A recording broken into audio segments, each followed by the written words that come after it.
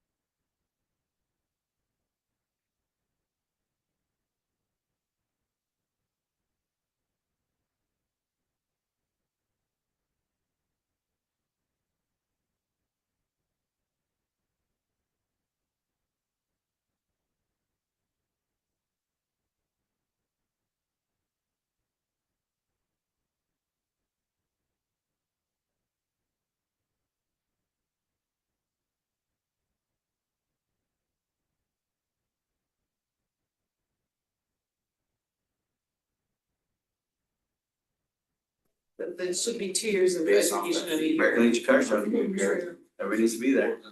Yeah. I agree. But I think it's true, it's a lot of work.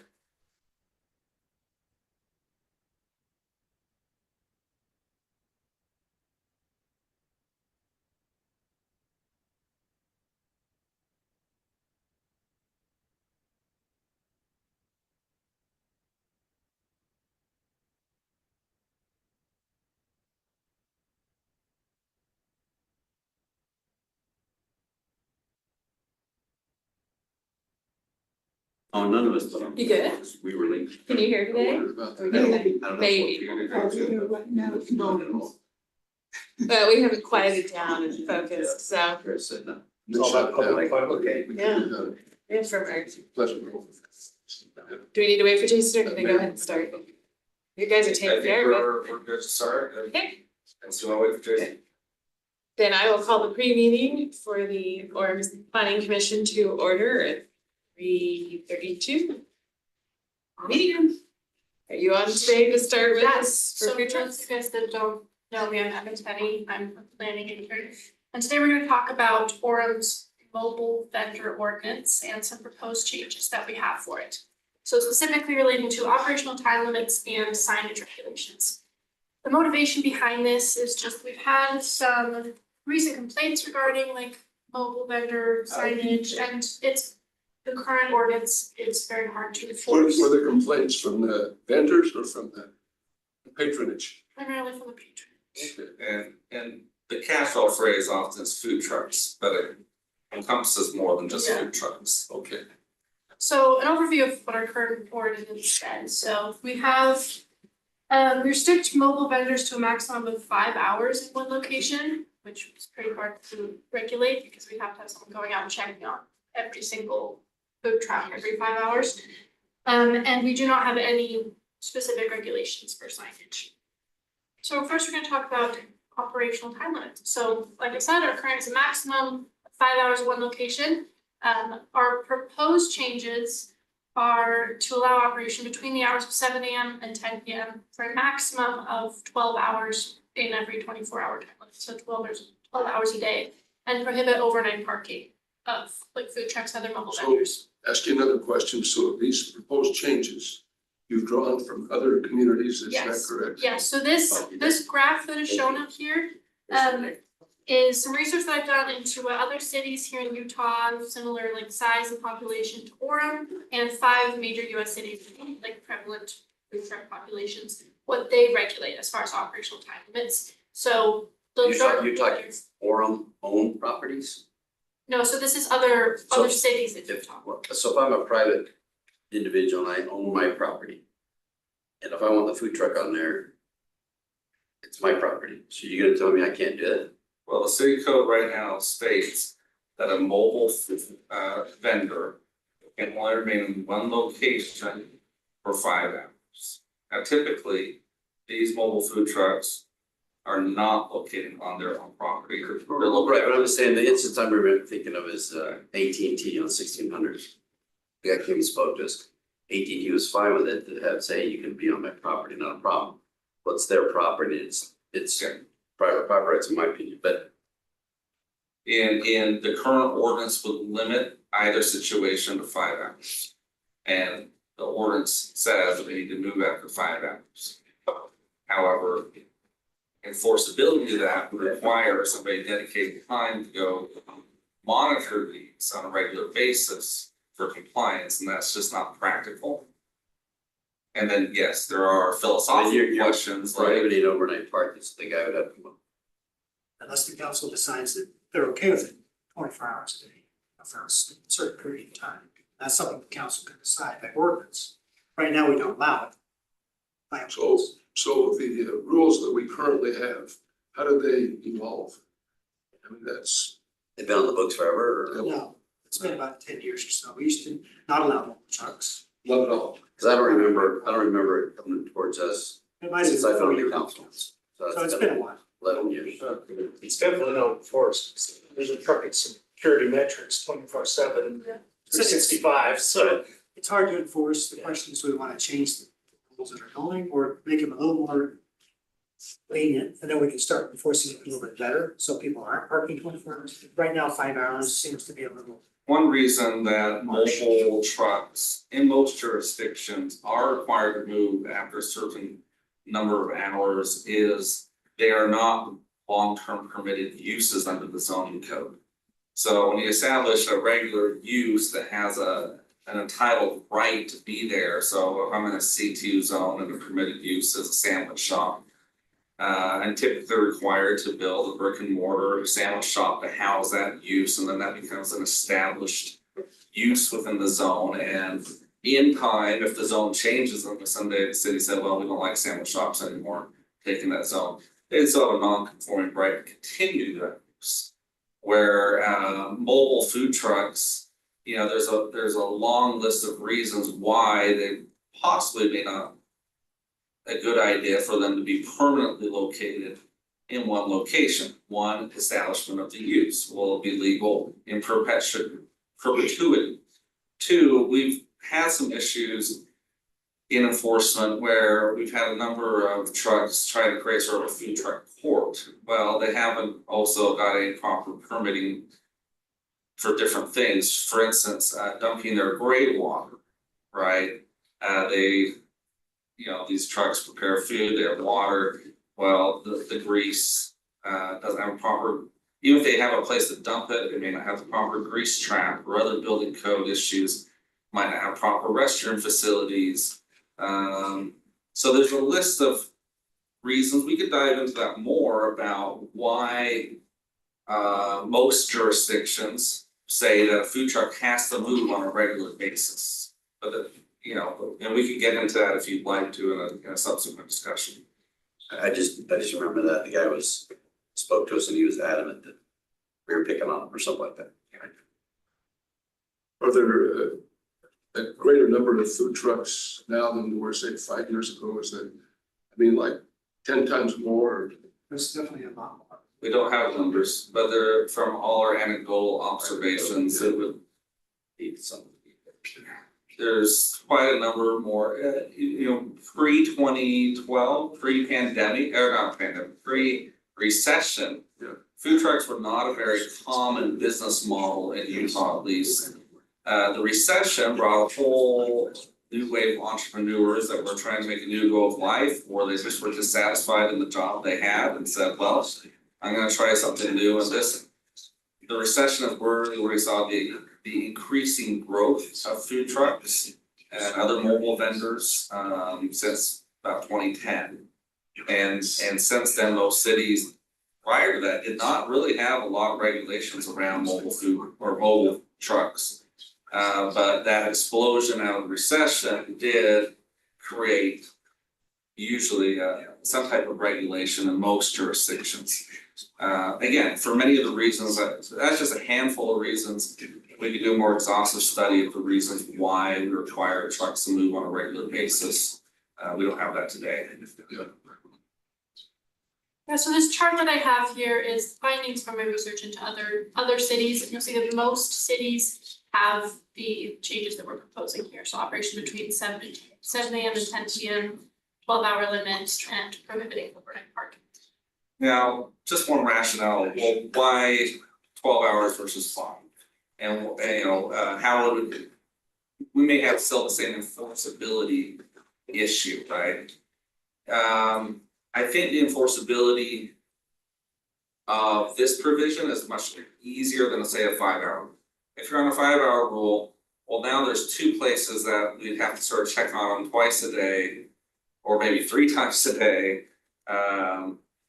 And whereas if we're having a consistent problem, and we're usually responding on a complaint basis too. It's not that we're typically going around searching these things, that's why we don't have numbers.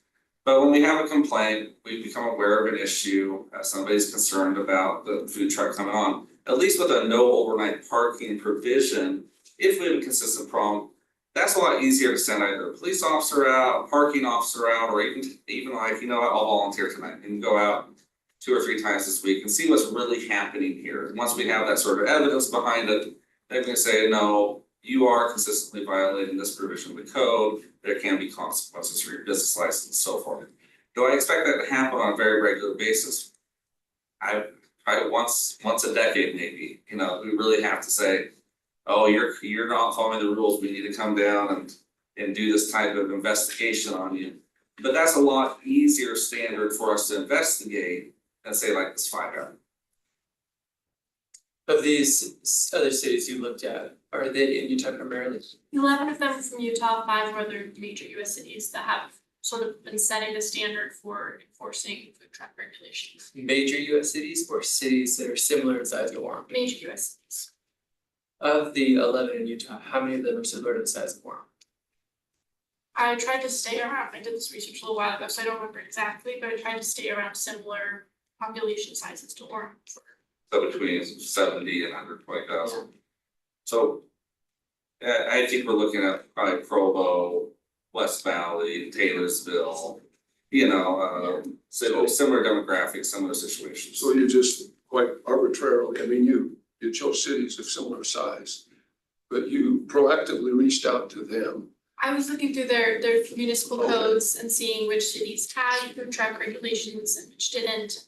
Trying to figure out kind of what the consensus I'm is. curious, are their regulations similar to one another, those cities? Yeah, so that's what's shown here in this chart. Almost every city I looked into had a no overnight parking rule, and then slightly less than, but still the majority had the 12 hours every 24 and 7 AM to 10. Are we ready to move on to signage? Well, any other questions or discussion on that specific provision? Well, have you had any communication with the owners of these businesses? Yes. See what they think? Have that communication with We them? sent letters. Yes, so we have primarily, the main issue is that when we have issues with like signage in particular, our sign regulation, like the sign ordinance for Orem is based on like how many signs you're allowed per parcel or per business. And it's sort of hard to transition that into mobile vendors, and we don't have like a address to send things to, so we're always communicating with the property owner primarily. And sometimes they're not aware that there's a mobile vendor on their property, and sometimes they are. As far as the 24-hour or the overnight provisions, the time limit provisions, we have several enforcement cases open right now that we're not moving forward on because we're hoping to see where the planning commission is and ultimately city council is on this type of standard before we come back and say, no, we're gonna crack down, there will be consequences with business licenses and other mechanisms if you don't comply. So can we take a step back in understanding food trucks here? I think maybe we're jumping into the middle of this. What is the regulation right now in general? Like, do you have to have a business license with the city of Orem to be able to operate? Where are you allowed to put? Like, so let's go with some of those real Those are all quick basics. questions. So there's one section in the city code that says mobile vendor ordinances, and it says you can only operate for a maximum of 5 hours in one location or within 500 feet of that location. And during Orem Fest, you cannot be within a certain distance of where Orem Fest is taking place. And that is it. That is it. That's it. State code does regulate food trucks as far as being licensed. Mhm. So I'm a mobile vendor and I have a license in Provo, and I pay my Provo, and I get my truck ready in Provo, and I want to come to Orem for business. I can't lawfully do it without having an Orem city license. I can go anywhere in the county, anywhere in the state for that matter, as long as you're licensed in one city in Utah and your commissary is some are specific. And as long as you're licensed in that city, you can go anywhere in the state without having a license in those jurisdictions. So any of the food trucks here, we just make sure that we verify that they either have a license somewhere else or they have a license in Orem, that they can operate anywhere in the state. And that license will also require you to get appropriate health code permits, food permits with Utah County. So that city requires them obviously to be cleared to the Utah County Health Department or whatever county they're in. Go out, since we don't then regulate if they're licensed somewhere else. But there isn't any current limitations on where they can park, where they can set up, where they can. As long as they have permission from the. So any commercial zone, any public street, except for residential. You know, How does the sales tax revenue work? We don't get anything? It's taxed through the location, and then there's a split between the state, how they do sales, right, 50% point and then 50% split other places, so it just depends on where they're at.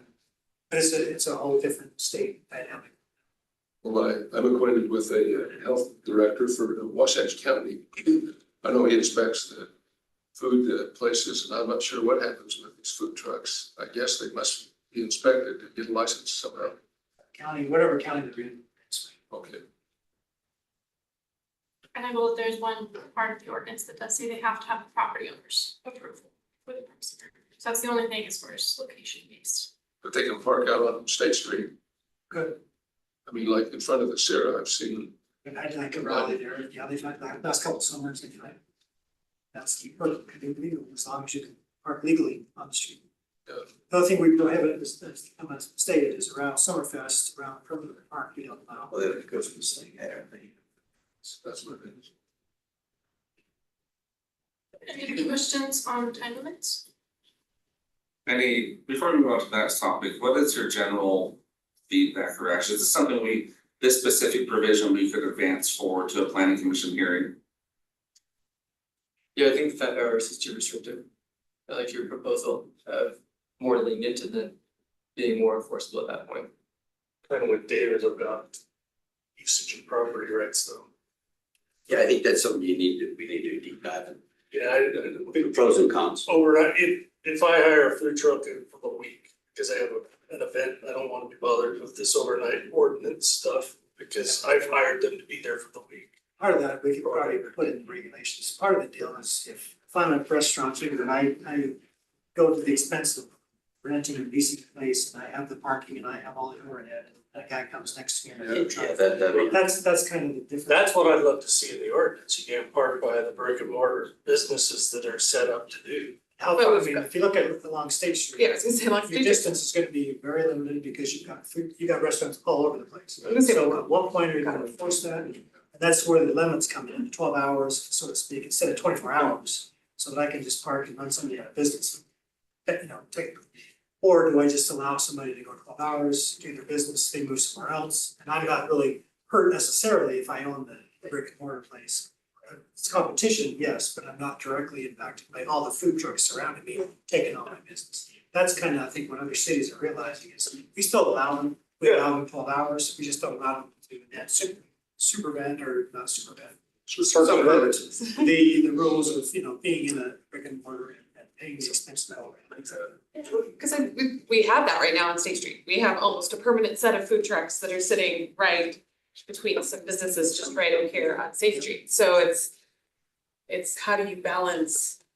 Some of those, like the one up here on by Denny's, that's kind of the one that's in mitigation right now, so until we get direction of how The old to move Knights forward, we're kind of hold until we figure this out. Yeah, kind of between Denny's and. You're talking the old Knights Pond. Used to be the old history place. Oh, Nelson's. Oh, okay, Used to be a dealership, car dealership. It's been- okay, yeah, in the Kmart parking lot. See, cause that's next to Denny's. Yeah, I was thinking about, you go down the street. So that's the Knights litigation. Pond. There's two food trucks in Trying front to of figure there. out. Yeah, there's Do we several want to places have food where. truck rally areas, do we In want fact, to I have think they 12 found hours? this. Or do we want to enforce 5 hours, we gotta get out. That's, once we decide that, the council. And maybe it's, you can't have a food truck rally on State Street. or something.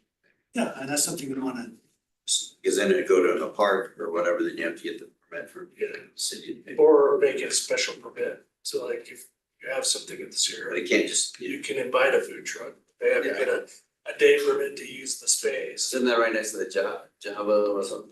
So Yeah, I it's think to the what we're coffee seeing shop. is there's a lot more prolific food truck, there's a lot more food trucks, because I think it's a little more inexpensive. Some of them convert, like Jurassic Tacos and things, convert, because that's how they started, and now you're seeing brick and mortars around the capital. That's how they started, as a food truck, so once they see that their business model works, then they kind of progress, so we don't necessarily want to obviously kill food trucks, we want to have some type of regulation about not only them, but also the ones that have full-time. Well, actually, PG, they just built it wasn't the city, but they built a nice Yeah. building and then the food trucks come there for lunch or whatever.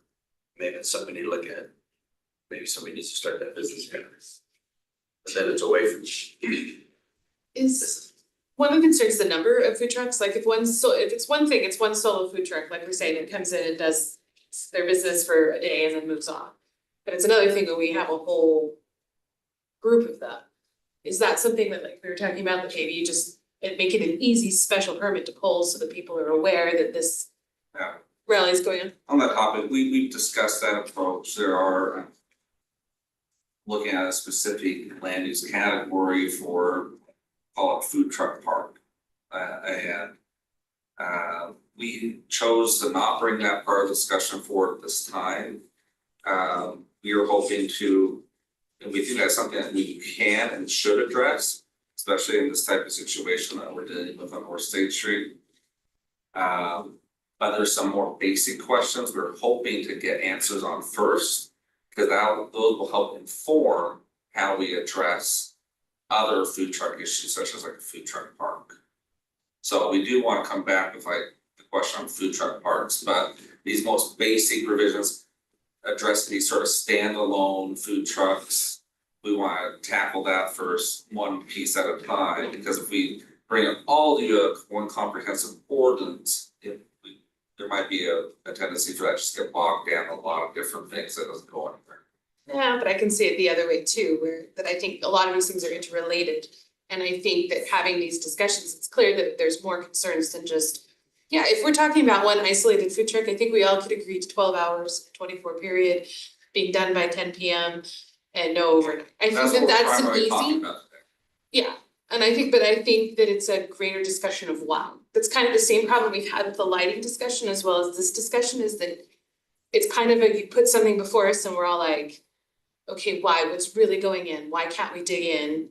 Why can't we discuss right now what our concerns are and then further discussion going forward? I think that's what we want You certainly can. as far as that's concerned. So I think there sounds like there is interest in our little poultry, very small ordinance needs to be relooked at because times have changed, and things have shifted. And yes, we do want to talk about science. We will talk about science, I promise. But One reason, I gotta say, I respect where you're coming from, 100%, I see your point of view. The other flip side of the coin is we do have enforcement cases that are in limbo. And we could just enforce the rule as is today.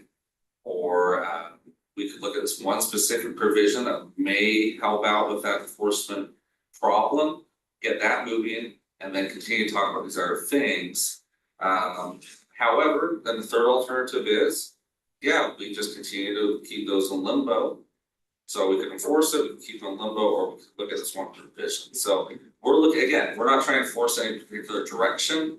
But that is the situation we're trying to resolve today, and the reason why we presented it with this approach today. So you're saying that if we concur with your recommendation, that it would solve some of the conflict that's ongoing currently, is that correct? It would help us with the enforceability mechanism. So if we have a food truck, say it's a single or a group of food trucks that are consistently ignoring the current ordinance, and we're already feeling like the 5-hour rule is an unenforceable provision, but we feel like if there is a continued problem, we could probably do some night investigations to ensure compliance. That would help us establish a case that you are continually in non-compliance. And then we can move forward with those specific cases while we continue to talk about the greater, bigger picture around food trucks. And I'm guessing that these vendors, many of them are aware of what the rules are in other communities. They're aware what our rules are. Because They've been we have notified. them. Yeah, I understand that, but if they do business in Provo and here. Oh, sure, You should know. but that's on them to comply with whatever jurisdiction that they're operating in. I understand. Maybe you could say, we have 5 instances where we're in limbo. What was their infraction, or what are they doing, and where were they at, and maybe that'd give us a better idea to Sure. see exactly really what it, and maybe there's a different view from Jerry or Britton or whatever, I don't, If you'd like more info, we can I get mean, it, that's fine. I wanna know, yeah, I wanna know the why, Oh, another one. and that's a good, I think that's a good starting point. To And kids. I don't wanna create problems for other people just because somebody else is a problem, It's a bad actor. is a bad actor. You know. But- It sucks, Yeah. it's harder for you, but Well, I it can is the tell way you it is, so that, And I, we just have to deal that with it. no food vendor would complain about this relaxation of the 5 hour, True, I if you mean, would overnight park. but that's already in existence because of the 5 hour, Babe.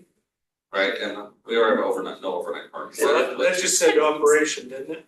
and I think if it's hurting brick and mortar businesses, that's not fair, right? Cause they have no overhead, very minimal. You know, it's hurting business, so that's something we need to look at too, and I think these different scenarios, I think might give a better idea how to move forward. I'd like to see differentiation, Spring happens that. property. Yeah, it probably is different. Parking. If you're on city streets, the rules should be a little different than if you're on a private property.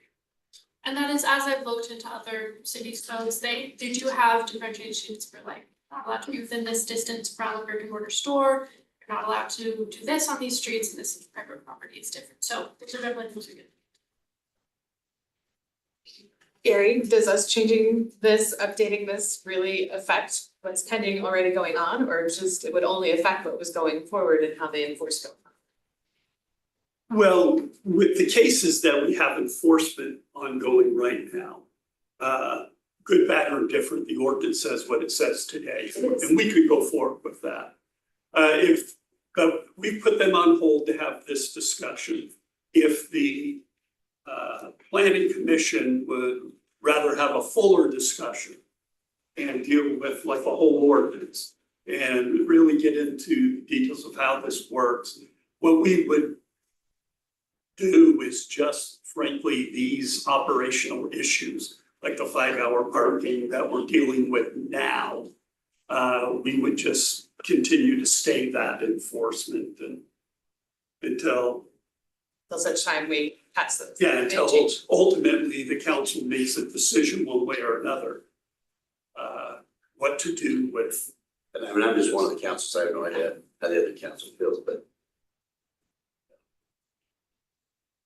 and at any time, you can come in if there's a particular issue and we say, well, we really think we need to change this provision, the state provision in there, because it's creating a problem. We can bring that back and explain it, and the planning commission and council agreed with us, and then that amendment could go forward. In the meantime, we could just stay enforcement, but just with the understanding that if as city staff we do that, and somebody's calling up and saying, hey, how come you guys are, this has been out here for 6 hours?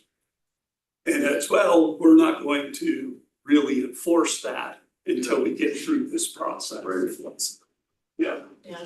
So what you're considering here is that we would go along with what you're suggesting with the idea that it would be, Well, ultimately, would you recommend moving this forward? So this is our this would come with proposal planning for- commission going to the city council. Yes. Yes. So this is a staff proposal for you to consider. Yeah. You can move it forward to your public hearing. And then make a recommendation, whether that goes to the council for consideration or not.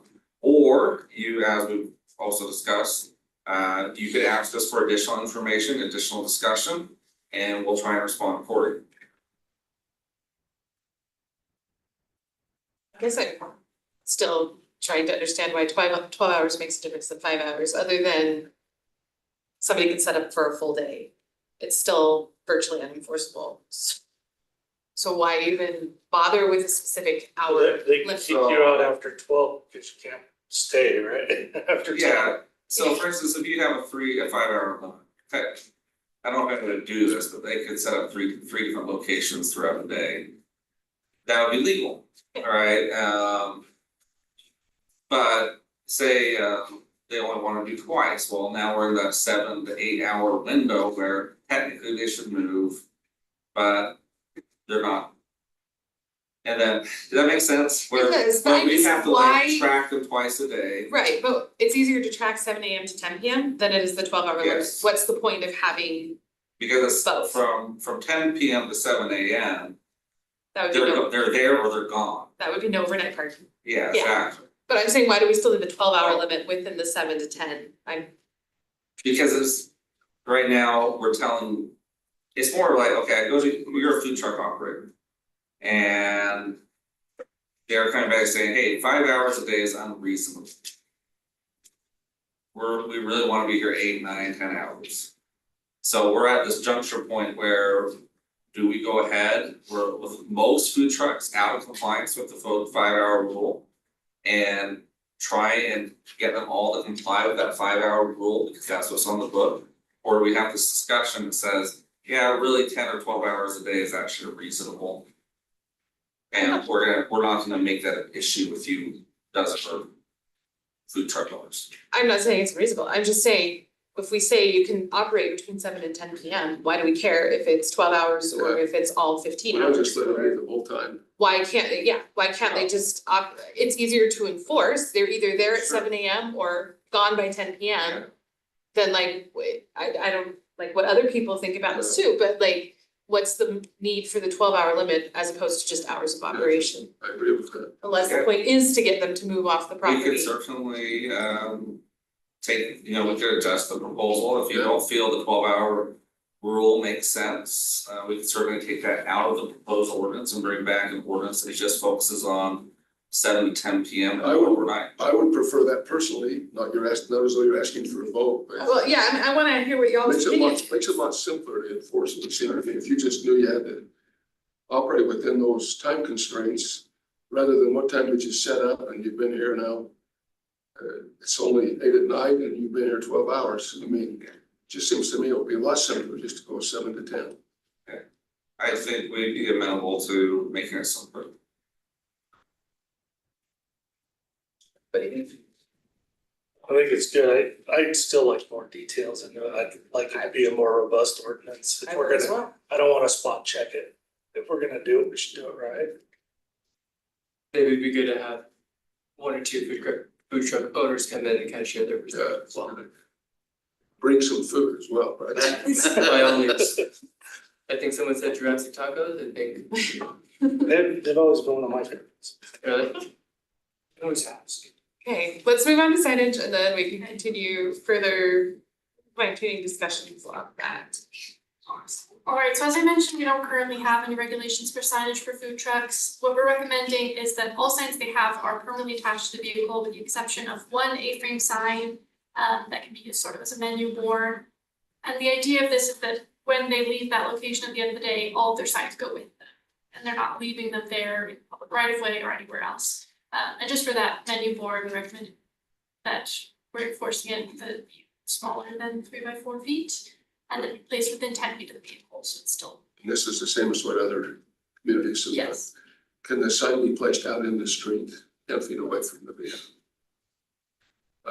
Not, Yeah. not You wanna get rid of them? What's the actual complaint that was submitted?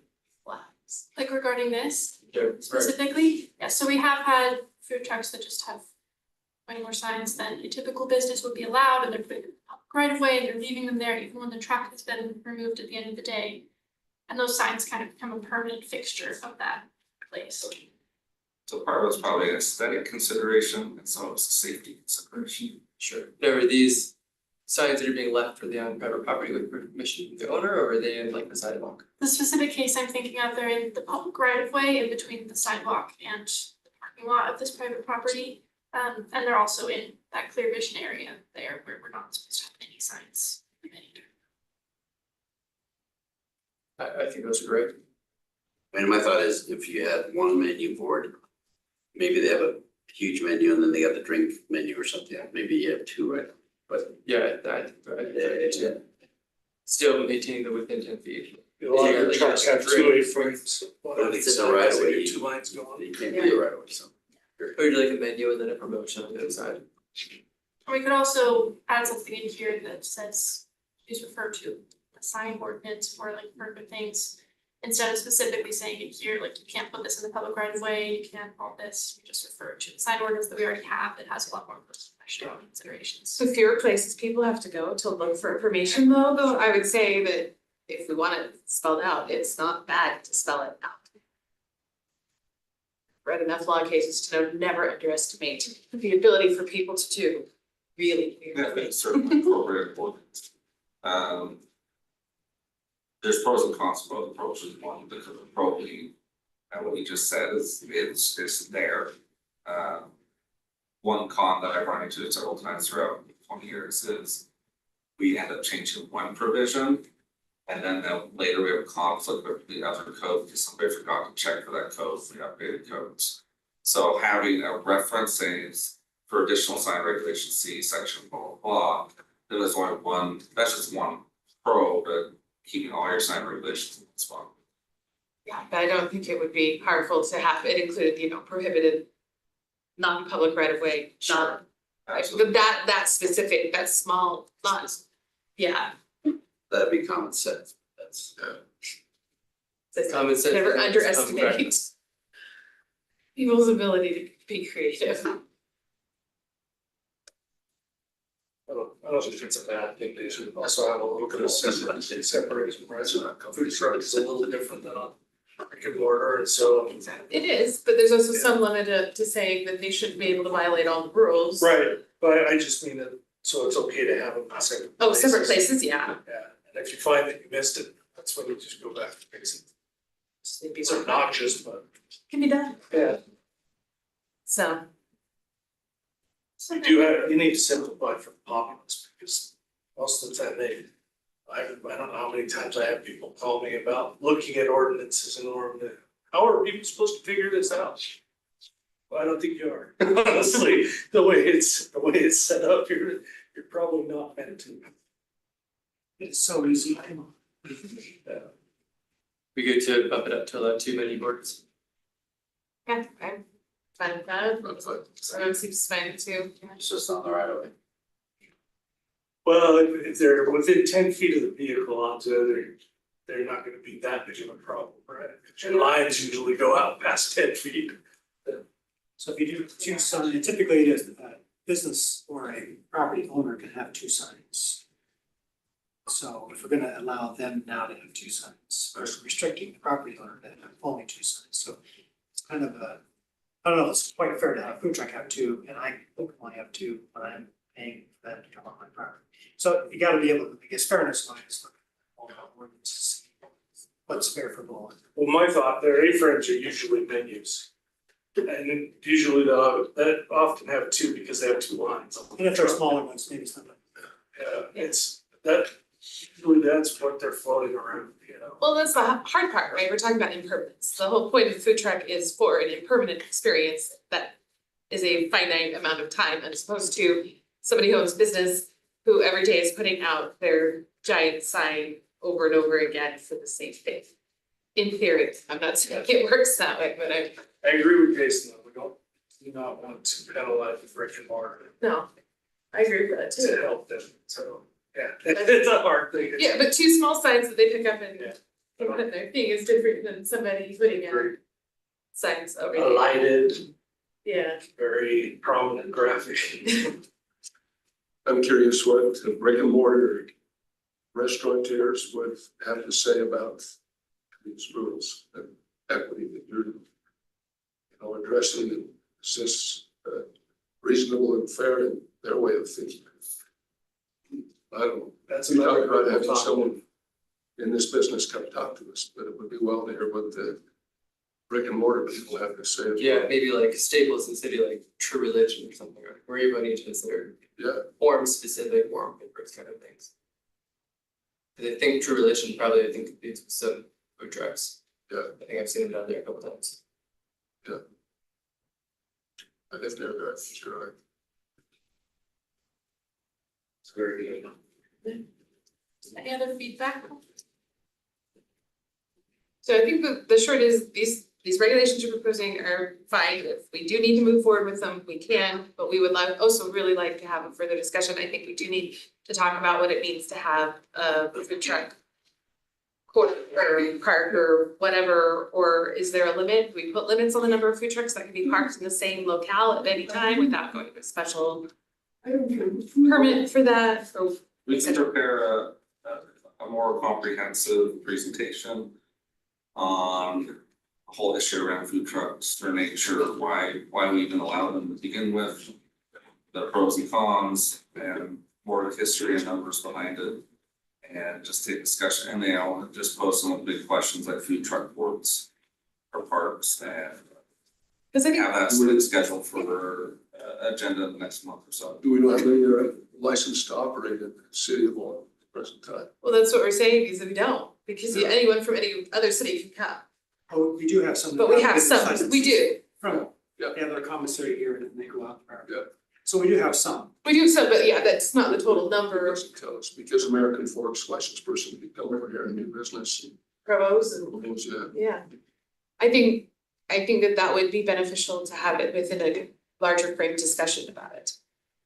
As opposed to just like, we need this changed, or else they're gonna go. So just for clarity, should we advance a specific ordinance for action, or do you want it all be put on hold until we have more comprehensive?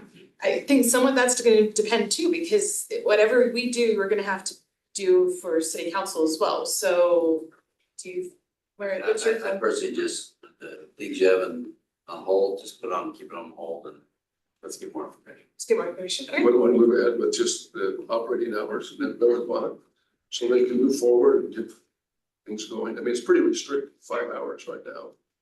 But maybe they're it's not not being enforcing it. enforced. It's not being enforced. If it's not being enforced, sounds like it's being enforced if you've got some conflict right Well, now. we're on pause because Let's, we've had a whole number of these pop up for the last 6 so, months. well, how long can you be on pause? As long as you want to be, I guess. You're the one just. But the law stays the law, it That's what isn't, it complains. It's hard to explain, well, we're not doing it.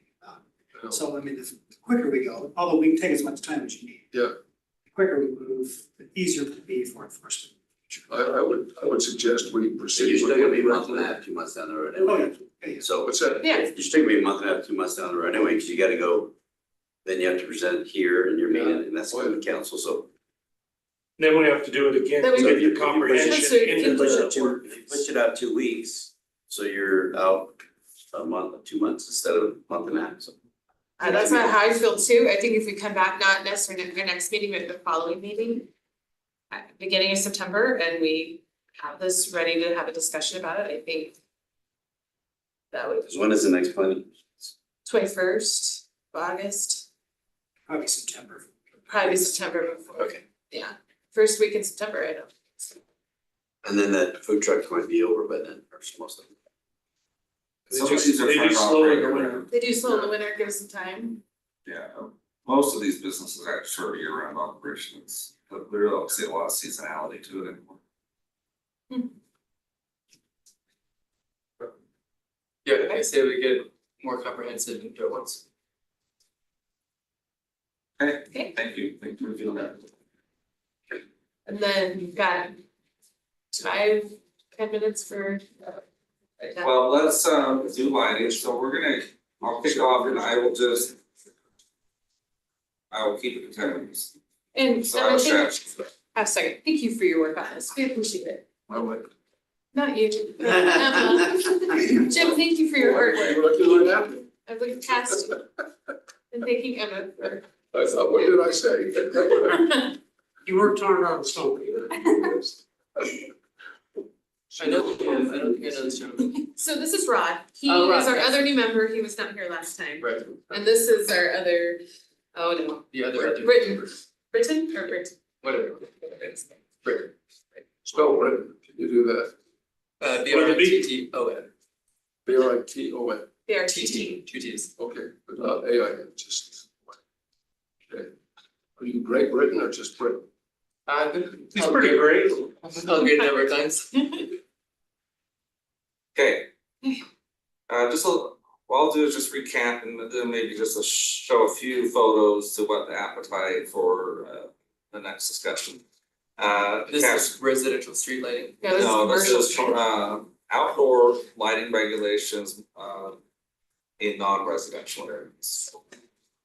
This isn't about public right of ways, it's about regulating how light is distributed on private property. Since we have two new planning commissioners, we started this discussion back in January, but we're gonna start over for your benefit. Let me just sort of frame the issue a little bit.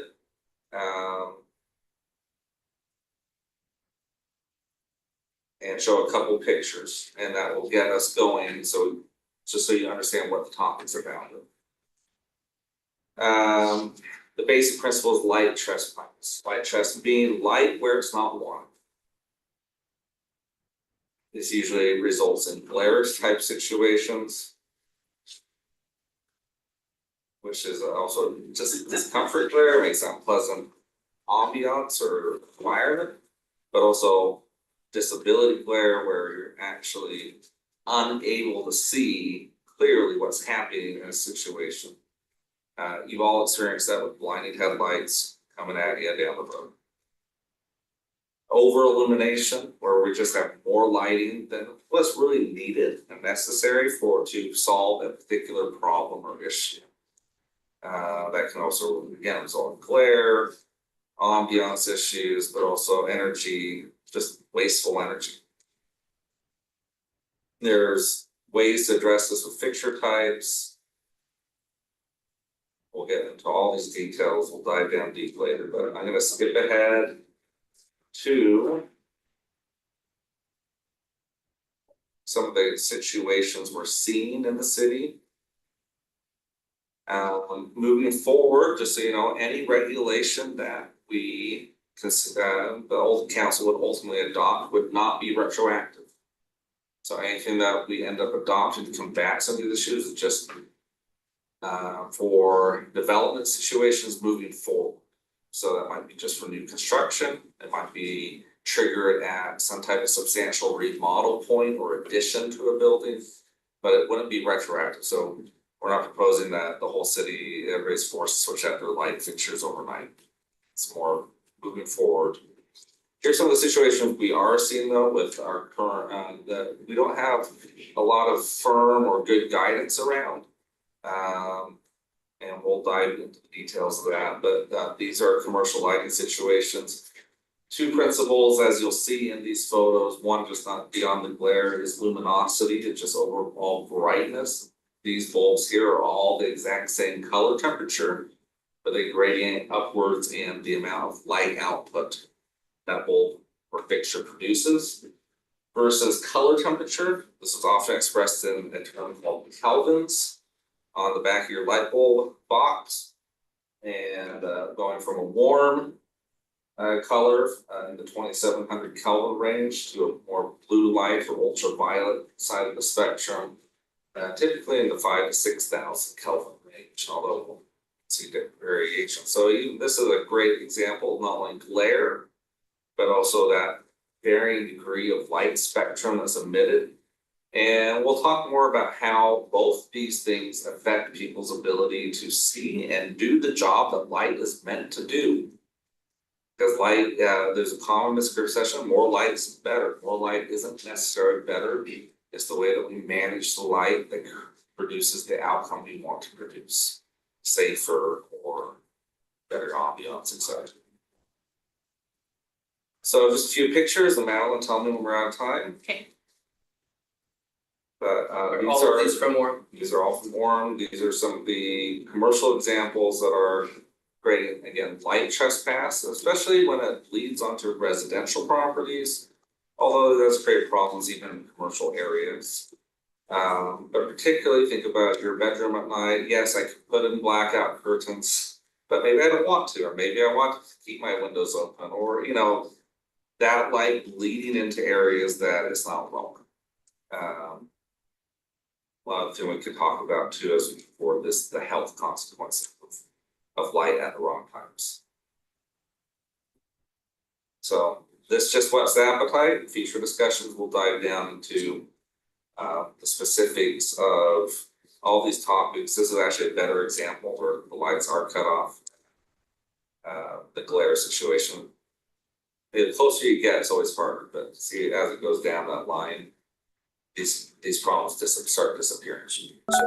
We're gonna have further discussion on this, because my Because one we're thought, cashing up these two. my one thought was, you know, the signs on the freeway over by Melville's property, That is billboards. and I mean, it's like Roosevelt Christmas, right? We don't regulate them. We can't So what regulate is any of that. How do you, yes, you can't regulate it, I guess. Yeah, That's- state law, Yeah, yeah, maybe the state the billboard industry has more power than most municipalities sort of have.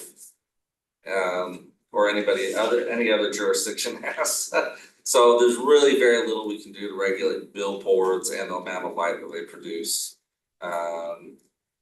But we could dive into why that is and the state specifics as a side topic. You know, just for educational reasons of, you know, what state legislature has done to enable fine companies to exist, and continue to exist. Okay, so that's just a preview. I've sent you these materials in your packets. I've also sent a draft ordinance. Feel free to call me anytime. If you just want to take 30 minutes or an hour to sort of walk through these, the slideshow, what's in the content of the draft ordinance. Feel free, I'll bring some business cards, pass them out at the end of planning commission.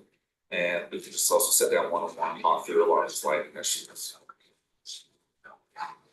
Thank you. We will adjourn to our main meeting at 4:30. Yeah, that's okay. Jeez.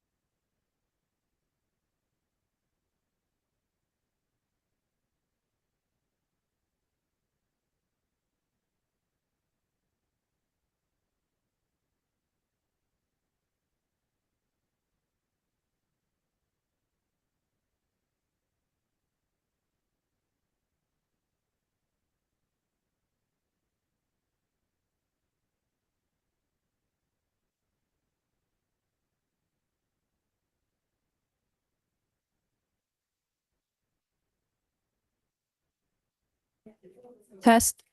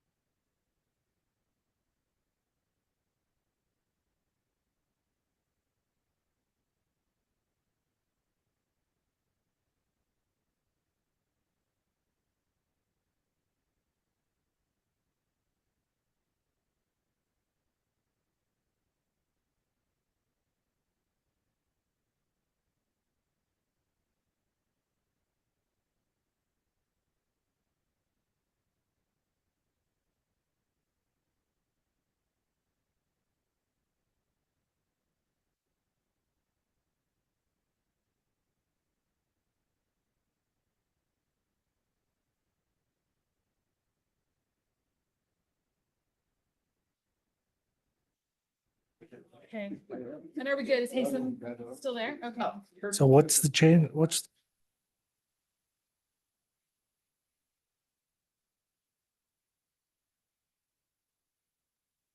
Yeah, I'm here.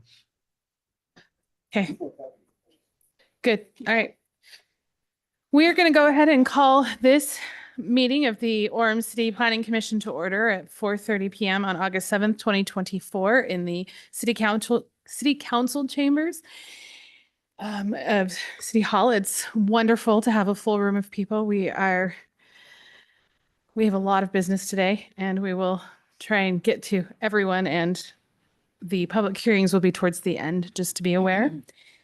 And another thing to keep in mind, the acoustics in this room is really strange. I can hear you guys whispering better than I can hear the people next to me with the speakers on. So I do need your help in trying to keep the noise level down as much as possible, and that would be appreciated. We will begin. I should acknowledge the commission's here. Our 7th member is with us on Zoom and will be participating in the meeting today. That way, we will begin by having an invocation by Jim Hawks. Our Father in heaven, we are grateful on this beautiful summer day to be able to meet together in a wonderful facility in our ideal, wonderful community of Orem. We pray that Thou will bless us today, that we will be able to communicate with one another clearly, that we will be kind and considerate. And we pray that we will understand one another's perspective. We're grateful for the freedoms we enjoy in this land, and we pray for those who lead and guide this great nation and state and our community. And we say these things in the name of Jesus Christ. Amen. Thank you, Jim. Okay, we will begin with item 3.1, which is a preliminary plat. It's the approval of the preliminary plat for Phillips Orem, Plat A, located generally at 477 North, 1000 East in the R8 zone. All right, so the applicant is requesting that the Planning Commission approve the preliminary plat. The parcel is currently an empty lot, and the applicant is proposing to stub a new water service and sewer lateral at the subject property for a future house. So this is the location. And this is the preliminary plat. That's the proposed plat. And the street view currently.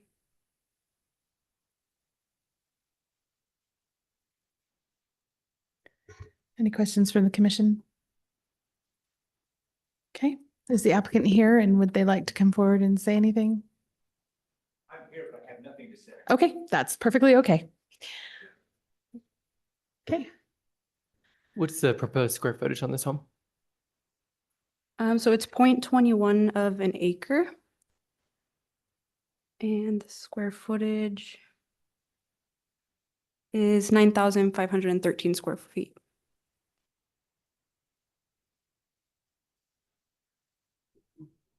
so it meets the ordinance for Yes, an R8. it does meet the ordinance. Okay, any other questions?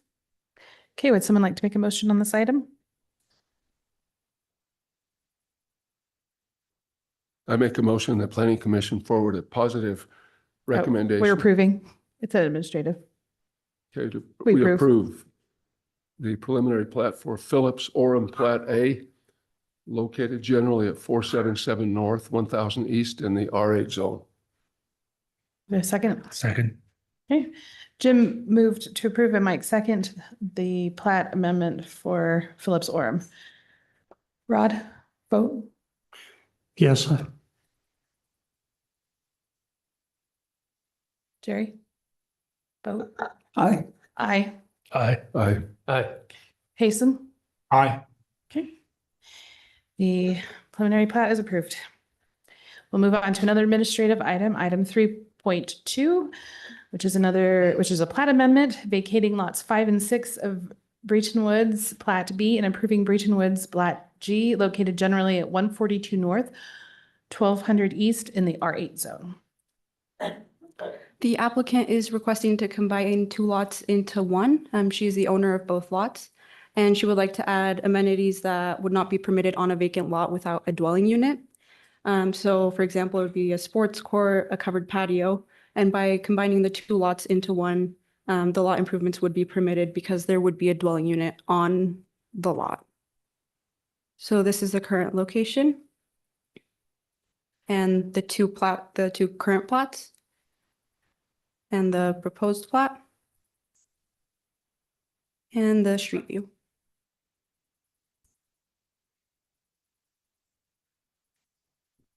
Thank you. Any questions on this for staff? Okay. If the applicant here and would they like to come forward? Okay, is there any questions for the applicant? Nope, I think you're good. But thank you. This is pretty straightforward, Yeah. combining two lots, so. Would anyone like to make a motion? I'll make a motion that planning commission approve vacating lots 5 and 6 of Britton Woods. Plat B and approving Britton Woods Plat G located generally at 142 North, 1200 East in the R8 zone. Do I I have a second? second that motion. Jim, okay. So Mike moved and Jim seconded that we approve vacating lot 5 and 6 of Brayton Woods and approving Plat G.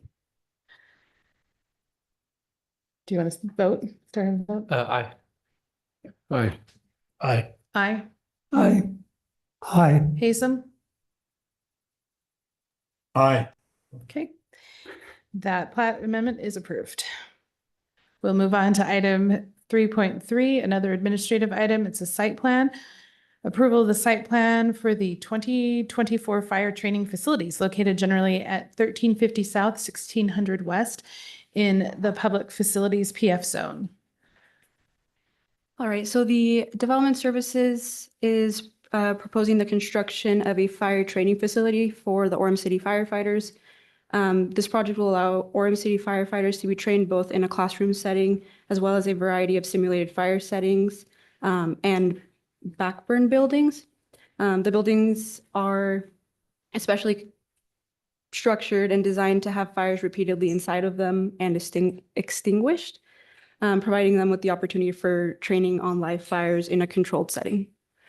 So this is the location. And this is the site plan. These are the elevations for the buildings.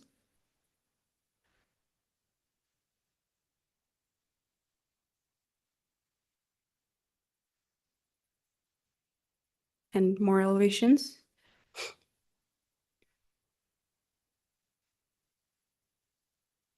The landscape plan. The parking lot. The utility plan. And the current street view. Okay, thank you. Any questions for staff about the fire training facility? I'm curious, does the city currently have a fire training facility at the present time? Welcome. Can you introduce yourself? Push the button. My name's Erica Zlag. I'm one of the engineers employed by Orem City. So the city does not currently have their own facility. Our firefighters go to a different facility, I believe in American Fork, to do training. So then I guess there's an obvious need to have this training facility. Yeah. Yes. Will it serve only our community or will it serve other communities as well? So Orem City firefighters will have priority, but it's also planned to serve other municipalities and other communities around us. This will be a nice benefit to Orem. Yeah. Any other questions for the city or on this part? Okay. Thank you. Would anyone like to make a motion? Yeah, I will move that we approve the planning commission, approve the site plan for the 2024 fire training facilities located generally at 1350 South, 1600 West in the public facilities PF zone. Second. I second that motion. Okay. Rod moved and Jim seconded that we approve the fire training facility. Rod? Aye. Aye. Aye. Aye. Aye. Aye. Hasem? Aye. Okay. Thank you. The site plan is approved for the fire training facilities. We'll move on to another administrative item, Item 3.4, which is a site plan. It's the approval of the site plan for Skip Dunn Investments located generally at 482 South Commerce Drive in the M2 zone. Ally? All right, the applicant is proposing to build a second building on the property. The building will be 4,837 square feet and will be 32 feet and 8 inches in height. The building will have concrete and concrete masonry unit walls with white cement board siding. The new building plus the existing building will have 432 square feet of office space, requiring 2 spaces. And the total warehouse space would be 9,205 square feet, requiring 14 parking spaces. 16 parking spaces are required, and they're providing 18 parking spaces. So this is the current location and the site plan. And the building on the left would be the new building. The one on the right is the existing building. This is the elevation and the landscape plan, the utility plan, and this is the street view with the current existing building.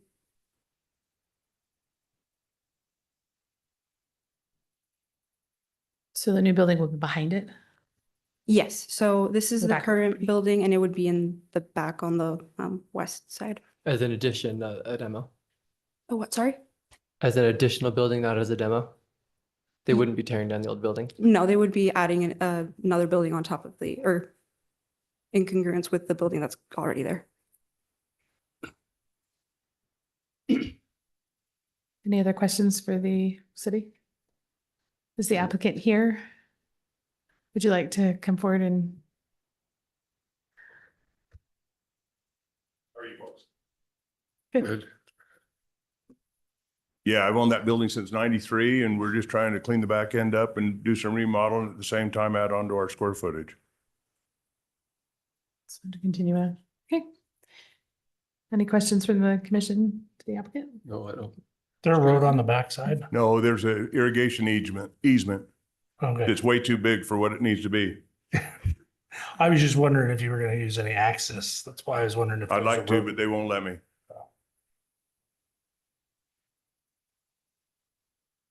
So Jim? Yep, you look like you had a question. Well, I think it's great what you're doing. No, Thank I you. was gonna say, ask them again. I hope the bankers do. You look like a wealthy fellow. I'm sure I'm they'll not, I'm agree a with starving artist. you. Painting in concrete. Yeah, it's gonna be concrete and cinder block. Okay. Anything else? No. Thank you. Thank you. Okay. Any, I make a motion, the planning Okay. commission approve the site plan of Skip Dunn Investments located generally at 482 South Commerce Drive in the M2 zone. okay, do I have a second? second it. Okay, Jim moved and Jerry seconded that we approve the site plan. Go to vote. Aye. Aye. Aye. Aye. Aye. Aye. Hasem? Aye. The site plan is approved.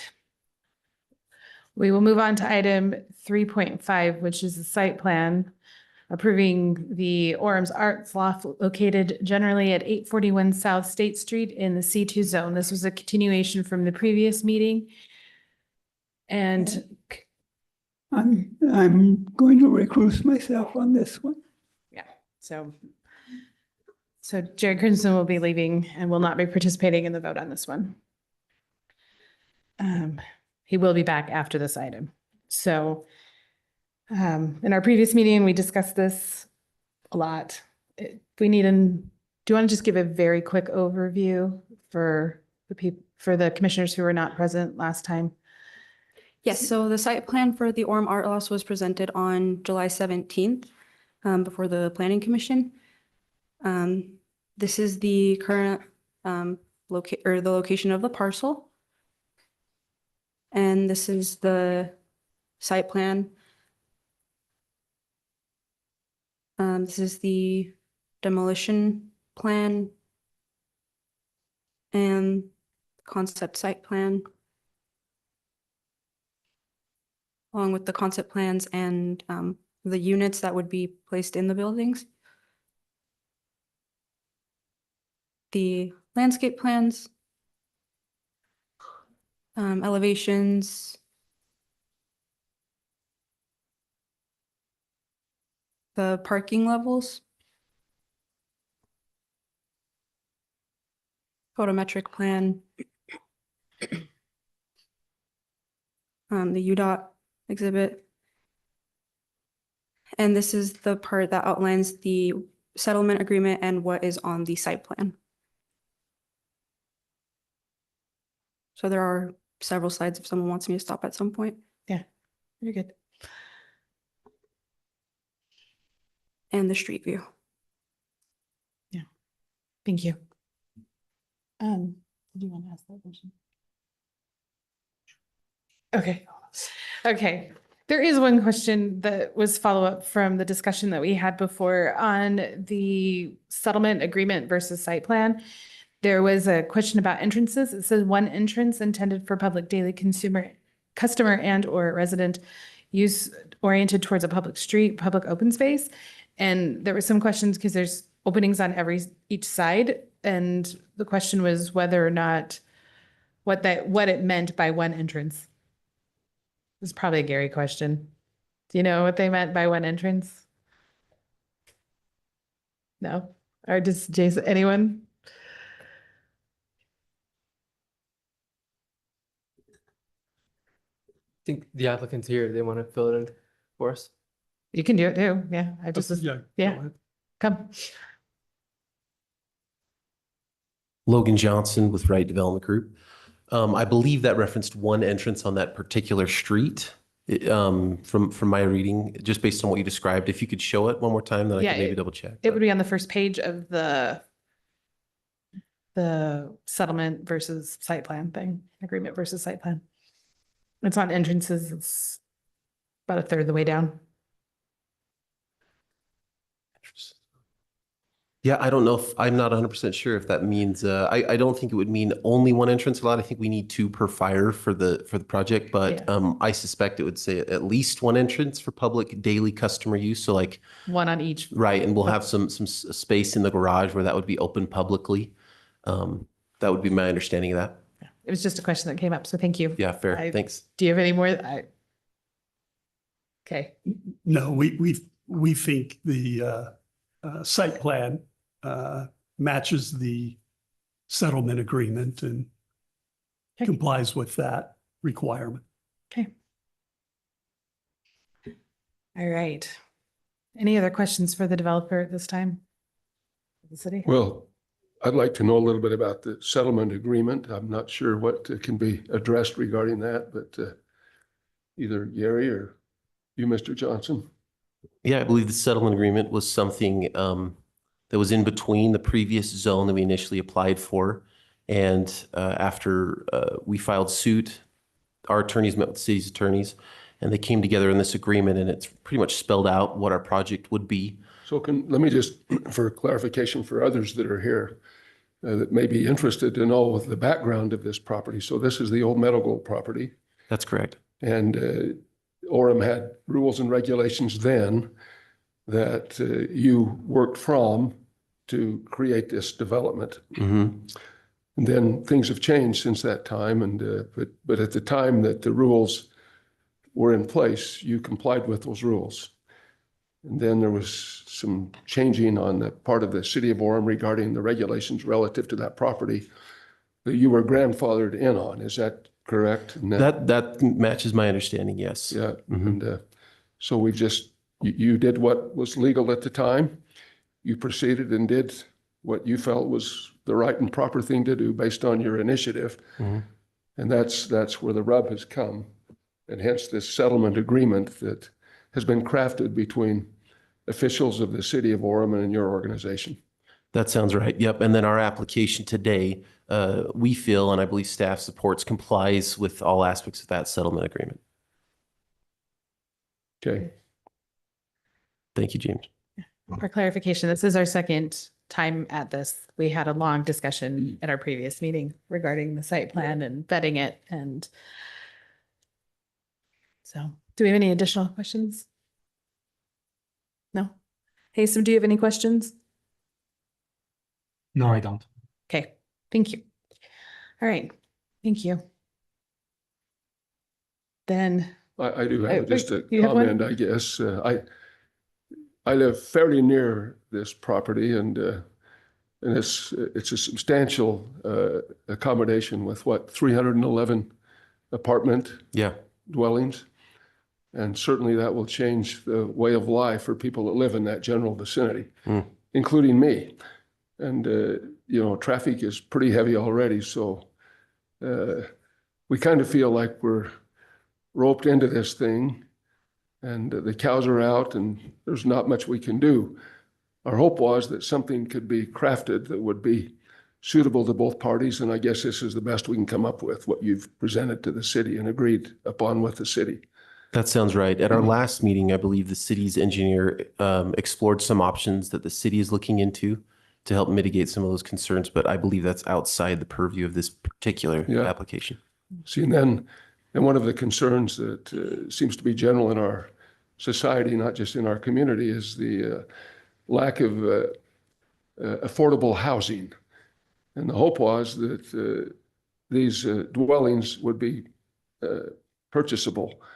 And I guess they're all going to be apartments. They aren't something that someone can purchase. Is that still the case? Yeah, at this time, they all be for rent units. Is there some consideration that at some future time that people could buy one of these and get a foothold in property acquisition? Absolutely, there would be consideration. It's a little tougher sometimes after a project's been built for some fire code reasons and how it's constructed to transition, but there, I believe, would be nothing that would preclude that from being an option, and I will absolutely take that back to the group for future consideration. Have you discussed that with the principals already? Yes, that is something that they've. Because I think that would make it far less painful. Yeah. If people could purchase one of these, at least in my mind, and the discussions I've had. Yeah, we could have that discussion again. I don't want to misrepresent that that's the direction we're heading, but I don't think the door's closed. Yeah. And I don't want you to misrepresent that you're going to consider it and not consider it either. No, we will absolutely. I'll take it back to the group and we'll have a chat. In fact, it would be well if a report could be given back to us affirmatively addressing that particular concern. Is that possible that you could get back with us? And I don't believe in this settlement agreement situation. My hands are largely tied. A lot of those decisions were made during that. Legally, you have us over the barrel, but in terms of consideration, community relations, it would make this pill a lot less difficult to swallow than as it's presently constituted, at least in my mind. Yeah, I hear you, and I will absolutely go back and talk with them. Okay, thank you. You bet. Thank you. Do you have any further questions, comments? Okay, thank you. Then if we have no further questions or regarding the site plan at this time, then we should move to motion. Yeah, this is pretty cut straightforward. So I move that we approve the site plan for the Orem Art Loft located generally at 841 South State Street in the C2 zone. Do we have a second? Second. You second? I'll second. Okay. Thank you. So Rod moved and Britton seconded that we approve the site plans for Orem Art Lofts located generally at 841 South State Street in the C2 zone. Vote Britton? Aye. Aye. Abstain. Aye. Aye. Haysom? Aye.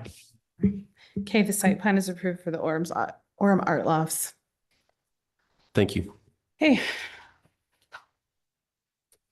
And we will move on to item 3.6, which is legislative. As Jerry comes back up, it is a map amendment rezone to enact section 22-11-68, the PD 55 Dunn rezone zone and appendix WW of the Orem City Code, and amend article 22-5-3A in the zoning map of the City of Orem by changing the zone on approximately 9.43 acres from the OS5 zone to the PD 55 zone located generally at 1230 West, 2000 South zone.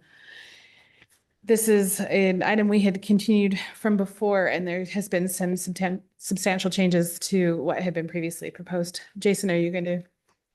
Okay, so Ally, The applicant is requesting approval to build Can a you- commercial. hold on, can you turn the mics up a little bit, please? As much as you can. Okay.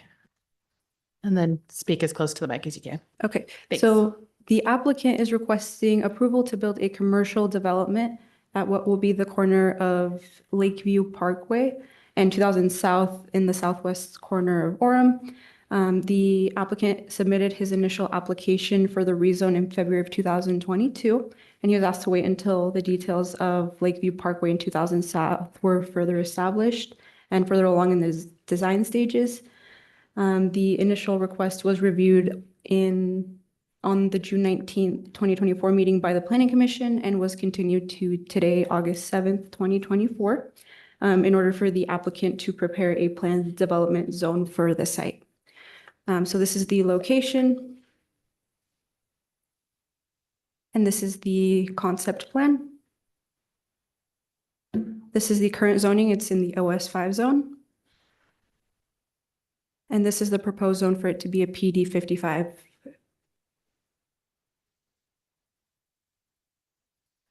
And there has been a text established as far as the purpose and the concept plan and the permitted uses that would be allowed in the PD 55 zone as far as commercial businesses go. Sorry, can you go back that one slide? The proposed zoning, Next one. Yeah, that one.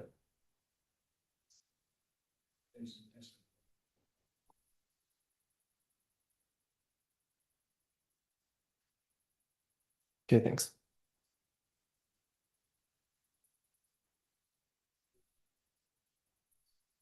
So the idea behind a PD zone, if I can just explain, is to basically this allows specific uses to be allowed. So under number C, permitted uses, we've actually listed those that would be allowed in this zone instead of a standard C2 or C3 where it's whatever, related to the Appendix A. They're specifically listed here. These are the only uses that would be allowed in this zone. So the point I think that we got last time is, and the reason why we had the applicant come in and propose a PD zone is we can limit the number of uses that would be allowed. So these are the ones that represent what the applicant and neighborhood, to the best of our knowledge, are agreeable to. And they've taken out the car dealership and those things that were discussed last time, so they would not be permitted. But these are, like I say, these are the only ones that would be allowed in those. If you go to the next slide, kind of show through those, and then the site plan in their retail buildings and things, these would be the uses that would be allowed.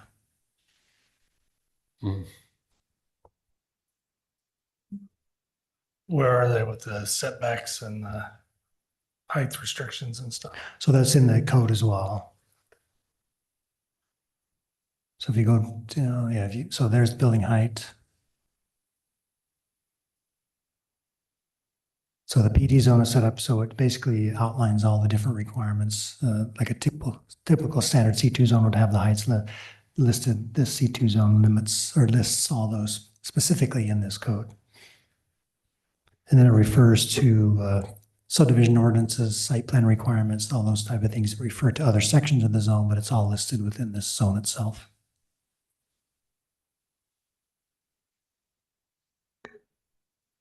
Am I correct in saying that the plan that's presented is substantially the same as it would be as it was presented as a C2? It's just limiting what's in each of the buildings and using the same setbacks and heights as the C2? So instead of doing a development agreement like we talked about last time, is actually creating a PD zone that would be, instead of having that. So somebody that comes in and let's say in the future buys the whole property, exactly what they're going to get by pulling up the zone instead of trying to refer back to a development agreement or something that may not be as visible to somebody. They would have this codified and before them. But the 48 feet is the maximum height, the 100-foot setback, 100 feet from a residential zone. If we can go to the concept plan, the maximum height based on that concept plan around that neighborhood is going to be the 35 feet because those buildings are well within that 100-foot setback. Well, how has this application changed from the previous application that we discussed? So the concept plan is similar and the same. The same. It's the ordinance itself, the PD zone, that's the difference. So So- instead of rezoning it to a C2, we're rezoning it to a PD 55, and you're recommending either for or against the creating this PD text that would be a part of this particular property. So this would be the only property in the city that would have this unique zone applied to it. So what, is there a comparison you have between the C2 and this PD 55 zone that shows side by side what can be constructed on this site? Well, this was crafted in particular to limit the number of uses, right? I understand that, but you don't have any sort of a synopsis that shows the one versus the other that we can see side by side here? No. Okay. No. No, heights are going to be similar, you know, if I don't have the measurement, but within that 100 feet, the corner building is probably the only one that would be even have the ability to get to 48 feet. But my guess is the majority of this property is within 100 feet, and 35 feet max is going to be the height. Why would we not go with the C2? Why would we need this? What would the C2 does open, as we discussed last planning commission, Yes. and I think you were absent that time.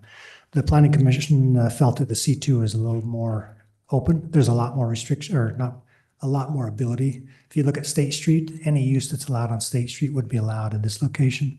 They felt that restricting the number of uses so there's not as many, which is why we've done it in the PD zone, that as you see listed in the PD zone, it limits the number of uses. Instead of having it wide open to the C2 uses, it's restricted to what's allowed in this zone. So really the main purpose of this PD zone is to limit the number of uses. So this is more restrictive than the C2 is what you're saying? Correct. What's the height restriction difference? They would be the same.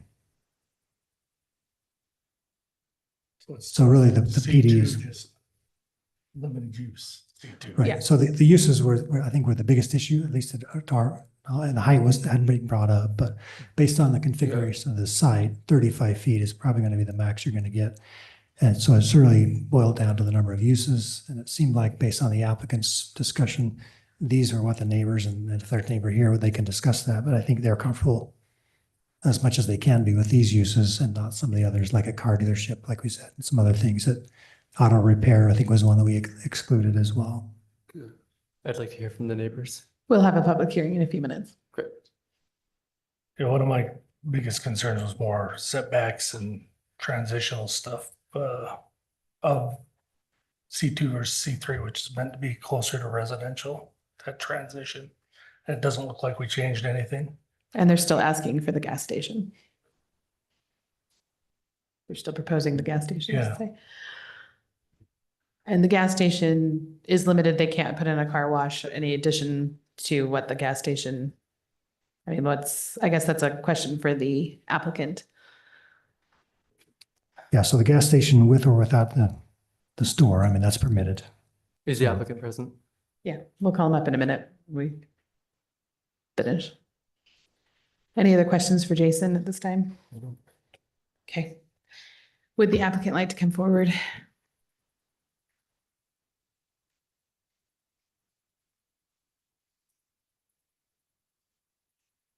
Thank you. My name's Paul Washburn, representing the owner this evening. A little bit of background. Last meeting we had, there was concerns that while we didn't get an awful lot of direction of what uses were a concern from the C2, but that there were too many uses. And so we went and looked at a couple of different projects within the city. This one is patterned very closely to the PD5, which is the area around the Harmon's grocery store. Now, that's about a 20-acre site. Ours is less than 10. In fact, I think there's closer to 25 acres. What we did is we sat down and went through the list of all the available uses and only picked the ones we felt like were likely to locate in this kind of a space, particularly considering the size of the property we're looking at. I think in terms of what the C2 offered, we eliminated roughly about 40% of the uses that were available. Almost all these uses are small uses. It's really more oriented to neighborhood than it is to a shopping center or, trying to make this a big commercial development. It's mainly designed to supply the neighborhood and areas immediately adjacent to it. Glad to answer any questions you might have. Thank you. Any questions from the commission? Yeah, in the design, I think some of the concerns that we've heard from the neighbors just in brief discussions has been having it so close to the fence line. I know we have a setback established. But I think the concern was that they're going to be spied on kind of from second story windows. Are there going to be backside windows in these buildings? I don't see any reason to have windows that would look into the adjacent neighborhoods. That wouldn't make any sense to do that. The maximum height is 35 feet. That's also the maximum, that's the setback that we would have to achieve to do that. The project to the east is townhouses. Most of those buildings are quite a bit higher than what we are looking at building. To the north, twin homes and they're shorter. That's true. Also, we're requiring a masonry fence surrounding the anything adjacent to a residential area. And I think we've tried to cover the bases as best direction we were given, but be interested in any comments you might have. Thank you. Thank you. Any additional questions? Haysom, do you have any questions for the applicant? Not currently, thank you. Okay, thank you. Then, thank you. We will have the public hearing then at this time, and then we'll Thank you. probably more to follow up after that. So we will move to the public hearing portion on this item to rezone this property to the PD 55 zone. If you would like to speak on this matter, we ask that you come forward. Please state your name, and your comments will be limited to 3 minutes. And I will go ahead and open the floor for that.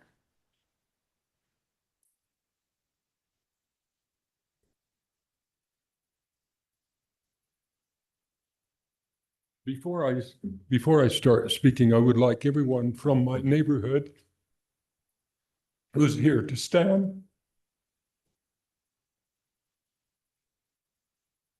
Just to let you know, we have feelings. Pardon me, my name is Dennis Harrison. Thank you very much, Planning Commission, for the opportunity to address you and express our concerns, feelings, and reality. Our 55 and older community in Southwest Orem is across the fence, as you notice, from this proposed development. Since we have lived here, it has been very quiet, peaceful neighborhood with almost no traffic other than the residents and occasional visitors. This is except for the parade of heavy trucks and sound of heavy excavation equipment that from the developers' efforts. We don't even have streetlights. We would love for the zoning to remain rural residential, in other words, remain as it is. Please allow that to happen. The proposed development would do almost nothing for us. It would seriously disrupt our lives with noise, lights, and increased traffic 24 hours a day. Our peaceful lives would be turned upside down. There are already 2 gas stations and convenience stores only a mile north of us, and will soon be another one 2 blocks south of us on 2000 South. We don't need another one, let alone all the myriad other businesses that are proposed. This proposed rezoning and development does not supply a current need. It follows the plot of the movie, Build It and They Will Come. Build the development and people and other developers will come to it. That will line the developer's pocketbook and those of whoever or whatever kind of businesses he brings in there. It will very seriously impact the lives of those of us who live across the fence from it. There will also be an increased crime inflicted on our little community of vulnerable people that will be easy access to whomever is brought into our area. Ladies and gentlemen of the Planning Commission, you have an opportunity right here to greatly positively affect the lives of current Orem residents who live here, who live where we live, so that we can have peaceful, quiet lives on the edge of the country instead of catering to new people and developers who want us to live in the middle of a bustling, noisy, light, sound infected, raucous city. This is your opportunity to consider the needs and wants of the current Orem residents instead of just those of developers and others who care nothing about us. Thank you very much. Thanks, Paul. Thank you. Oh, Dennis.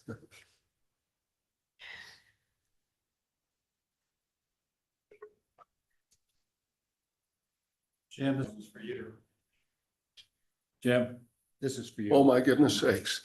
I recognize that. So you. That Welch symbol. Yep. And my 12th great grandfather lost his head because he passed a trait of reckless abandon. Was his last name Williams as well? No, it was Griffith, a true Welshman. Sure.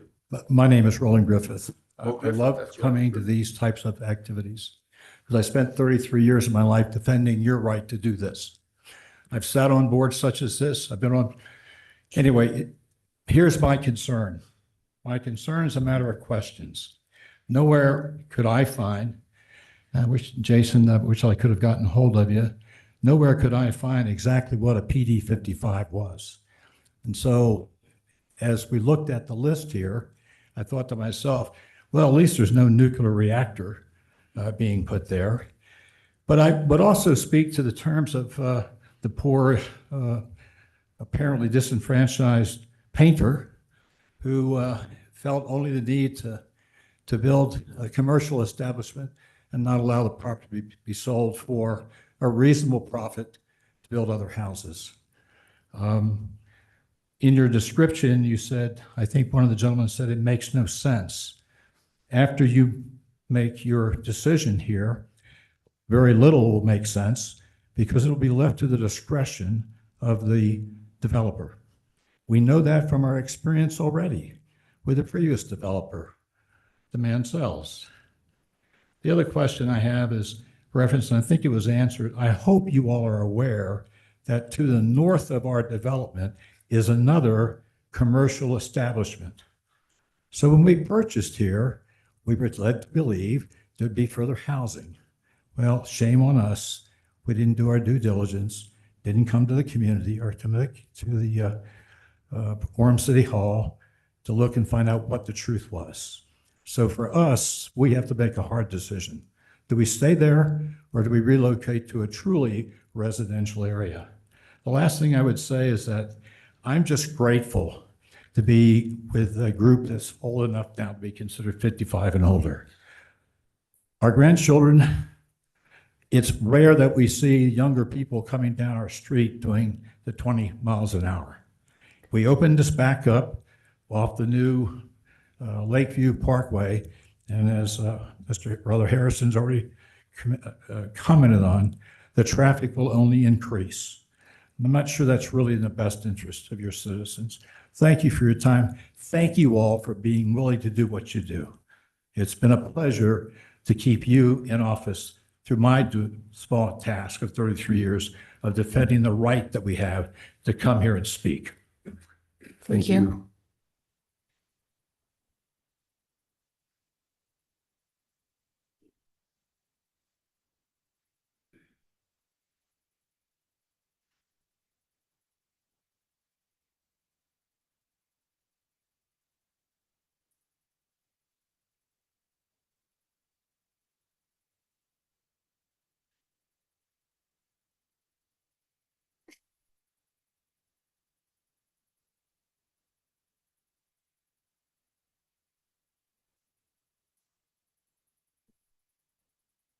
Would anyone else like to come forward to speak on this matter?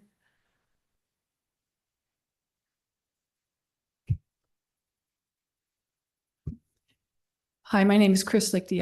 I live in the 55 plus community and appreciate the opportunity to be here. I guess my main question is, has the die been cast? Is there any recourse to do what we've asked, like maybe to have it rezoned to residential, or just give us some perspective? Are things going to be moving forward no matter what our wants are, our wishes, our desires? So that's my main question. The second question is, and I just have the two,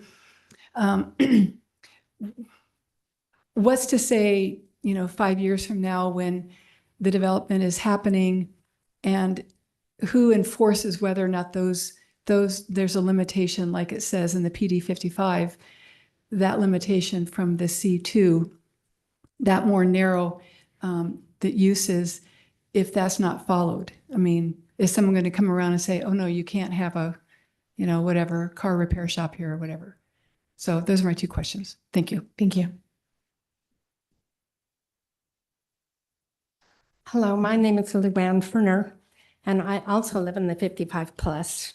And as she was mentioning, if no matter what we say, if this is going to go through, we would want to know things like the types of companies. Some of them are more desirable than other that are up there.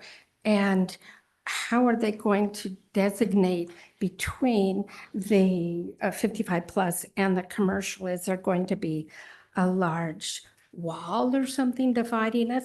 Will the traffic just be coming off of the new road that's being developed in 2000? Or are they going to be running through all of our area just to get there?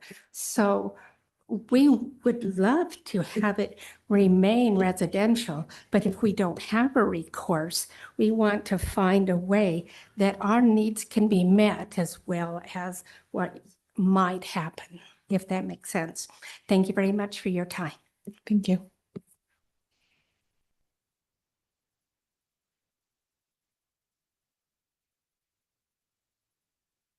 I might as well open up a can of worms. I'm the developer and, yeah, I'm a lifelong Orem resident. I've been born and raised here. I was actually born where the Daily Herald office is in Provo, right there.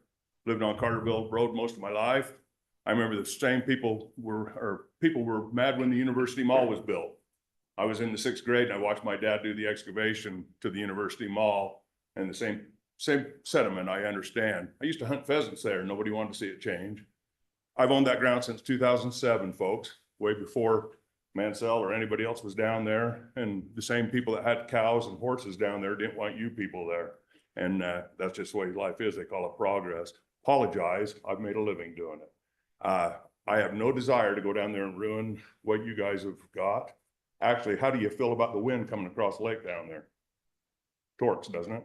Comes across pretty good because I picked up some of your lawn stuff in my property and brought it back to some neighbors. I tried to be a good neighbor down there. I don't know what to do with my property. I zoned it commercial way before I bought it in 2007. They announced this road in 2008, and I opted for a commercial zone because it's a major corner. That road's going to be busy. I can't help that. That's happened in writing before you guys were there, before I was there. So going to be a lot of traffic. I can't help that. I'm trying to buffer some of that and put in some, I really don't know what's going to be there. I'm going to try and build something for my family to have for future generations, but we want to build something that's kind of help block the wind. And I don't want to screw up my town. I want to make it as nice as I can. So we'd like to add to the community down there. And I really don't want any more houses. I appreciate the folks that you don't, but I actually bought all the lots in my neighborhood, so I didn't have neighbors. So that's how I feel. Thank you.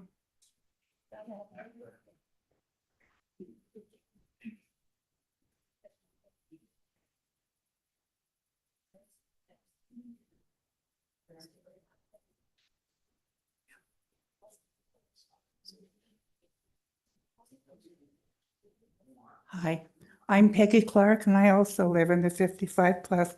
And I have a question for Mr. Dunn. Can you address it to me and then I will follow up after? Okay.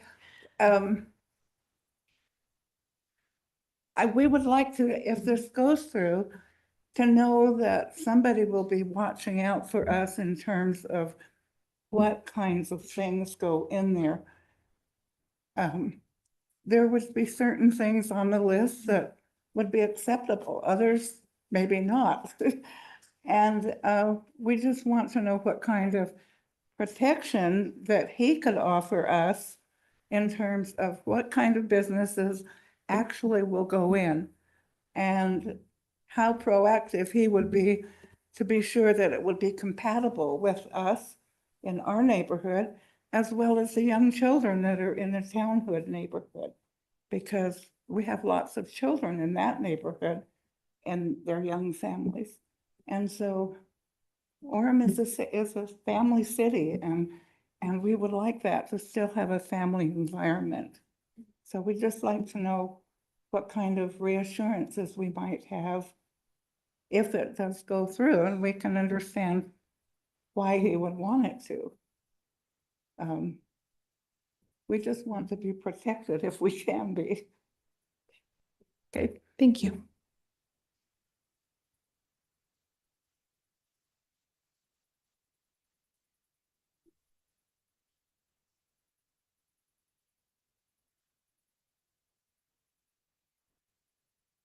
Would anyone else like to come forward at this time?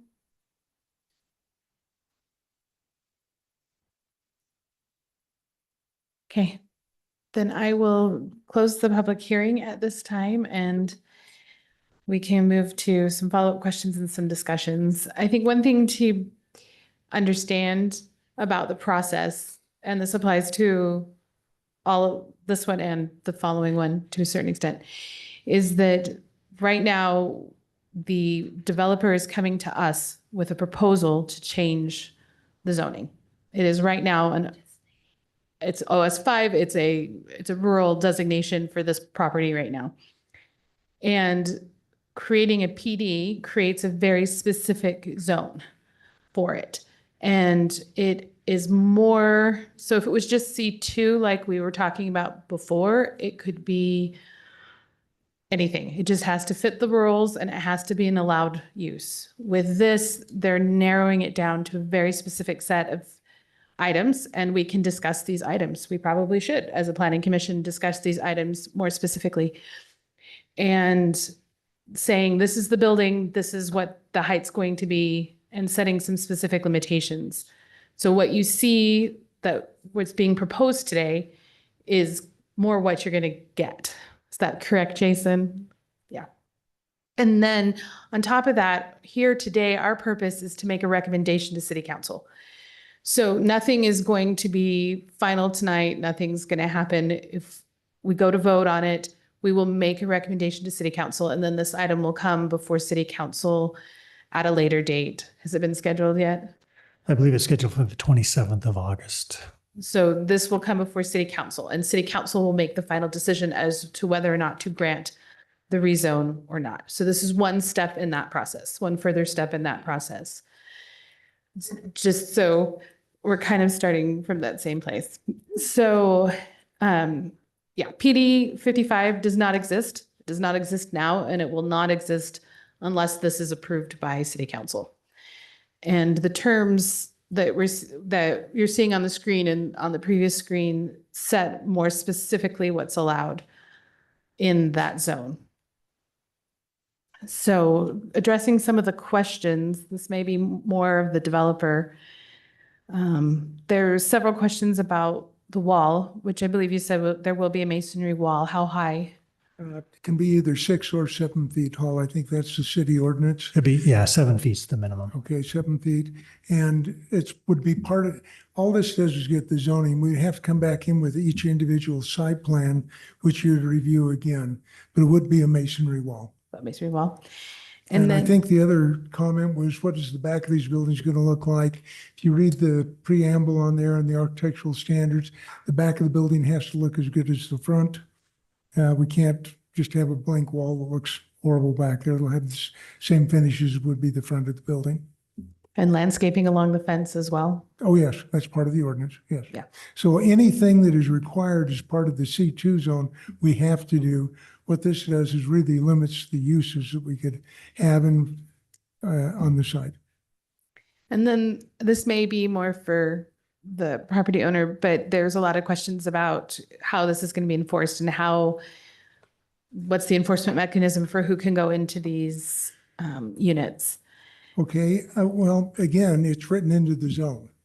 And so anything that is done has to come in either for a building permit if we're building a building or a business license. City is very good at reviewing business licenses to say this fits in the zone or it doesn't fit in the zone. If it didn't, and for some reason there was a change required, we'd have to go through the same process that we're in now, have to come back to the Planning Commission and ask for a change, again, also to the City Council as well. We understand some of the frustration of the residents. I think they need to also understand that it's been almost 20 years that this property has been master planned commercial. And that wasn't Mr. Dunn's decision. That was done by Planning Commission at that time and the City Council. Because of the intersection of those highways and what's happening with Lakeview Parkway, the city looked at it with a long-term vision and felt like that ought to be some kind of a commercial use here. I think what we've offered is the most constricted commercial use that really would be practical to build. Okay. Any questions? For the developer? Any further questions? So if I can maybe just point out that there Okay. is no vehicular access into that Oh, neighborhood. that was right? the other one, yeah. Yeah. So it'll be walled off and the only access will be on Parkway or 2000 South. Brad? I liked, Brad I was- liked that. Sorry, go ahead. I already acknowledged Rod before Jason jumped in, so. Oh, good. Brad Yeah, is- sorry, my voice is not so good. I just had a question since some of the residents concerned. I'm not sure of the engineering term, the mason wall, will it have, or can it have sound dampening characteristics? You know, like some of the times they do up next to the freeway exits and on-ramps. Well, typically a masonry wall is pretty well sound deadening. I mean, it'll stop sound from going beyond. It'll, maybe push it straight up. The other thing is done, it's all treated with anti-graffiti finishes so that it can't be vandalized. I don't know of a soft fence that's going to be more sound retardant than what the concrete fence is. Or the masonry fence. I don't know. Do you know of anything? Yeah, typically those sound walls on the freeway are concrete, right? And they're just tilt-in concrete, so that'd be the similar type fencing. Yeah, I was only raising the question to allay some of the concerns. Yeah. Because it is sometimes a challenge when you're near a busy street, anything you can do to reduce the sound. So the city does require, and so it would not be a vinyl fence, it would have to be some type of masonry product. So the city, over time, many, many years ago, realized the separation between the commercial and residential, there needed to be a more solid fence, and the masonry wall is the requirement. Okay, thank you. Bridget? That was it for me. Okay. Okay, thank you. Hasten, do you have any questions?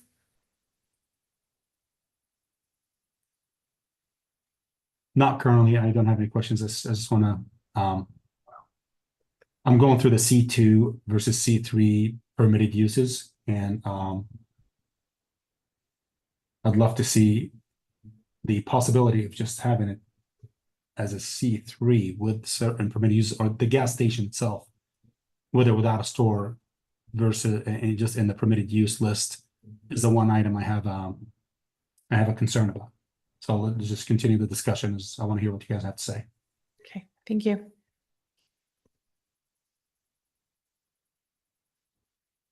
you have some? Just comments. I mean, Yeah, go ahead. We can comment. We can discuss now. It's fine. last time my major concerns were, we have a C3 zone, which is specifically meant for transition between residential and commercial. I just feel like we've created this potentially waste of a PD just to limit the number of uses in a C2 zone. And none of the concerns about setbacks and transition were even addressed. So that's the thing that's really sticking with me is we really haven't changed anything. It's just you repackaged it. It's the same proposal and nothing's been addressed for that transition between the neighborhoods.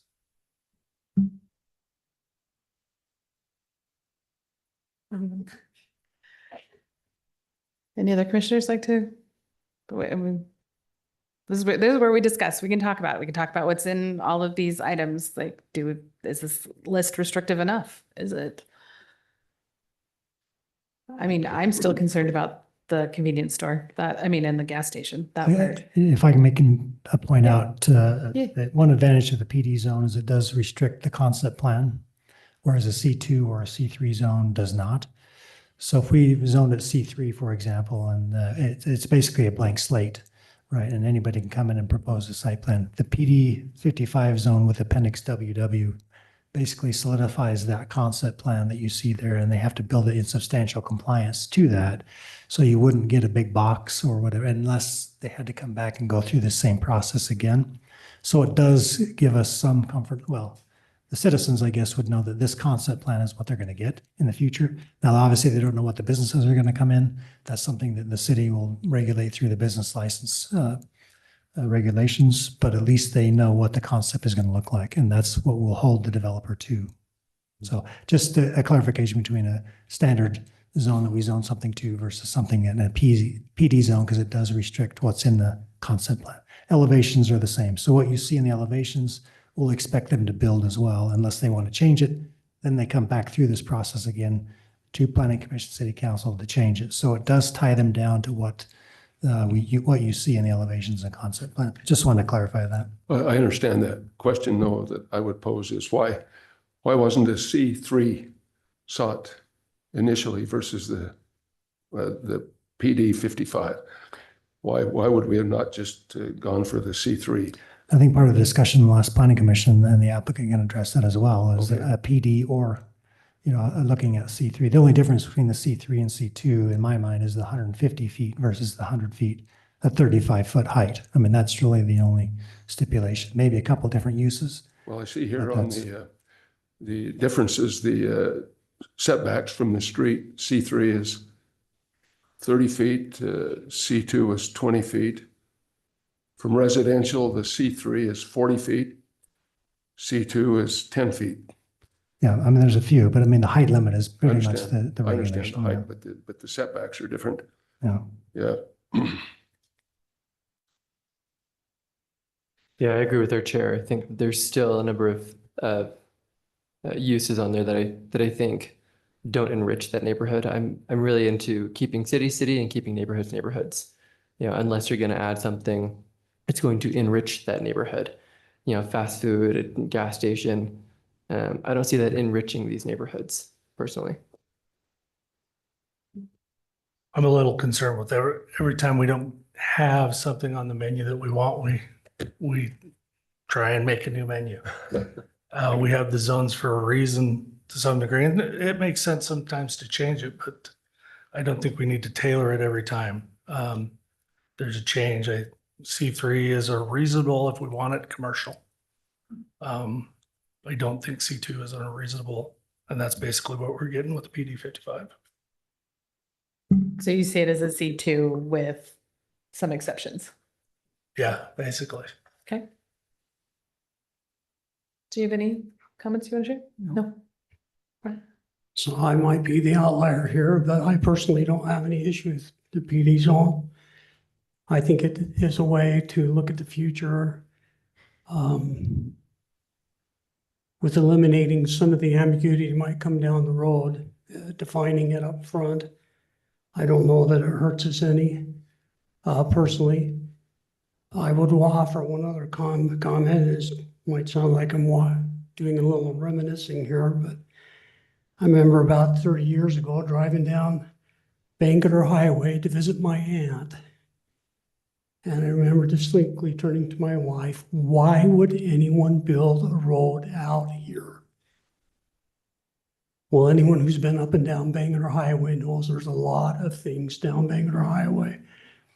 So if progress is going to happen, it's, so how do we shape that? How do we make it look? And what do we do to accommodate all the needs? I served 38 years to defend as well. But we have to accommodate everybody's needs. And to me, this seems like a reasonable approach. So I think I would offer those comments. I think it's a pretty reasonable way to approach it.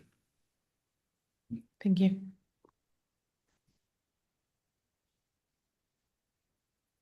Is there a possibility for further restriction? Yes, we can make recommendations too. we can say that I just hypothetically here, but like this could be approved. We recommend this approval minus a convenience gas station or eliminating these uses off of. That is a recommendation that we can make to city council. Well, a comment I would have, the idea that we say something's progress sometimes really isn't progress, it's retrogress. And I'm impressed that so many have turned out to express their consideration. Some of them I know. And so I'm very sensitive to their viewpoints and their sentiments. I know them and I know they're bright, capable people that are level-headed. So I'm concerned about changing this personally with the request that's currently on the table. And therefore, I'm going to make a motion. Okay. A negative motion that we not approve this and recommend that it go to a positive recommendation to the city council, that it be a negative recommendation. Do I have a second? Second. Okay. So the motion on the table right now is that we send a negative recommendation for this rezone to city council. And that was made by Jim and seconded by Mike. You made the motion, so do you have anything more you would like to add in discussion? I don't know what more I can say than what I've said. I'm just Yeah, thank giving you you. the opportunity. Thank you for doing that, Madeline. Mike? Any additional comments? No. Okay. Okay. So if it's a negative, the proposal is a negative recommendation. Would you like to speak to anything regarding this right now?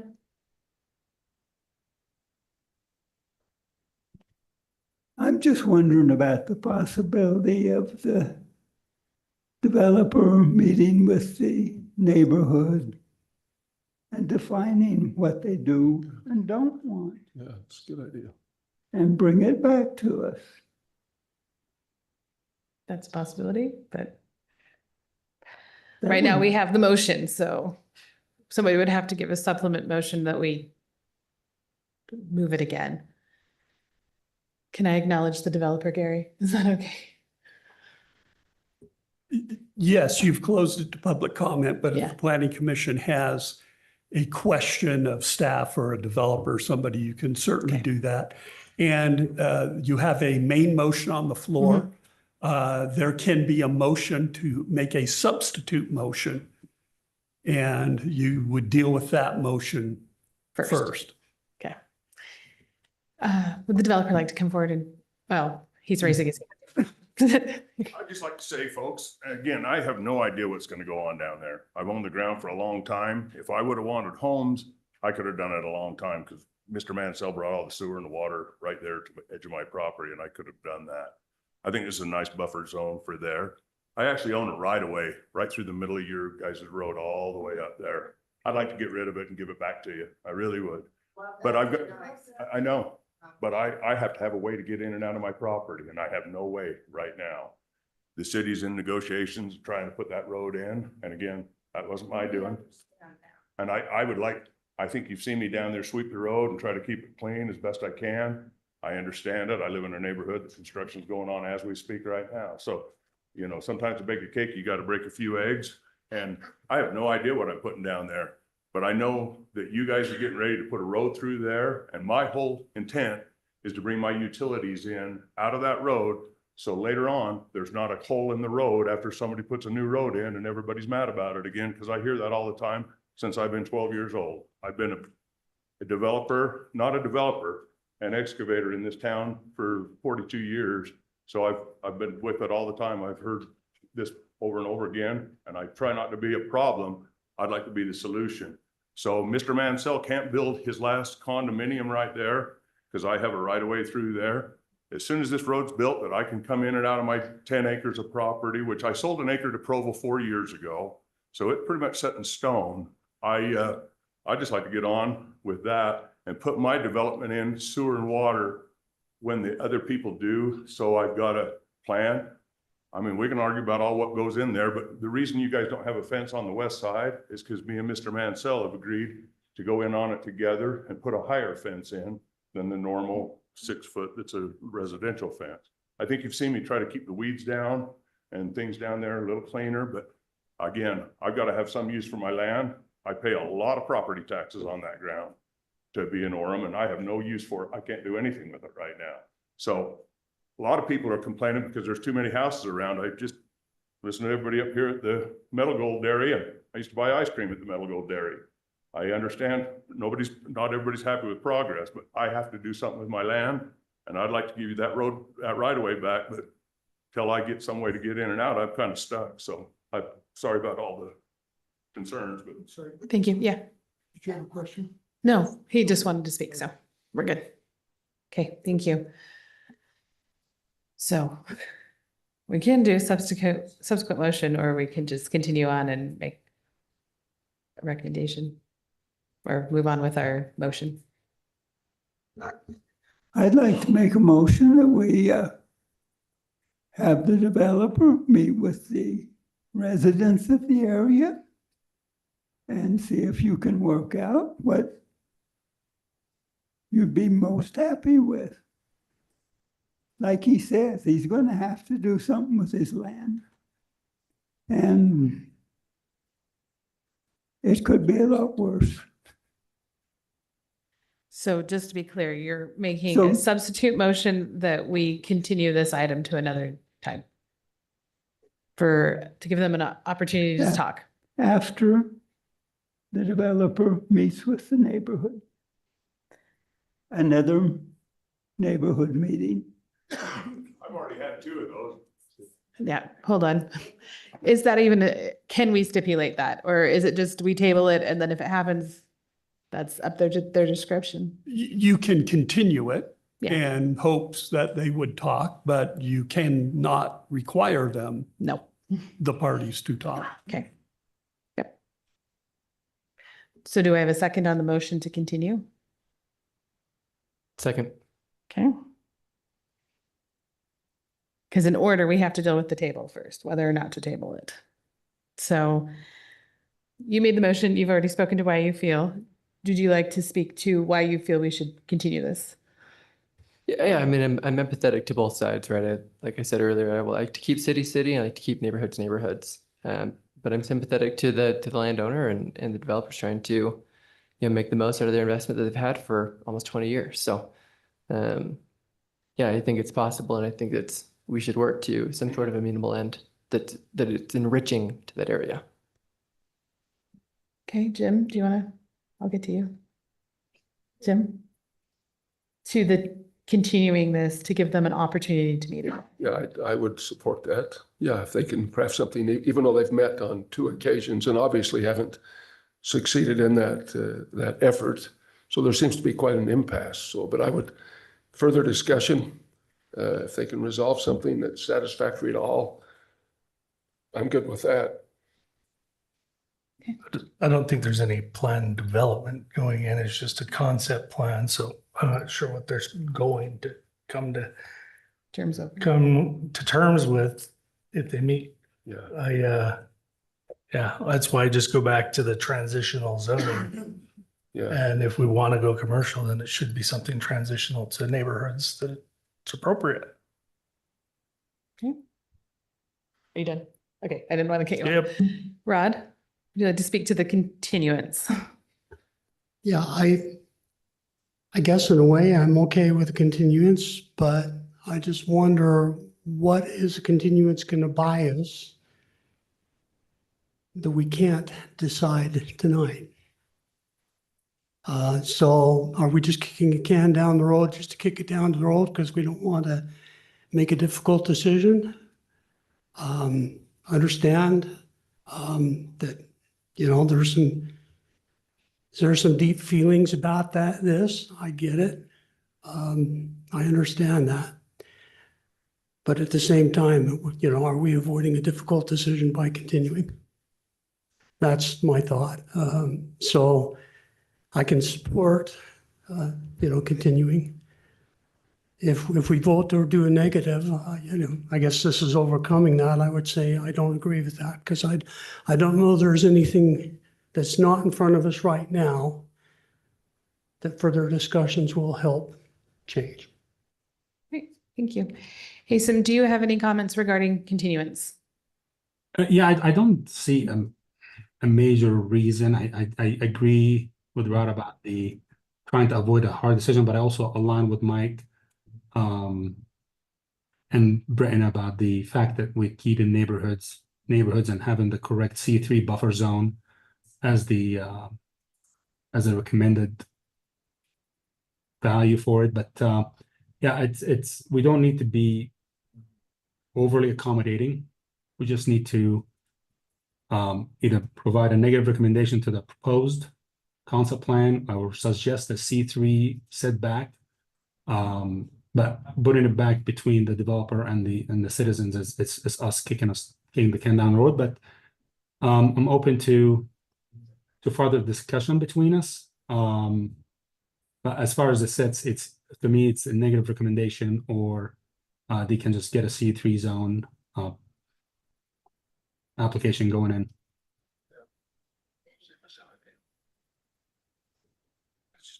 Okay, that's it. Thank you.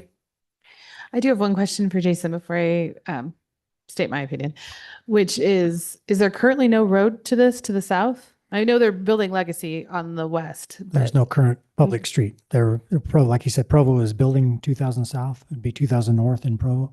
And then Legacy Park, or not Legacy Parkway, and I got that on my mind, but Lakeview Parkway is under construction or soon to be under construction. So currently he does not have legal access. Okay. I guess legal access, yes, but not paved or, public, like you would have a typical public street. He's using the right of way through the neighborhood currently. That's right. Which will end when the other roads are in place? Yes. Okay.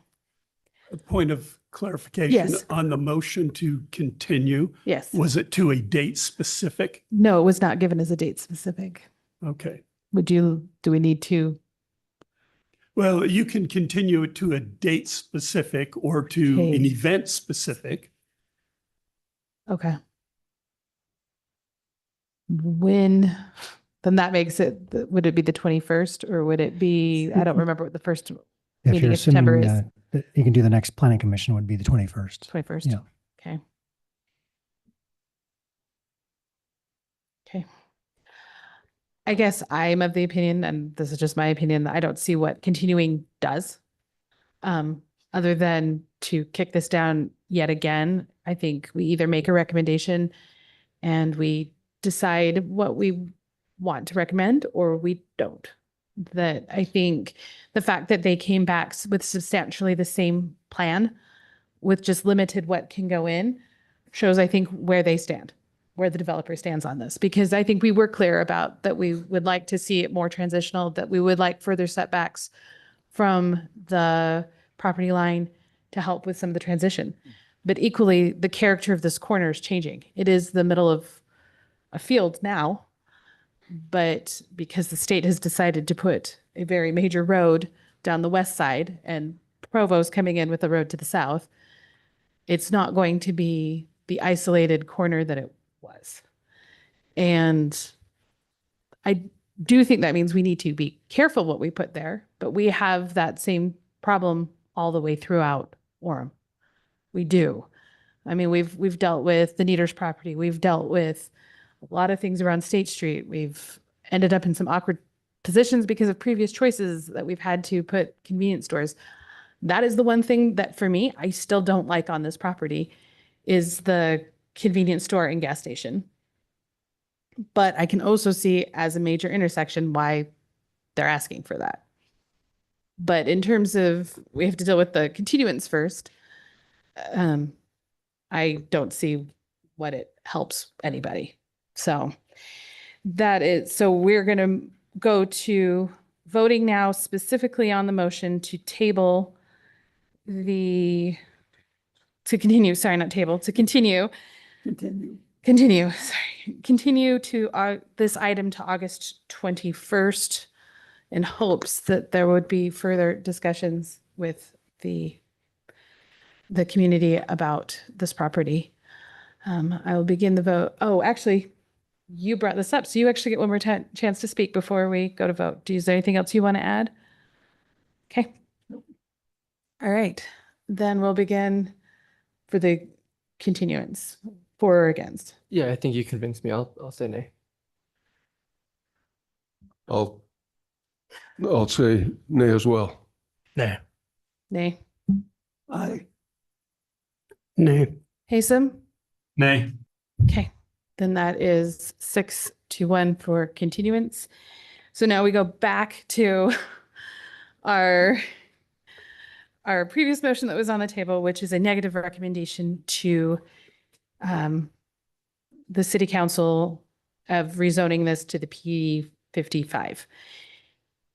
Is there anyone who would like to, we can propose before we go to voting, if anyone wants to do any subsequent, propose any subsequent changes or ask for subsequent changes, or are we just going to stick with wholesale yes or no on this? Okay. Okay, then just what it is. It's going to be no. Right now, the motion that's before us is a negative recommendation to city council to change this. So if you're for the change, you vote against this. If you're, this is where it gets, it's the double negative problem. Yeah. But yeah. Then I would like to make an amendment. An amendment, you can propose that. Propose an because amendment to the nay. Jim would have to agree to it. But that what is your? I would like to propose that we say nay, but in favor of a C3 designation if the applicant was in favor. I'm okay with that. Okay, so Jim is willing to amend. Do I need someone to second that, or Jim's willing to amend that we make a recommendation that it be a C3? Since he's willing to accept that amendment, is the second, whoever seconded that motion, are they willing to? Mike, are you willing? I seconded it, so. Okay, and so he's willing to do that. Yeah. So what you have before you is a motion to recommend to the municipal council not to approve this rezone application, but you would be and that's your motion, but as a part of that, you would be saying, we think that the C3 is appropriate for this location. Perfect. Okay. Everyone following what the now motion is? Just for one clarification, one more time. The motion before us right now is a negative recommendation to city council with the addition that a C3 be considered for this property. Okay. Do we need any more discussion, or are we ready to go to vote? Haysom, are you good? Yes. Okay. Then we will put this motion to vote. Rod? So I was never good at algebra. 2 negatives is a positive? In this case, if you vote against this, then you're voting for the PD, in a sense. But if you vote aye, then you're voting for a negative recommendation and that it should be a With the C3. stipulation C3. Okay, I can live with that. I'll vote aye. Jerry? Aye. Mike? Aye. Aye. Aye. Haysom? Aye. Aye. So the negative recommendation to city council passes, and with the stipulation that they consider a C3 for this property. I think we finished, right? Yes. Okay. That is item 3.6. All right. We will move on. Oh, gosh. We will move on to item 3.7. And I understand if for those who are here for item 3.6, if you would like to leave and discuss, please make sure you go all the way out before talking and to leave quietly so we can move on to what will also be another potentially long item. So item 3.7 is a map amendment to rezone, and it will be a public hearing to enact section here. I'm just gonna hold for a second. I'll give you guys just a minute. Let's just take a 3-minute recess while we reset here. Is that okay with the planning commission? Okay. Yeah, that's great.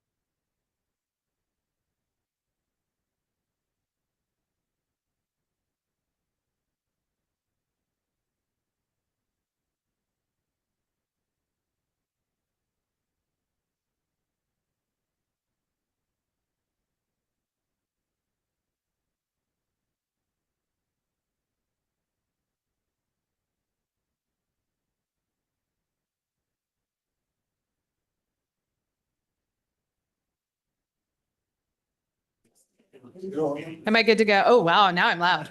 Sweet. Okay. This is where we need to get back. We've got another big item that we need to get going on, but thank you again for all the people who've come. And we're going to go ahead and start. Hold on, Jim. And I'm missing Rod. Ladies and gentlemen, could we have you be quiet, please? Where We're did Rod beginning go? the meeting. Oh, here he comes. Come in, get water. Hold on 1 second.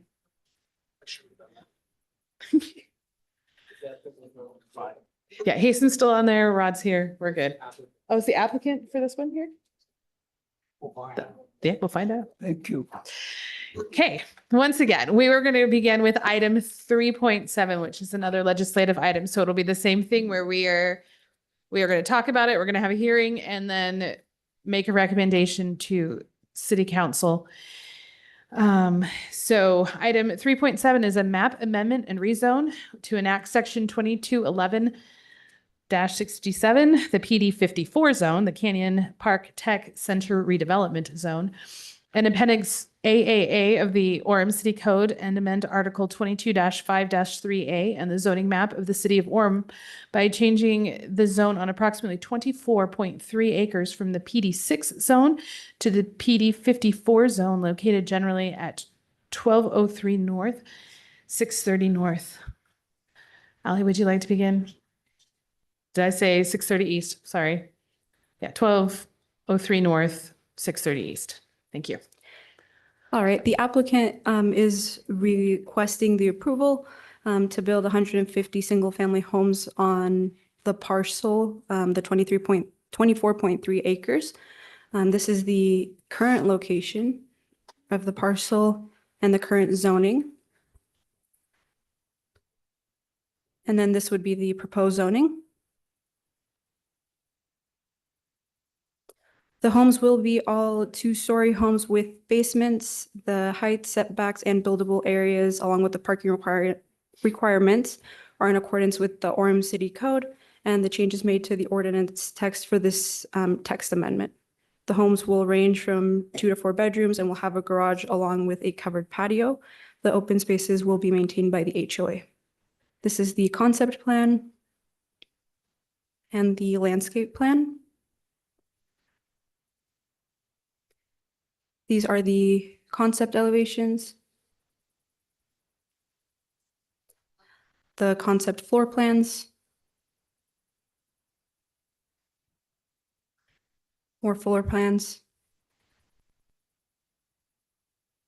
the setbacks, the open space areas, and this is the text that was drafted up.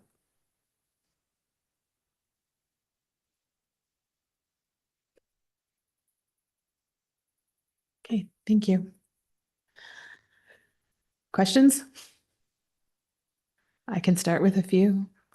What is the average lot size for these? And what is the frontage along the roads?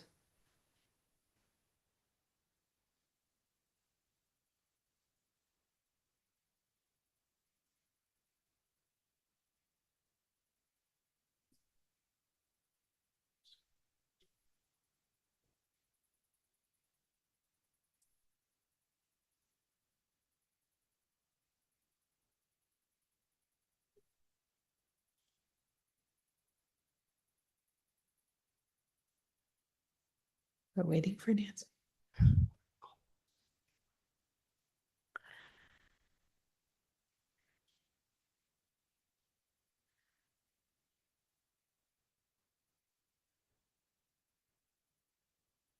And what's the density? Because I think they're all valid questions. And I don't feel like it was clear in our packet. So front setback 33 feet from front line, side setback 4 feet on each side of the building, is that correct? And the rear setback's 10 feet. So the density is 6 point, oh, you moved it now. 6.17. 6.17 units per acre is what they're, We probably want to have the applicant come up and address that Okay. or the lot width question. okay. Do you have any questions for the city, or do you want me to just call up the developer? Does anyone have questions for the city? Okay. Is the developer here?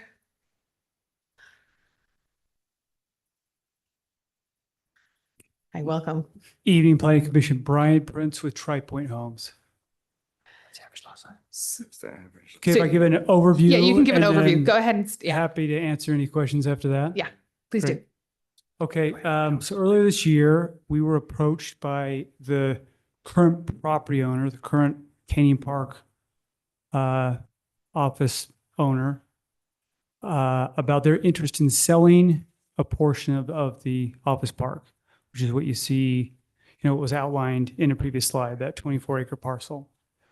And we started looking into it. We asked, why, as an active office park, why did they want to sell it?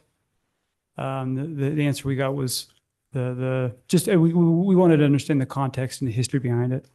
Answer we got was, the office market has changed, particularly after COVID, and they were looking at finding a way to maybe right size the office park, scale it to an amount of office square footage that's sustainable long term, without having to bring in tenants that weren't additive to the park.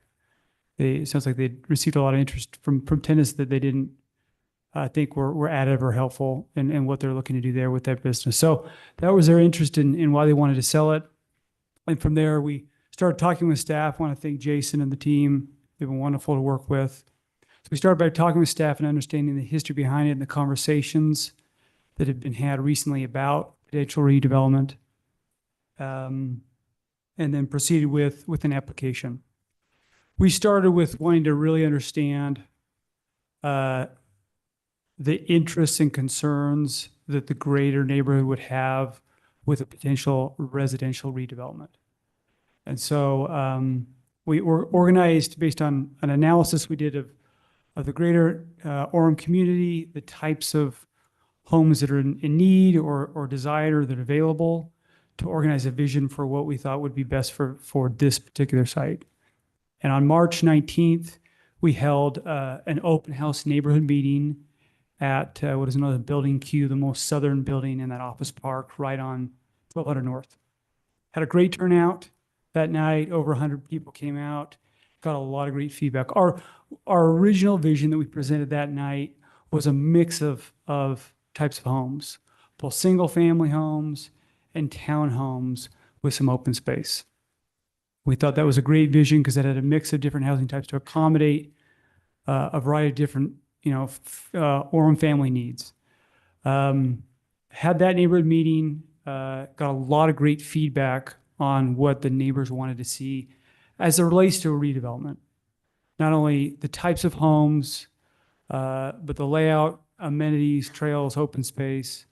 A lot of great feedback. Went back, did some redesign, came back on May 23rd and had another open house meeting. Got additional feedback. That followed with several meetings with specific subdivisions nearby, organized by their own respective HOAs, and many, many meetings with individual residents. I say that because I want you to know that we invested now several months in making sure that we had a good sense of what the greater neighborhood, the citizens around, the stakeholders around this site would like to see. Knowing that it was unlikely that we would be able to design something that would make everybody happy, but invested a lot of time to understand what the priorities were and how we could best align with what the neighborhood wanted to see. And to summarize the feedback we received, it became a balancing act of residents wanting to see a more traditional single-family home neighborhood that had both two-story and rambler. One clarification I want to make from the staff report is we are offering both two-story and single-story homes in the subdivision. And so the vision that we brought with this application is a balancing act of kind of the core interest from the neighborhood to see a vision of a traditional single-family subdivision with public roads and single-family homes with two-car garages and full-length driveways, and something that really mirrored a more traditional Orem neighborhood. But balance that with the reality that we're facing, not only in Orem, but along the Wasatch Front, that's a challenge of delivering needed homes at a price point that Orem families can afford. And this in no way is affordable housing, but it's designed in a way to build a quality home that you know, a family Orem can afford. That takes into account challenges with construction costs and really expensive land costs and constraints that any builder faces. We also spent quite a bit of time with staff, and I want to again commend them for the effort they've helped us to understand the feasibility from a utility standpoint and constructability standpoint, and from a traffic standpoint. We engaged Hales Engineering, who's here tonight, to complete an independent traffic impact study for this specific community design, so we could more fully understand the traffic implications that would come from the change of this office commercial use to a residential neighborhood. So that's the process we've gone through to give it some context to how we arrived to this design. And I'd say it is really intended to be a more traditional single-family home subdivision. So I'll jump to your questions, and then I think staff does have a PowerPoint that I provided that I wanted to use just to point out answer a few additional questions that I've received from calls leading up to this hearing. So as the question about the lot sizes range from about 4,400 square feet to about 11,000 square feet. There's quite a bit of variety because we've got some bigger knuckle and corner lots, but range from 4,000 to 12,000 square feet in size, the lot sizes. As you can see here, the frontages, it is more of a narrow but deep lot. So the average lot is a little over 40 feet wide and over 100 feet deep. So relative to maybe the subdivision across the street where they're light, you know, a little wider but more shallow, these are a little deeper in lots, but close to the same size. The setback question, the setbacks that we proposed align with what is in the I'll call it the template PRD ordinance.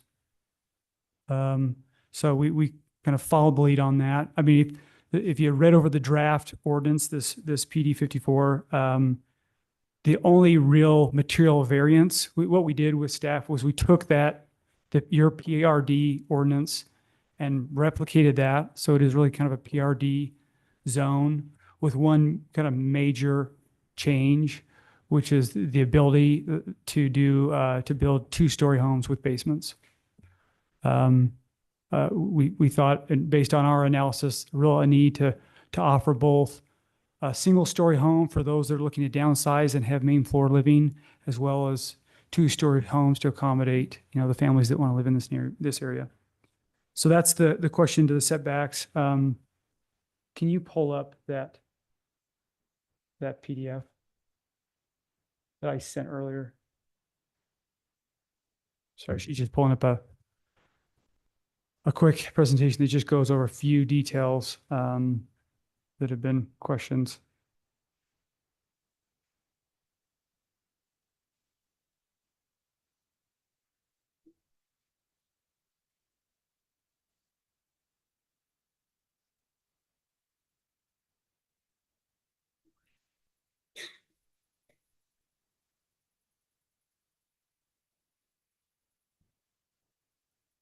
Maybe while they're working on that, happy to answer questions that you have. Well, like I mean, there's a bunch of questions, but like in terms of just starting out, like what is the frontage along the road on most of these roads, most of these lots? Because I know one of the things that has come up in the staff report and in reviewing this is that these are very narrow lots. You said about 40 feet in width on average. The smallest is a little over 40 feet, and they range depending on So the one big question we got was, what is the road? You know, when people look at the subdivision map, because the scale of 24 acres, everything looks small because it's so big. So the road design is your city standard local road. Mm-hmm. So this is your standard local road cross section with a traditional right-of-way width with the park strip and sidewalks. There's no variance there. It's a standard public road. But if we were doing a traditional PRD, we'd require parking, visitor parking. Yeah. Which this. does not have. Yeah. I mean, you can say driveways, you can say it all you want. I mean, all of us live in traditional neighborhoods and we know exactly what everyone does when they come to our houses. And so that is one thing that obviously we're going to have to discuss more, but you've got your PowerPoint. So let's. Yeah, but I'm happy I'm happy to kind of answer that question about the parking. You know, the PRD ordinance does have that requirement, you know, and your PRD ordinance is intended to, you know, accommodate a lot of different land uses, you know, from high density apartment complexes to anything else. And so the language is really intended to accommodate a lot of different, with the feedback we got from the residents, the interest in a more traditional neighborhood, we thought the better approach would be to do just that, which is outline a vision that would require every home to have a 2-car garage at minimum. Some will have 3-car, as well as a full-length 2-car driveway. That is more efficient and more accommodating than saying, let's build a parking lot for all these homeowners. So when their visitors, their family comes over, they can park and walk all the way down the street. So we're providing the required resident and visitor parking stalls. There's over 600 parking stalls in this neighborhood. It's just in the right place in a more traditional setting of a driveway and a garage. We didn't account, or we're not depending on-street parking. But that is the vision, and I think aligns with what the neighbors wanted to see from our feedback. So maybe you can jump to just slide through and we can. So again, here's the overall subdivision design. The green space there in the middle would be, this is an HOA community, so it wouldn't be dedicated to the city.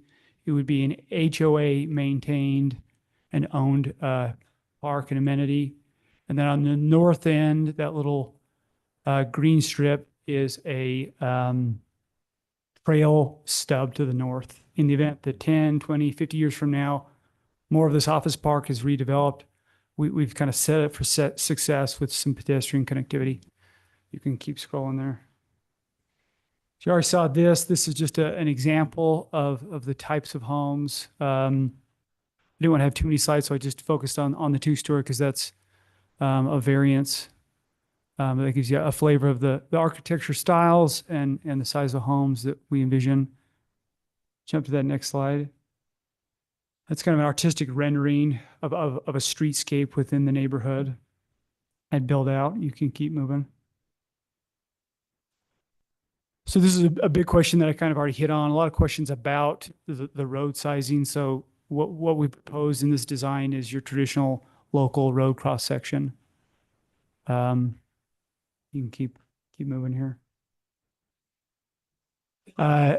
On open space, you know, the net buildable area taking out the roads is about 20 acres, and about, you know, a little over 50% of that would fall in, you know, private landscaped and common areas. So kind of a net benefit when you're looking at from a broader community or environmental standpoint is got an enormous amount of asphalt here, and that would be redeveloped and would have a lot more pervious surface and green space and landscaping than what is there today. Keep moving. So a lot of questions about the park we've envisioned there. Again, would be owned and maintained by the HOA. Our vision is based on a lot of survey and research. 2 pickleball courts. In the middle, that's not a basketball court. It's just a multi-purpose play field, and then a playground there on the left side. How large is that HOA park? It's a little under an acre. Okay. Acre in size. With this type of community, it's always a balancing act of making it big enough to where it's a meaningful amenity, but not too big to make it financially unsustainable for the HOA. Got a lot of good feedback on the scale and the programming of that park. Keep moving. We'll get to this. Questions about, as if you know the site, there are a lot of trees in that parking lot. And with the redevelopment of the parking lot that has those park strips, a lot of the trees around the perimeter will be able to be preserved because they're in that park strip that will be maintained, and there'll be there's a lot of trees in the periphery that will be in the backyards of these homes. But interior, those will be removed. The ordinance would require, I did a calculation, between the required park strip trees and the required on-lot trees, in addition to the trees that we envision planting in that park, almost 360 trees that would be planted to kind of replace that caliper that would be lost. And that doesn't take into account additional trees that the residents may plant in their yards. So a big focus on replacing and rebuilding that caliper, that tree amount that's there today. Keep going. Yeah, thanks. This I already addressed it. I just wanted to show these are the setbacks in that ordinance that mimic the kind of the template of the PRD. You can keep going. I think that may be it. Yeah, that's it. So, and this is just kind of pointing out the parking design. So thank you, Aylin. That's it. So with that, happy to answer any other questions that we didn't cover. Thank you. Planning Commission? So looks like with the parking, you're talking that the potential for each unit would be 4 vehicles. Is that correct then? Yeah. Two in the garage and then 2 in the driveway. Exactly. Are the ones I didn't notice? It looks like they're side by side. I can see that. Okay. We didn't design it for the need for on-street parking. We're showing that because the lots are wide enough to account between driveways. There'll be a minimum of 22 at the tightest, 22 to 27 feet in between driveways. So any normal vehicle on the road would be able to park. We're not going to be promoting or dependent on-street parking. They're public roads. We would anticipate CCNR's covenants that would restrict overnight parking on those roads.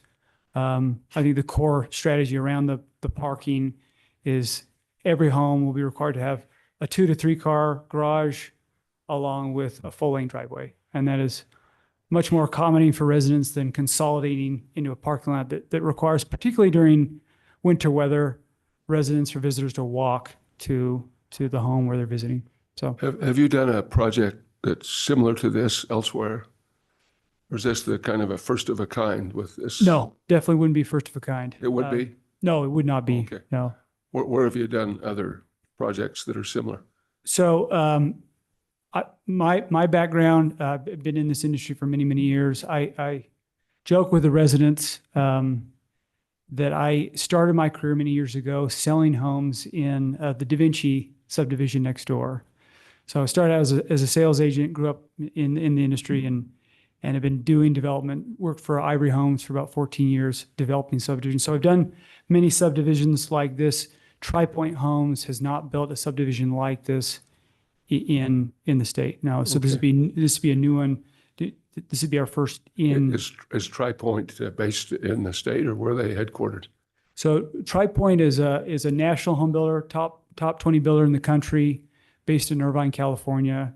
We built throughout the majority in the Mountain West and West Coast, but we are new to the state of Utah. Okay. Can you elaborate on street parking? I see you've got 191 stalls. And that was just, they got a lot of questions about, hey, are the homes going to be far enough apart to accommodate on-street parking? And we're not looking to be wide enough to encourage. Yeah, I mean, it's your standard local road, so it certainly would accommodate, somebody that was visiting wanted to park on the curb. But we didn't want to set up a subdivision design that would require people to use on-street parking. We don't want to encourage it. It's not the best situation for residents. And so we want to, the design is really to promote folks that are visiting to use the driveway like a traditional neighborhood, and for the residents to use their full length 2-car to 3-car garage. But So in addition to when you that, say- the design, would account for, approximately 190 on-street parking stalls that that you would see in the neighborhood to the south or the north, any traditional single-family home subdivision. So you say standard, you say traditional. I mean, I think of my street, which can have, it's wide enough to have a car parked on either side and two cars that still pass between those two. Yeah. Is that the width you're talking Yeah, about? one of the critical elements of the setbacks and how we designed it, the concern is always, okay, are the setbacks going to allow for a long enough driveway so when that F-350 double cab with the hitch parks in the driveway, it's not overhanging into the sidewalk. And all these driveways behind the sidewalk will be a minimum of 20 plus feet in length. Mhm. So the blue dots, those driveway stalls, are a full length true two stall driveway to ensure that, on that night that they're having a birthday party or Thanksgiving, that driveway can really, accommodate two cars and not encumber that sidewalk. Sure. My question is on the street width, Yeah. right? It's from sidewalk to the other side, right? I'm thinking New Year's Eve, I'm thinking Christmas Eve, right? No one invites, two people to their New Year's Eve party. Yeah. Right. Am I going to be able to have, my friends over for New Year's, right? Without creating a traffic jam with how narrow the road is? I'm not getting a clear answer on like the width. Can I address that for you? Please. So the Da Vinci Place, which is next door to the east, has a 28-foot wide asphalt. This one has a 30, so it's actually a wider street. So we have a sublocal street standard, which is a typical subdivision, and we have a or a regular standard. But this is actually built to the wider. So Jason, it's actually 34. Yeah, I was gonna- 34, sorry. So instead of 28 feet, it's actually 34. So it's actually built to a wider standard based on the accesses, based on the number of units. The city engineer asked them to go a wider street. So it's actually typically wider than you'll see in a typical subdivision. So Taggart. to chime in on that, it is tight, but you can fit two 10-foot lanes and then two 7-foot shoulders. That's pretty typical. So you will be able to have parking and be able to fit two cars. That's what I was looking for. Thank you. So two 10-foot lanes and two 7-foot shoulders. Okay, thank you. And when you count the curb and gutter pan on each side, that gives you a little bit more room too. Sure. So, Okay, great. Thanks.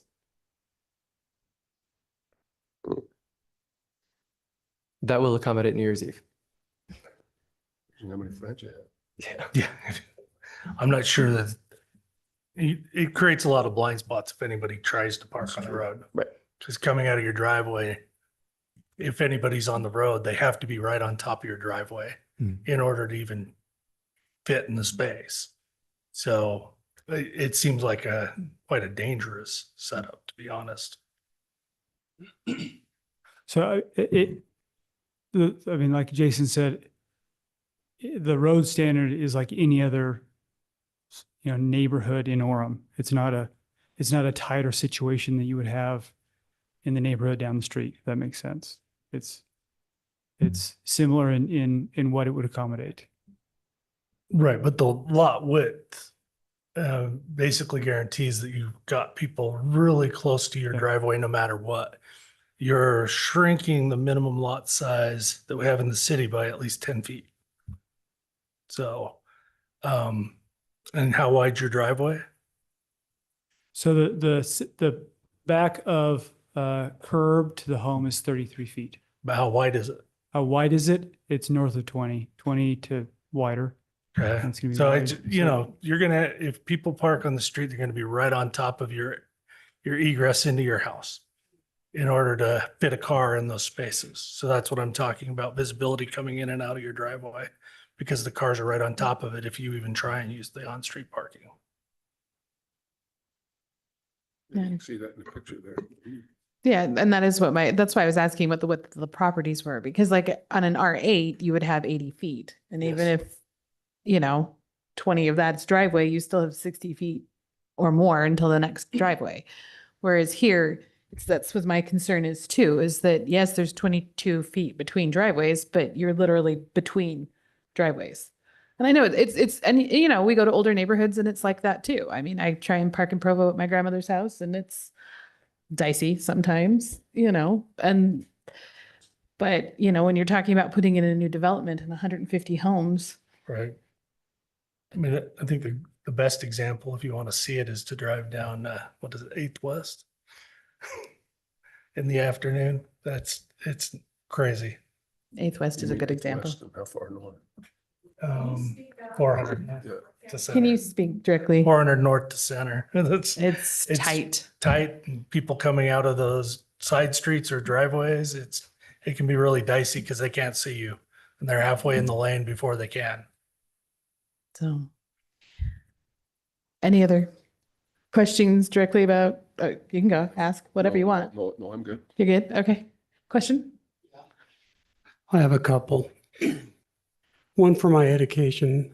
What is the, in terms of pricing, what is the entry level price for these units, the base level that you're targeting? Yeah, we are hoping to hit a price point in the $700,000 range. Okay. I'm not sure how that fits with Orem pricing, but at any rate, that's neither here nor there. I wanted to understand that. My concern centers around traffic. Looking at this, we have egress out to 8th East, 12th North, and 1600 North. And the traffic patterns there are pretty dicey. And I just envision, driving down any one of these streets, trying to intersect with a major road as defined by the traffic plan. I see lots of potential, especially around the cemetery. I see lots of potential problems with people trying to get out onto the road. And especially around, times of the year where that's heavily trafficked.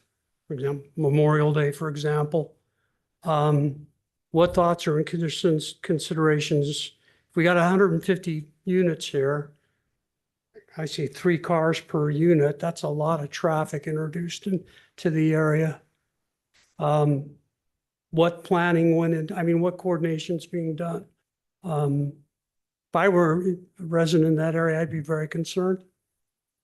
That's a good question. And that is a big part of the discussion we've had with the neighbors.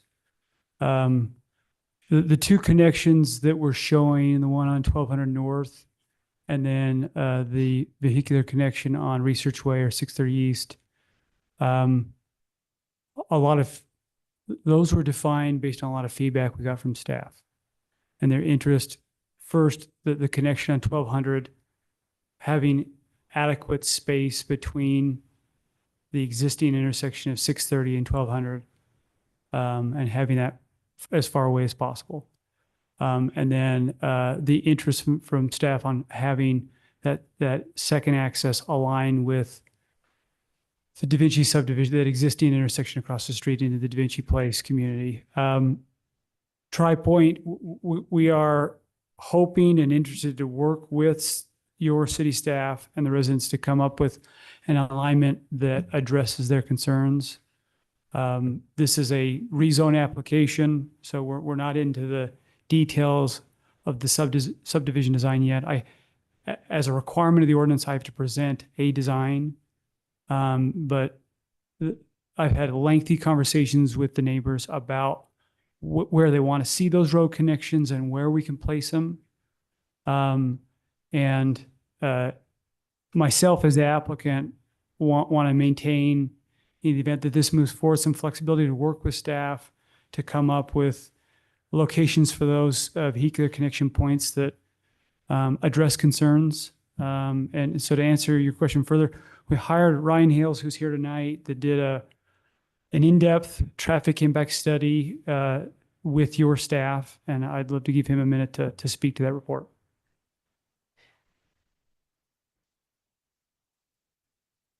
Commissioners, thank you for your time. My name is Ryan Hells with Hells Engineering. Hopefully you can hear me in the back. Is that good? Louder. Louder? Yeah. Okay. I'll try and eat it. Commissioners, thank you for your time. I am a traffic engineer. I've served on planning commissions similar to what you have. I hopefully have brought some information that will help you make a decision. And that's what I've prepared for tonight. So I'm going to try and address your questions as I go through this. The question on the roadway, the roadway is 38 feet from back of curb to back of curb. There's a 6-inch back on the top back of curb. That leaves you 1.5 feet in the gutter pan. Most people will park within 6 inches of the gutter pan or 6 inches of the high back curb. In that case, you have an extra foot.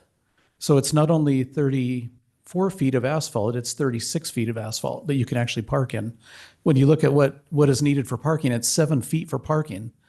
So the remaining space, or 14 feet, taken away from the 36 feet, leaves you more than adequate travel in the lane. So we were talking about 10 feet, very, very well calculated, can be upwards of 12 feet as well. So there is enough width in this that traffic can travel up and down the road.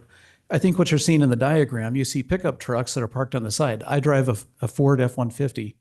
It's a longer truck. It would certainly fill up that space. Most people don't drive those big, longer trucks. There are some, of course. It's the best-selling truck in America, right? There's going to be a lot of people parking there, but they're not all going to be in trucks. Commissioners, I've been before you many times. Many of you have seen me here. Many of you commissioners, I appreciate your service again on the Planning Commission. As far as looking at traffic impacts and the traffic analyses, we did make a comparison. These 150 units are going to supplant the place of 334,000 square feet of office. If that were marketed and sold as office, you would have many, many more trips. I think the comparison in trips would be 516 trips in the morning peak hour for an office building of that size and magnitude, 492 trips in the evening peak hour. What we're talking about with this project would be 156 trips in the morning peak hour and 210 trips in that evening peak hour. Now, one of the questions that came up at the meeting that we held was a great question. It was a question about the school down the street and how we're going to accommodate for that school and that school traffic. The school is changing to a dual immersion school. We reached out to the Alpine School District. We talked to them about what that means. They are not planning to increase the enrollment, is what they have told us. But because it's a dual immersion, there will be more people traveling to the school in single occupant vehicles, so in a passenger car. We've taken that into account. We've increased the traffic volumes for the additional school traffic. We have looked at it. We did our counts when school was in session. We looked at how the traffic was flowing on the neighboring streets. We looked at what UDOT calls a permanent count station. A permanent count station is a location within the city or within the state where they look at traffic volumes 365 days a year. We went and looked at the nearest traffic count station we could find for ADTs. We use that to calibrate the data and to make an adjustment. So we've adjusted not only for time of year, because we counted during school session, but it was a winter time condition. So we actually have more people in cars. We don't have as many kids walking when it's snowing and very cold outside, but we still went ahead and applied an adjustment factor to that. We applied an additional adjustment factor with the ATSPM data. That's the automatic signal performance data that UDOT uses on all of their streets. It records data. So we grab the data from the closest intersection. We've applied that as well as another factor of safety. We've leveled up 2 times on this. And we've also looked at the traffic between morning and evening. We've evaluated both morning and evening. We all know because of the school traffic that's adjacent, it's a higher traffic volume in the morning. Many of the residents did state that same fact. It's about 50% more is actually what it is. We've analyzed all those conditions, and we still have an adequate level of service at each one of the access points. One of the concerns that we have heard from the neighbors is that there's an access that lines up with Da Vinci. Certainly, I would be concerned too if I were one of the residents and the neighbors. And so we just did a quick trip generation on both the residential side from Da Vinci as well as the opposite side of the road. It's typical to use the ITE trip generation manual. That stands for the Institute of Transportation Engineers trip generation manual. It's a compendium of 3 books. 2 of them are about 1.5 inches to 2 inches thick. The third one is just a minor volume series, but within those books, it gives you data from around the country on how traffic is generated, a single-family home. In Orem City, Paul Goodrich, your previous traffic engineer, I know John Dorney is your new traffic engineer. But Paul Goodrich had asked us at one point in one of the studies that we did to use a factor of 14 trips per single family home. We have done that on this project. I don't know that we'll have 14 trips per single family home here, but we have done that to be conservative. Again, we've leveled the bar up.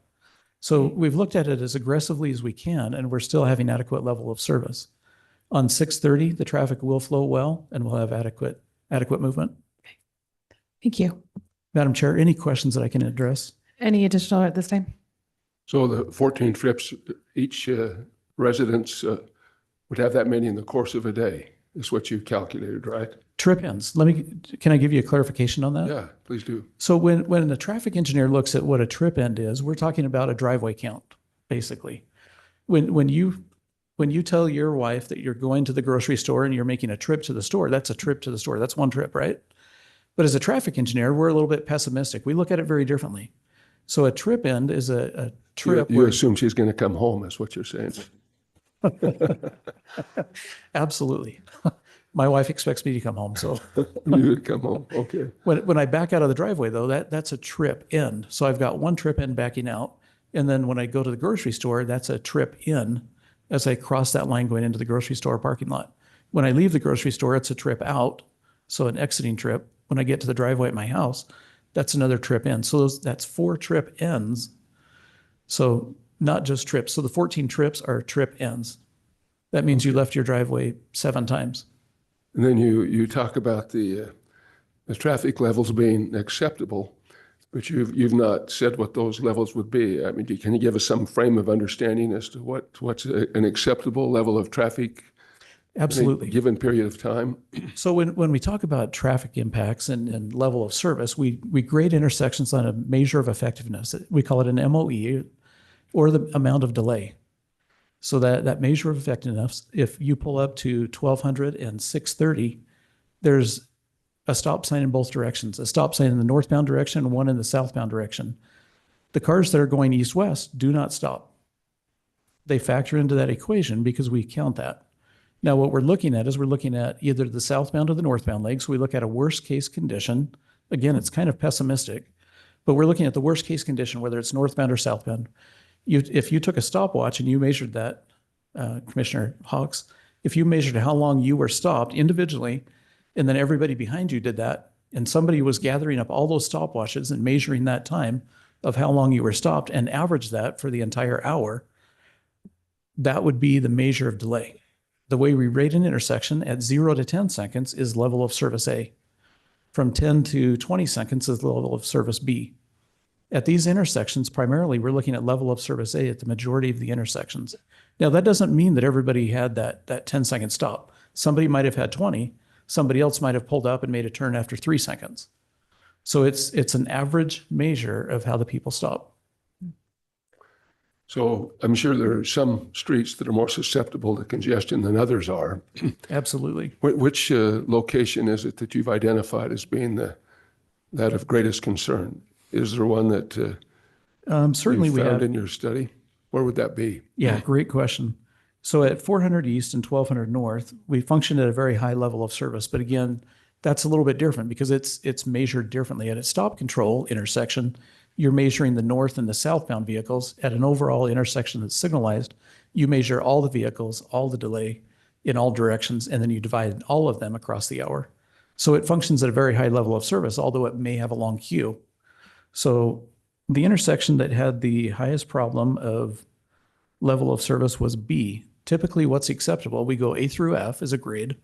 Level of service D or better is typically acceptable. And the lowest level of service that we had was a B, as in boy. So falling between 10 and 20 seconds of delay. That intersection was the southwest access on 1200 North for the project. Again, it's generally created by left-turning vehicles is where we see the highest amount of delay. You've all driven, you all know that when you turn left, it's a lot harder to turn left when there's traffic going both directions in front of you. You have to find a simultaneous gap in both the east and westbound traffic in order to make that movement. Thank you. Yeah. Okay. Thank you very much. Thank you. Appreciate it. Can I ask clarification? Yeah. You mentioned it was, if it stayed in that business complex, it was some 500 trips. Sorry, say that one more time. I didn't. You said if the business stays in place and the space gets rented, you're estimating 500 trip ends for the Yeah. morning time. 516 in the morning and 492 in the afternoon. Is that what it is actively now? No. Is that what? Is that actively what it is now? No. No. Again, the building's vacant. Right. Yeah, no, great question. So the vacant building, what we did is we anticipated if it were fully occupied, Mhm. what would it be? And And what's, what would what's it be if, keeping that business from being occupied now? That's uh, yeah. right now, what's the level of service? No, Sorry. he's asking why is it empty? It's empty right now Yeah. for a lot of factors. Yeah, I just think there's not a market. Right. And But that- exactly, yeah. that's my point. So you're saying, it would be this if it was occupied, Correct. Yes. but it would be down here. When in reality it's here and then traffic would be up here. Correct. Because there's no traffic now. Yeah, there's definitely a bump in traffic between Yes. the two. They're Right. trying to compare full occupancy of the office space to, Right. For the sake of what's the impact on traffic of that area right now. right, as opposed to what it actually is. Yes. Right. they're- Well- So there's what there could be if it was rented, what it is now. Yeah. And then what the neighborhood would be. So it still would be an increase in traffic from its current position, From zero. from zero. Absolutely. Okay. I just want to Absolutely. make sure that we had that clarification. Yeah. So One let me difference give you though is one the more. traffic is additive, not complementary, right? The house Correct. is, you're going the same way as everybody else who lives there. If it's business park, then they're going the opposite way of everybody else, which is complementary to the traffic and doesn't add to the load in the same way. Yeah, one additional thing that we did, Commissioner, I apologize. I'm trying to read your name from a distance without my glasses on. I mean, It's a tough one. It's a tough one, so don't. Runolfson. There you go. I get that close. One of the things that we also did is we anticipated that the park was full, meaning as we did our analysis, we assumed that all the other empty buildings were full with office traffic so that we could look at it to give it a worst case condition. So Sure. that has been taken into account. Sure. But I'm just, it's in that neighborhood, that office space hasn't been full for many years now. And so those Correct. neighborhoods Yeah. are used to the amount of traffic that's been there. Yeah, 100%. Okay, thank you. Appreciate it. Haysom, did you have any questions or can we go to the public hearing at this time? No, it's not a question, it's a comment, so I'll just wait for the discussion. Okay, sounds good. Then we are going to move to the public hearing portion at this time. We will begin in just a moment. When you come forward, please state your name and you limit your comments to 3 minutes, and then we'll go ahead and open that up for comment. I know you're really excited to get up here. So excited. No, my daughter just made a Timberwolves volleyball team. They have a parent meeting at 7. So that's so sorry if I cut anybody off. So my name's Tyler Hammond. I live in Abbey Road, which is 75 yards from this current development. So I lived there for a year. And I'm totally happy with this. You mentioned that if you were somebody that lives there, I live there. Now, that said, there's people in the neighborhood that live closer to me, but I'm very anti-NIMBYism, not in my backyard. Now, there's people here that live closer than that. And so I think they have more of a right than me to say, this is my backyard. This is 70 yards away from me. And I have daughters who'll be going to Timberwolves High School. So as a planning commission, I want to make sure my comments are focused on the planning commission part of approving this, not if it's going to be residential or not. But if it is approved as residential, I have 2 daughters driving to school, and I would be anxious about, should be a stoplight be put there, whether it's Timberwolves Parkway and there, and I think for other people too. But I mostly wanted you to hear that somebody lives 75 yards away and is in support. Particularly, I think there's further comments I got here at 4:30 about people being able to purchase a home in Orem. Not all of the residents that have been approved recently allow for home ownership. This one does. And I think that's important as Family City USA, that we support all families that want to purchase a home. We don't have a lot of space left.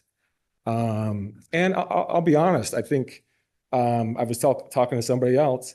I think resistance stinks a little bit of elitism. And I think when we talk about elitism, what does that mean? Value of homes and things like that. And I want to make sure that any family in Orem doesn't feel that I look down on them because maybe my house is worth more. I do not want to be an elitist. I want to support and help people that want to live here. Thanks. Thank you.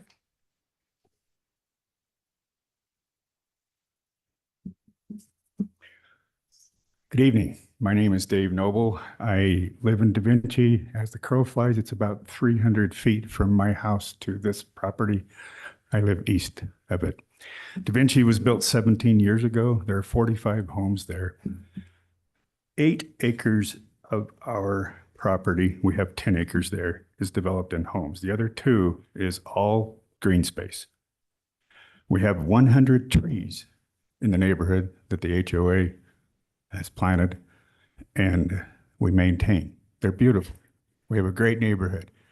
It's a sleepy village. It's a 55 and older community. Our average age is far greater than 55. We are supportive of this project. I repeat that. We're supportive of the project with a few exceptions. We gratefully extend notice that Tri Point Homes has been excellent in working with us and listening to us.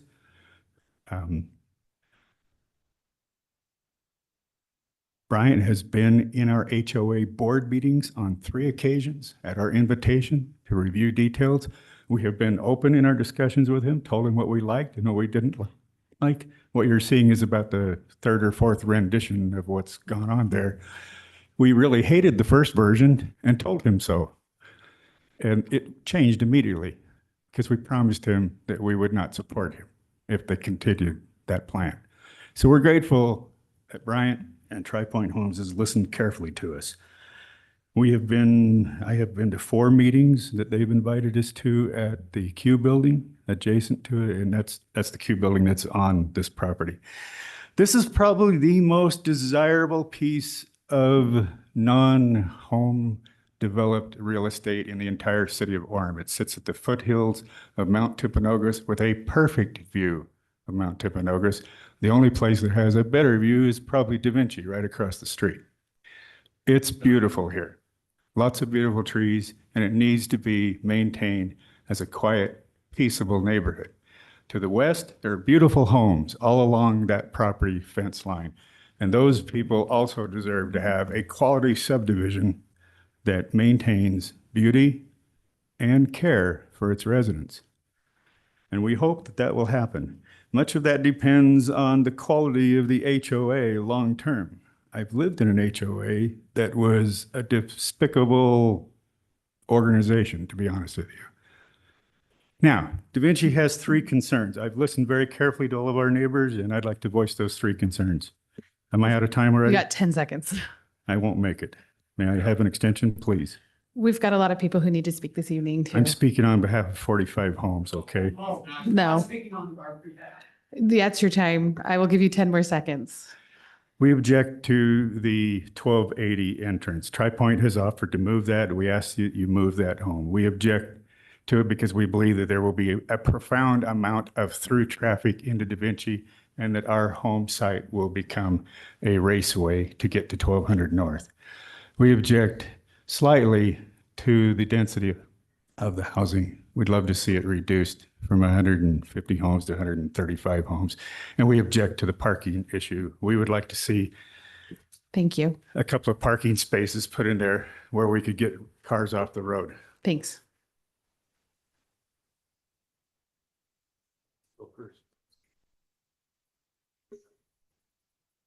Thank you so much for your time, and I will try to hurry because I know it's getting late. I live up above 1600 North and 353 East, 1950 North in Orem. And I cannot see where the traffic analysis sounded very idealistic to me. And I just am dreading, I regularly come down 4th East, going past 1200 North, and I have walked in this area for many years. Somebody said earlier, change is inevitable and we have to go with progress, but it isn't. The whole reason of this planning committee is to regulate change so that you keep the existing residents of Orem happy. We don't have to be Vineyard. We don't have to be Lehigh. We don't have to house everybody who needs housing. And what we have here in this property is a gem in Orem, one of the most beautiful places, developed by Word Perfect, and before that, orchards, 189 trees just in that section. And what they haven't mentioned is there's this beautiful green space that runs the whole west border, used widely by walkers and bikers, and all these huge mature trees. They're cutting out all these mature trees so that instead of this beautiful shaded place that many Orem residents use, what we're getting is sunlight and skinny little trees and a potted plant in a very high density, two-story home, but very close, high density. I don't see how this is serving the citizens of Orem. We're supposed to be family citizen USA, not crowded city USA. I think that if I had my way, if I were rich and if I had my way, I would hope that Orem maybe could help the owners of the property find a way to keep this as a commercial property. It's beautifully designed.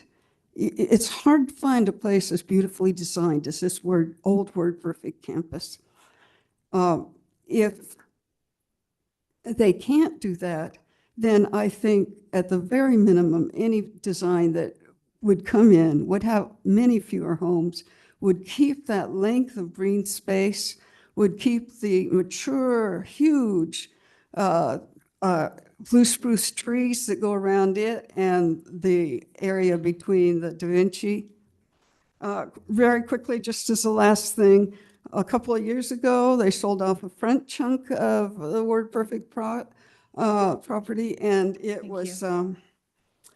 Thank you. Okay, they had 30 lots. They've sold 7, and they've left it bare dirt off 8th. Thank you. Hi, my name is Jace Anderson. I own a property at 1450 North, 479 East. This is my first city council, and I know how it works. I probably will worn pants, so sorry about that. I just can't say how much I adamantly disagree with this. I don't know if the traffic guy was hired independently or if he was hired by the developer, but my wife and I have lived in Orem now for almost 10 years. We've looked specifically for a place that is lower density and lower traffic, and recently purchased a lot based off of that. I'm a business owner and I understand capitalism, and I'm actually not in favor of government reach, but this just feels really excessive, truthfully. To put this many homes into this small of a property, it feels excessive. It feels like you're just squeezing every last drop. I understand if the building doesn't work, if people aren't renting it and something needs to change, I get that. But I think that I would hope that the people that we have voted for would support something that is a little bit more family friendly. And I don't know where you got those traffic numbers. That just doesn't seem right. So my shot clock is still going.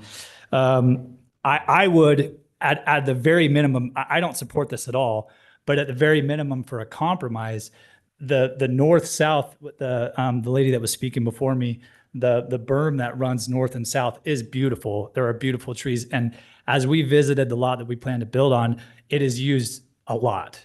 And so at the bare minimum, keeping that as not only a divider, but something that beautifies the city of Orem, I think would be at the bare minimum a good compromise. So maybe the last thing I would ask, I don't know if you guys can ask them, but I don't know, when I look up Tri-Point, I don't see anything involved in Utah. I see everything out of state. And so I don't know if these gentlemen are from Utah. I don't see Tri-Point from Utah. So I would ask that you represent the Utahns that are here and have a complete overhaul of this recommendation. Thank you so much for your time. Thank you. Hello, my name is Keith Youngquist. I live in Da Vinci, and what was said earlier does not represent my thoughts. I just want to congratulate you because you guys have approved Abbey Lane, Da Vinci, Strawberry Fields, Abbey Lane, and they're all single-story retirement, not retirement. Well, they're 55 plus, and they're very good neighbors. They don't spray graffiti on our cement walls. They keep traffic to a minimum. There's a nice cemetery there, Orem Cemetery. What's nice about it is there's no fence around it. And it's because it's a quiet neighborhood. And we want to keep it that way. There's no thoroughfare. 1600 comes around and goes into 800 east. I'm still hard pressed with the directions.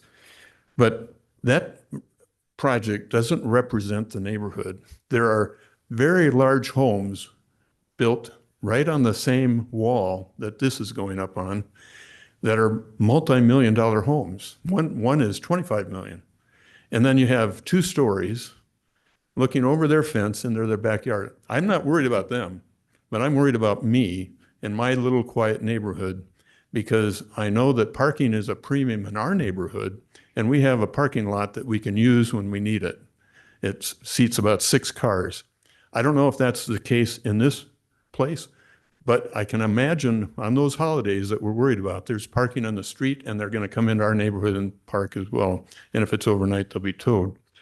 I've heard that I've heard that Orem is ranked really high on high density homes to begin with in the entire state. We don't need any more in Orem, especially in an area that is already built up around it in homes that are not like that at all. I've heard that these homes are priced so that new families are attracted to it. If they did that, 20% down would be 140, a mortgage would be 560, and the home monthly payment would be 3180. It doesn't sound like a starter home. The prior builder that was interested in this gave up because of the pipe work underneath the drainage. I was wondering if the current Tri-Point is even aware of that. Don't know. I'd like him to address that. Is the square footage based on the 3 levels include the garage? I'm kind of curious about that, because that's not fair. They look pretty small to me. I just want you to know that there's 3 schools in the neighborhood, not just one elementary. There's a high school, a junior high, and an elementary. 1200 North is the walkway to these schools, and that would not help. Thank you.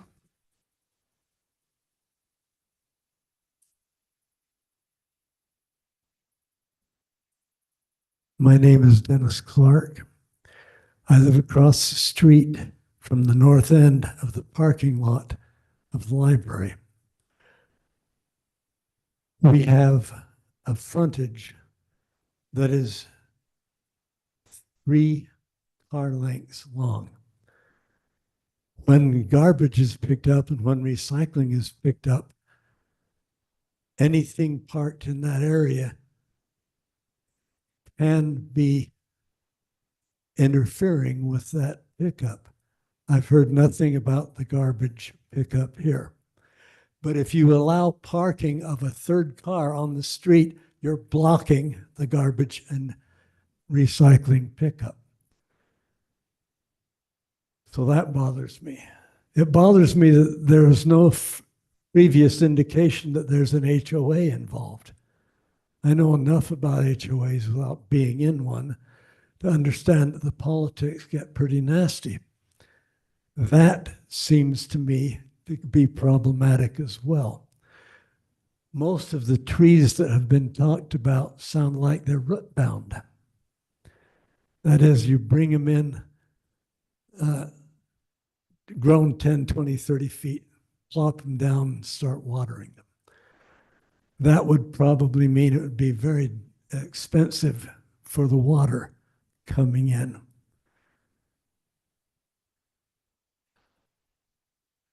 So I don't understand the concept behind this. And it seems to me that one thing that can be done is to leave the area alone. There is a development there called Abbey Road, which is about 10 homes, I think, right on the street. No one has mentioned that. Is that going to be incorporated with this, or is it going to be separate from it? And if it's separate from it, where will it fit in as opposed to this? Thank you for your time. I appreciate your consideration of this. Goodbye.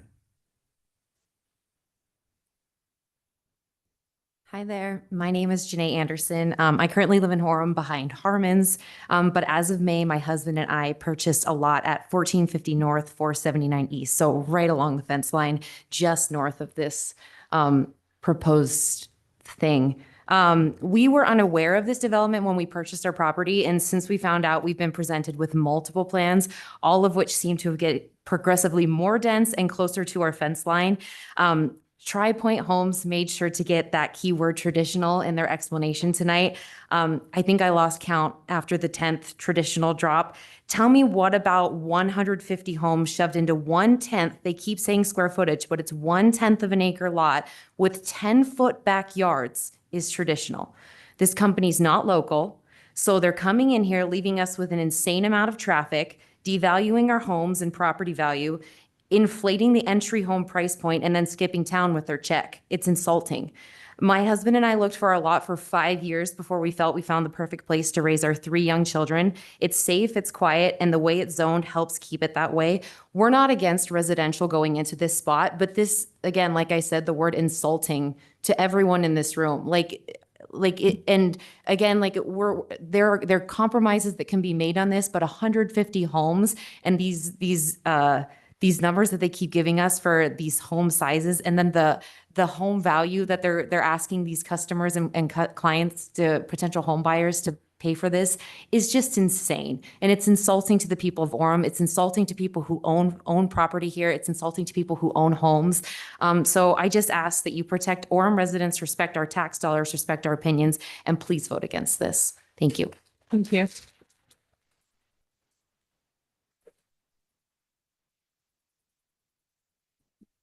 My name is Lindsay Nye, and I live at 445 East, 1450 North, and I'm concerned about the traffic with this. These look like they're supposed to be young family homes, and I have 3 children, one in high school, one in junior high, or going into elementary, and by 9 o'clock, I've left my house probably 4 times. So I don't know where this number is coming from. That's 7 times a day that you leave your home, because I just don't think that's true. If you're doing carpool, and being a mom is very busy and with young children. I'm also concerned about where this plan is with Murdoch Canal. This development, I'm not really sure where this is, but it runs in the middle of Murdoch Canal where your kids have to stop to go through it. But the plan future for that, I don't know if this hits that or not, but those are my concerns. Thank you. Hi, my name's Albert Clark. I live in Da Vinci, and I don't agree with Dave Noble either. Isn't what all of us think. But this project, thank you for your service and for doing this, because this is critical for the whole northeast corner of Orem. It's going to set the precedent for what's going to happen if the rest of that community and that rest of those buildings aren't filled up. And sadly, they aren't. I mean, every one of us here would like to see those buildings filled and those investors be able to get their money out. But it's not happening. And there's more companies that are pulling out than are coming in. So what's going to happen is we keep going and we fill up the whole 80 acres. We're going to have maybe like 700 houses in that corner if we set this as the precedent of how we're going to develop this area. That's my biggest concern. I'm also questioning, I mean, for me, it's easy. It's not going to matter much to me. I'm not going to be around that long. Pretty soon I'll be in the real dense part of it, across the street in the cemetery there. But I worry about the future, the people that will be in there. I have 2 questions. 1, would I want my grandkids to live in there? No. 2, will it benefit the neighborhood down the road 20 years or something? And I say, no, it won't. So we need to balance those things. I don't need any questions answered, but you guys need to answer some questions. In Code 22-712, it's the standards and development standards and requirements for PD zones. And the first item says the density shall not exceed the maximum density allowed for the area in which is located. Now, I don't know what that means, but the densities around there start with these estate lots that are 3/4 of an acre and estate lots at 1/2 an acre.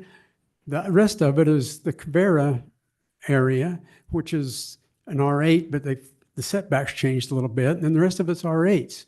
That's not the 4,000 square foot lots. Even in Da Vinci, we have 6,000 are our smallest lots. The second thing that it says in there is, oh, there's the new Mountain Grove development, and that would be wonderful. They do something kind of like that that's only a block away from it. That kind of sets the standard, I think.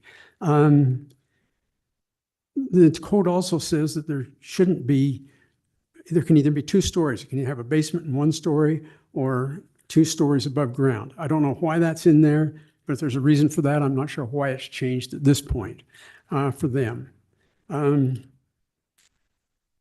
Lastly, I just would comment on, again, it's been said, you know, it's for first time, that's $180,000 a couple would have to be making to pay for one of those houses in there. That's not necessarily a starter home. Thanks a lot. Thank you. Hi, I'm Zach Hartman. I'm actually hired by the owner and investor to go put all this together. So I'm the bad guy, I guess, or maybe not. So it's kind of interesting. You know, when I first started in this in 1999 in Utah, we worked at BDO and we begged jobs to come to Utah. We begged everything to come. We begged to find a tax base. From that to, you know, we just were part of finishing the inland port to everything else. It's like you had this giant growth and we succeeded. We overdid it. And now, you know, median home price in 2023 was $631,000 in the Wasatch Front. June of this year, it raised to $741,000. That's a 17% increase. And we talk about the incomes went up to $115,000. That's just the median average raise, right? And so we've got this whole new set of problems. We went from like, we need jobs, and then we overshot it, we overdid it, we Utah'd it, right?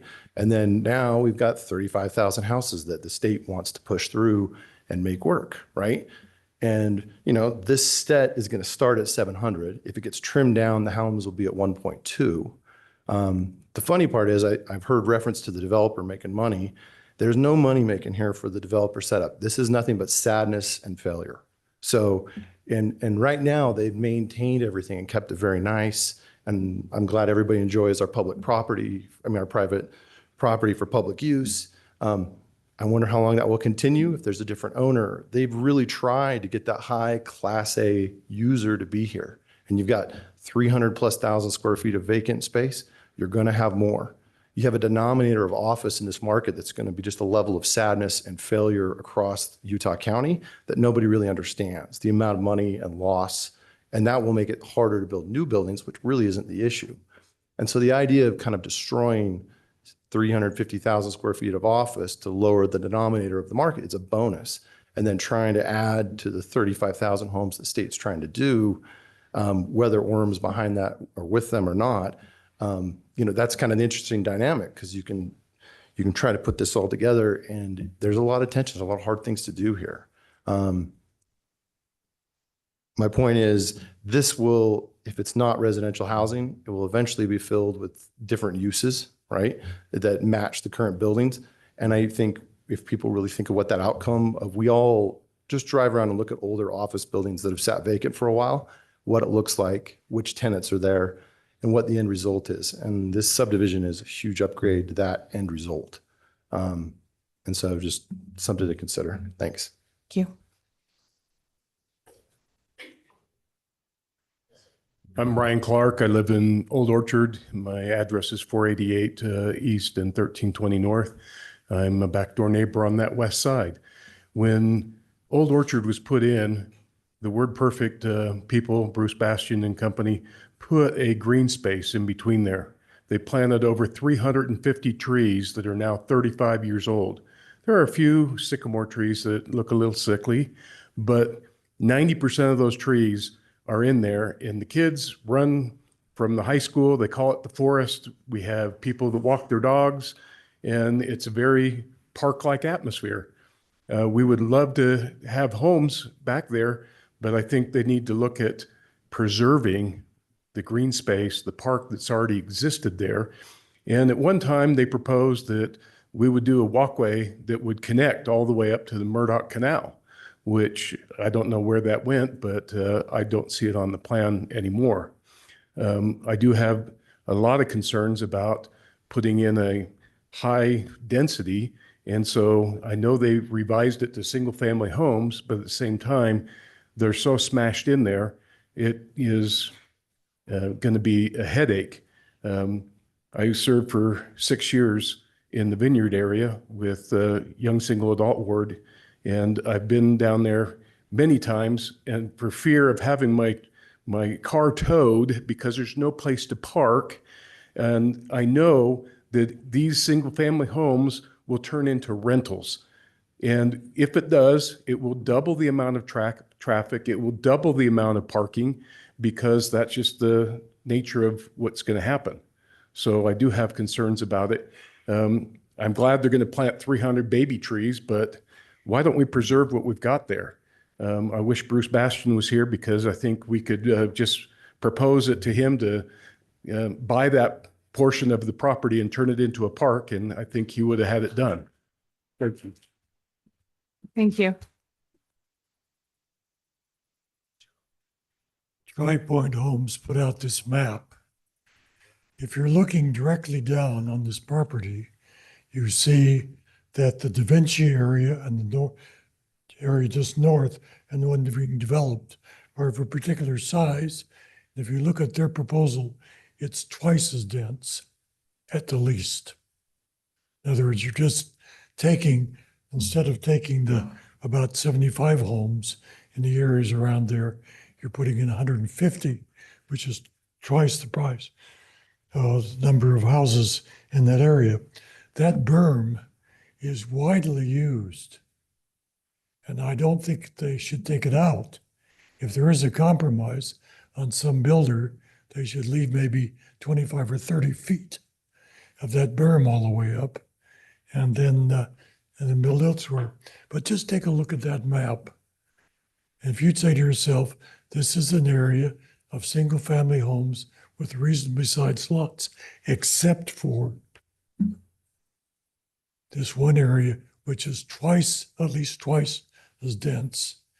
And if it's young couples with children, those of us who live in Da Vinci, our life has changed forever. And I'm not going to be around that long. I'm nearly 90, but anyway, I just think that they need to come up with a much lower density. If they come up with maybe 70 homes, that would be all right, but not 150. Look at that map. Have you seen this map? That scares me. Thank you. Yeah. I'm going to ask that we keep the clapping to a minimum just so we can keep it moving. Thank you. Go ahead. My name is Jan Eversole, and I live off 4th East and 12th North. And I hate what's happening with this property because I'm one of those that use it every day to walk my dog. But I want to address the parking issue. I think it's optimistic to say that each home will have 4 parking spaces because most people I know can't use their garage for parking because they use it as a storage unit. That leaves them 2 in the driveway. Every family I know in my neighborhood has more than 3 cars per home. I have 3 parking spaces in front of my yard, and I can never use them because the neighbors use them. And I think that it's way too many homes to put into this size of a space. The original paperwork I was sent said that the property was 42 acres. Now I see it's 24 acres. That turns it from about a fourth to a third of an acre lot to a sixth of an acre lot. And I think that's way too tight, and the parking and the amount of traffic it's going to bring in is unrealistic for a neighborhood. Thank you. Thank you. My name is Alan Kreutzkamp. I've lived in Utah County since 1987. 30 of those years I've lived in Orem. Received this in the mail.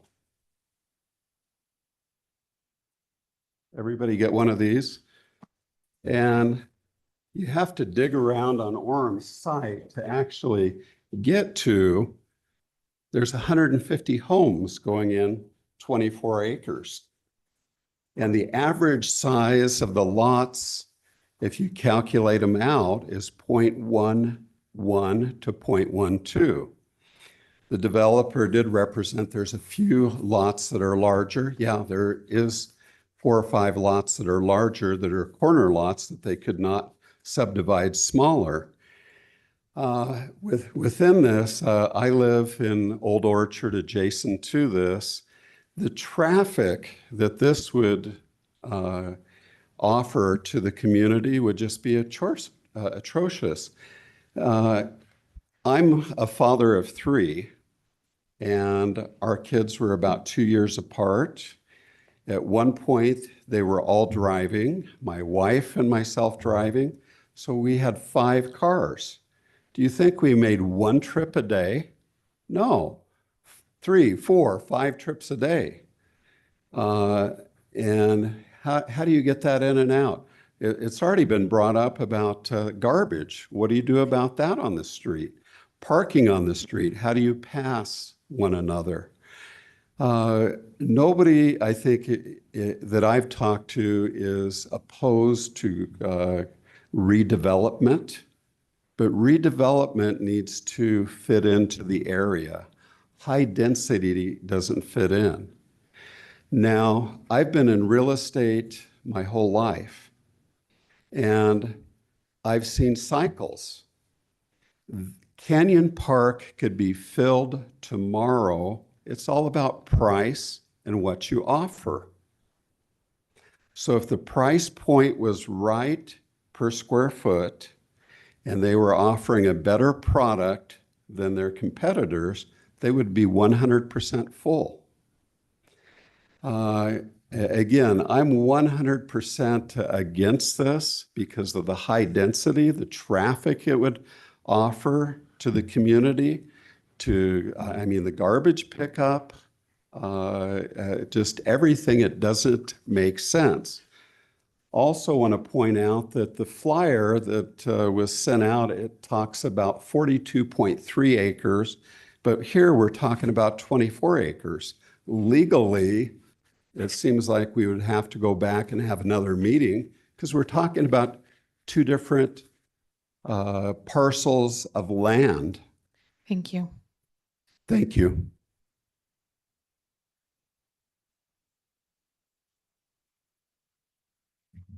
Commissioners, thank you. My name is Eleni Wilding, and I live on that western fence line of this proposed property. I, as it stands here, am absolutely against it. I probably am I know for sure that I'm one of 7 or 8 homes that are along that fence line. 7 or 8 homes is now going to turn into 24 homes on the other side of the fence line. It makes absolutely no sense at all. Didn't we have this conversation about high density in Orem on State Street when the master plan changed, only to bring it to the middle of our northeast Orem neighborhood? It just doesn't make sense to me. Now, there's been a lot of good comments made. I'd like to say that as I did my research on all these numbers, PD this and that, I found that a lot of the information was not easy to access, and some of it didn't even exist. What's a AAA appendix? I couldn't find it on the city zoning. The PD 54, I think is what they said. Couldn't find that either. PD 43 was an industrial area over off of Geneva. I mean, maybe I'm totally wrong with this, but this is me trying to do my best, looking at what's been presented for me, and this is not my area of expertise. But what I would like to say is that aside from all that, there's a lot of problems with just the design of the homes. I'd been a residential designer for 20 years before I went and did something else when my kids grew up. A garage that is only 18 feet wide. I mean, I've got a 20-foot wide garage, and half of it is storage because you can't fit 2 cars in there and not both get out at the same time, or even get out with one already parked in there. But what I'd like to do is I'd like to say, maybe pose a solution to this. Why not have this area be luxury home lots? Obviously, it's not going to be for young families with the price point, but you can make them an acre home lots, and I know those would be sold very, very quickly, if not immediately.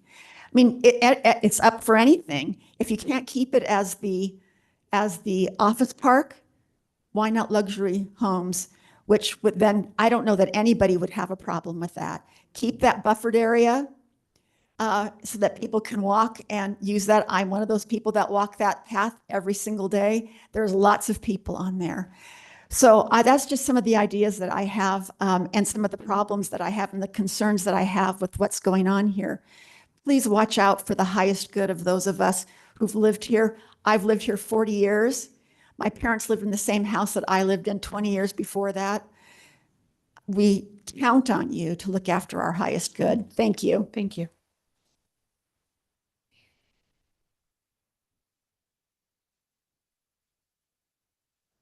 Commissioners, thank you for your time. My name is Stephen Orrock, and I live also on that west side. Not going to add anything to the discussions that have been brought forward. Great points, and I appreciate all the comments that have been made and the representation. That seems more accurate with the volume of people here. I would not ask them to raise hands, but I'm guessing there would be a majority of people that are against this project. And one thing I want to say is that we've talked about traffic, we've talked about density, we've talked about, price points, we've talked about those types of things. We also need to talk about safety. Our first responders, fire, ambulance, police are taking care of the north side of Orem, and they're doing a lot of work to do so. Adding 150 homes into that adds a volume to their efforts. And then when you have streets that are narrow and you put an ambulance, a fire truck, and you only have 2 points of egress out of this 150 homes, that's not safe. That's very dangerous. That's dangerous for 150 residents and their families, let alone the safety for children that are crossing these streets to go to these 3 schools that are all within 8 minutes of walking. This is a half-mile radius, and adding the traffic patterns. We've heard statistics, and if you were a loan officer and you sat down with somebody trying to buy a house and you said, listen, this is your finances, this is what you can do. Statistics say one thing, but the bottom line says something very different. We're talking about reality here, and this has not been represented very well. I don't think that, with all due respect to TriPoint, the balancing act has not been balanced. I would suggest that as a commission, we're not solving a problem here. It's not like this piece of property is in trouble. There's an owner who may have approached TriPoint, or they may have approached them. I don't know what the discussion directions have been, but they're looking to maybe do something different with their property. But we're not over a barrel right now saying we have to come up with a solution and we may have to agree to this 150 unit process. I suggest that as a commission, that it be motioned that this map appendix be denied, and that whatever company comes in and works with Canyon Park works on that balancing act and does a better job, because this has not been an appropriate balancing act given what the community is telling you tonight and what it means to them. And I appreciate your time. Thank you. Thank you.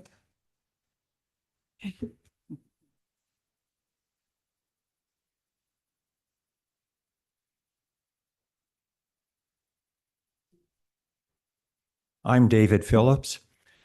Been a developer for a good number of years. In fact, my parents moved in just off 1200 North and 400 East. And that's where I grew up, so this is kind of home. I was responsible for the Windsor Court development, which is just west of here and just south of Old Orchard.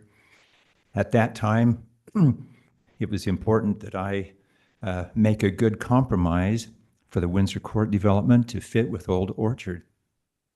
There was a time where R8 used to be the standard zoning for Orem, for residential. I understand times change and things modify some, but I think R8 is still a good zone. I'd propose this would work real well with an R8 zone.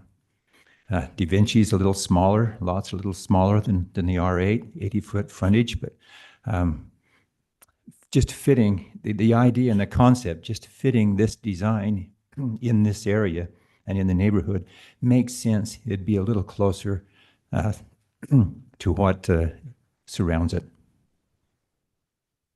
Thank you. How many more people want to come forward? Okay, we'll take have you be the last one, and then after his comments, we're going to take a 5-minute recess. Jay Thank you. Gearing, Orem, Utah. Just an ordinary person, but I believe I understand a couple of things. I have made more than 2,500 trips, taking grandchildren from their home to school. And oh yeah, there are 3 schools in the area, not just one. And I've made that trip over 2,500 times. And I'm not going to tap dance around here with some numbers that my boss told me that I need to come to a meeting and tell everybody about. I've been there. I've got eyes. I can see what's happening on 1200 North and 800 East. In fact, unfortunately and tragically, about 1.5 years ago, I didn't try and look up the date. There was a traffic fatality on 800 East, the corner of 800 East and 1200 North. It was a pedestrian, not a student, not a child, but so unfortunate. More traffic? I don't think so. I was a 30-year employee for the city, not this city. Different city, different state. Whenever we embarked on a new project or partnered with someone on a new project, one of the very first things that Planning Commission and City Council wanted to know is, how is this going to impact public safety? And if that question could not be answered, then it's back to the drawing board, because you better be prepared to answer that question. And that's it. Good luck, Planning Commission. We're with you. Thank you very much. Okay, then I'm going to close the public hearing. We're going to have another quick 5-minute recess, and then we will come back and continue on with this item.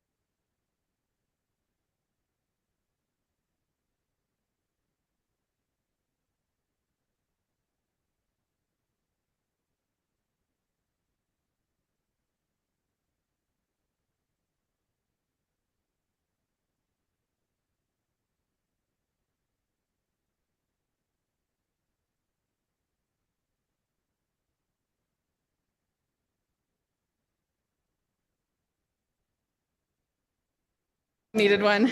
Okay.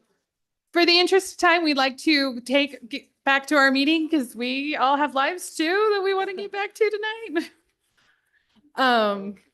We're here. We're here for what we need to do, and we are serious about this. But yes, we have been here as longer than you have to. So we will get this meeting back. We will begin with the developer. I'm going to give him 5 minutes to respond. Okay.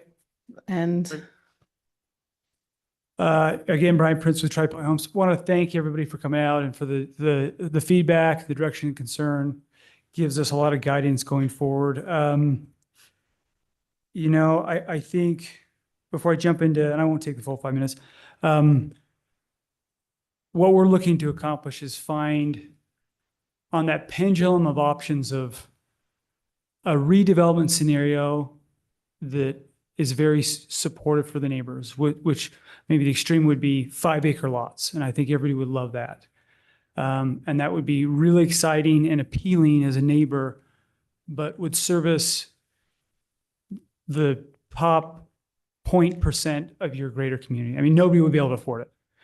And the flip side of that would be what was presented by the previous applicant, the previous developer builder that came out here, a much more dense scenario that could accommodate the vast majority of residents that want to stay here or live in Orem, that wouldn't be supported by the greater community. And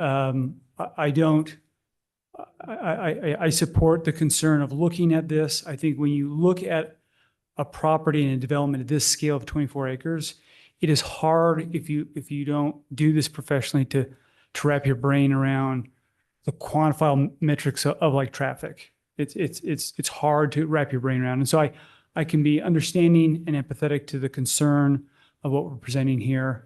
Again, what we're looking to do and what we've designed here is something that we think balances that interest in a single family neighborhood. And I never use the word starter or entry level or first time home buyer. A community of homes that is attainable or affordable for a family in Orem.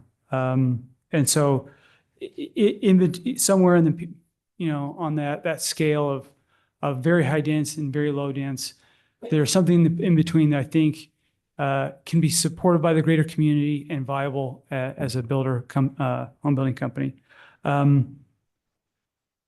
I'll clip through just a few quick questions and wrap it up. There's a question about a pipeline. I think that goes through the property. There is a stormwater pipe that runs north-south through the property.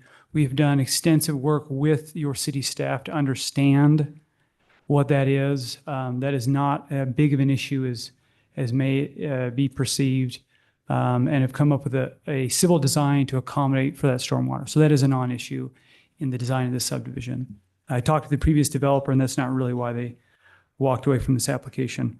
There's a question about the HOA. It will be an HOA community, and so the HOA will own and maintain the common area and maintain the landscaping, as well as there will be CC&Rs covenants recorded against the property restricting uses like rentals, and how that's enforced is like how it's enforced across the street or any other HOA communities through private covenants that are recorded against the property. We do have in the design, there's a question about pedestrian connectivity and the connectivity to the Murdoch Canal. We're not obviously proposing to develop and build all of the property between 1200 North and Murdoch Canal. So we can't build a trail connecting. But what you see here is a trail and sidewalk pathway that goes from 1200, and we've put in that trail connection with the hopes that residents could continue to do what they've been doing, which is technically trespassing through the office park to go through that green space area to get up to the Murdoch Canal. And that's the intent of that trail connection there on the north side. And I think I'll leave it there. Appreciate the feedback tonight, and look forward to continue to work on this property. Thank you. thank you. Okay. Any additional questions from? I did have a question. That HOA you're mentioning, is that Utah based? Yeah. And so, yeah, it would be, I mean, it would be like an HOA in a new community would be established by the developer builder as the declarant.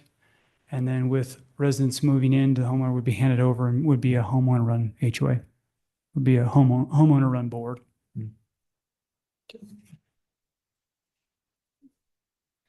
Any questions? I don't have any. Haysom, do you have any questions? No questions, just comments or in discussions. Thank you. Yeah. If you want to start us off on discussion, you're welcome to. Okay, I got a few points. First of all, I do understand the point of view of the developer and trying to maximize the amount of properties and then he can build on there and how to make it pencil.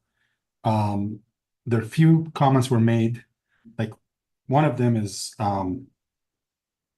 not in our backyard comment, and not in my backyard comment as much as we hear it all the time in the planning commission. That does not justify the density that's currently presented. We're definitely, as a planning commission, well, I can speak for myself, but I'm for adding more homes. But we want more homes that are in line and keeping the neighborhood uniform. We don't want to just create the trouble that is happening at Vineyard, for example. This kind of density is more trouble. But I'm not going to talk about the developer trying to make money. We definitely want him to make money. I'd love to see that density a lot less than it is currently presented. It's more about responsible versus irresponsible development in our end. And just like one of the residents said, this is not a do or die situation. We can actually continue working on it. We don't have to approve anything today. With the way it's presented, it's not right. And I definitely don't think HOAs promote affordable housing. In fact, it increases cost above mortgage and PMI for most people. So adding the amount of home, even at the current pricing, which is not far from what the state inline is, it will add more burden on most people. Aside from that, this is not about being elitist in the neighborhood. It's about considering the existing neighborhoods around it and how we want Orem to look like. This is definitely an issue with parking, regardless of how wide the street is. Families grow. I understand that I may be out the norm, but we have 7 cars fully used every day. So we just finished building a cement pad, so we don't have cars in the street. There is no room to build cement pads in this neighborhood for anyone. Yeah, this is, I mean, also the owner of the building did a phenomenal job. The owner of the Canyon Park Tech did a phenomenal job with building M, where they were able to make it a great campus for businesses that attracted it. And it's kind of hard to get in right now in this gorgeous building. But the rest of the buildings, if they did the same effort they did with building M, or tried to sell it like we helped them sell to the other properties, and they sold it as office condos, it would elevate, it would resolve a big problem. And I do get that building Q is sitting on a lot of land, so there has to be a different solution. But that kind of solution is just cumbersome on every single dimension I'm trying to think about. I don't blame the developer at all. We're trying to create as much profit margin as possible, but as it sits right now, it's a matter of risk mitigation for the neighborhood. So let's just think about that. Thank you. Thank you, Haysom. Mike, did you have? I did have one question I wanted to ask City. Would they be allowed to have ADUs in these? Okay, so that No. would be prevented by the zoning. Okay. Yeah, I agree with everything Haysom said. For me, the zoning, the setbacks are just untenable. To be on top of somebody's property so egregiously is just not realistic. You've pushed every setback to almost non-existence. The only one you've left is the front yard. in the kind of way. There's not enough parking. There's not enough room for vehicles. But even overriding, I would point out in the 80s, Orem allowed this business park to be built in the middle of a residential area. If I recall, it's why 800 goes over to 1600 now is because they built the business park, because it used to not. It wasn't a good idea back then, but it's worked out well over the years, and it's panned out. If they hadn't built it, it'd all be homes right now. It'd be R8, and the business park probably would have been closer to I-15 by the production facility where they did CDs and books. Orem doesn't have the land to build a business park anymore. If we lose it, we lose the ability to host any of that in our city. I don't think that's a good idea. We have been the place where a lot of major startups have come from. We are an incubator. The city is an incubator. And losing that capacity, I think, is a great detriment to not only the city, the state, but the nation. We built a lot of great technology products in this area. And taking away that capacity, I think, is just a huge, huge hindrance to the city. But even if I was for it, I just cannot see this density being a good thing for the community or the city. And I love the comment the gentleman made about safety and being a tenant. And I think that's something that we really should start bringing up every time a project comes before us. And the garbage and anyway, those are my comments. That's kind of where I'm sitting. Thank you. Jim, did you have something? Well, I would echo Mike's insightful comments and also say that I completely agree with Hasem's well-spoken concerns. I am impressed with the ambition of the developer and Mr. Hales for his traffic study, but it just doesn't fit. It's a very earnest effort to try to make something out of this, which I commend people and their ambition, but it just doesn't fit for the many well-stated reasons. I would just be repeating what others have said if I were to say any more. Anyone else have any comments? Yeah, just briefly. This reminds me a lot of some of the development in South Jordan, Daybreak, and some of those areas. So conceptually, yeah, I get it. In a previous life, I lived in South Jordan in Daybreak. There was a lot of advantages to it, but I just agree with the comments that it just doesn't fit here. And I can't get over the traffic issues. To me, this is a disaster waiting to happen. From my perspective, I believe that we need to be traffic and safety needs to be forethought, not an afterthought. It's a lot more expensive to try to think about it afterwards than it is before. And this just doesn't, I can't wrap my arms around it. So I think that I agree with the gentleman's comment earlier that we're not forced into any decisions. There's other options that could be considered. And so, yeah, I think that's briefly my feelings about it. I don't feel good about it. Jerry, would you like to say anything? I disagree with what's been said by You disagree or just agree? I agree Oh, 100%. Yeah. So, and I'm kind of in a similar place. I think, personally, I think we need a little more time to discuss this. I think that the density is way disproportional to what, I mean, that's my opinion, but like, I think it is way too high. I think the R8, I mean, I think we could even discuss some other densities that made better sense in terms of the whole lot. My bigger concern Two is not just this plot of land, but this plot of land in relations to the rest of the tech park, to the PRDs that have already gone in around it. We need homes. I don't think anyone would say we didn't need homes or we didn't want homes. If you were coming in here and asking me to build 150 homes that you were going to sell for $300,000 to $400,000, which I know market rise is ridiculous, like doesn't happen. But if you were coming to propose that, I may consider it differently than coming in and asking for at least $150,000, $700,000 homes. These are not, no one can afford those. Like it's getting to a point where it is insane.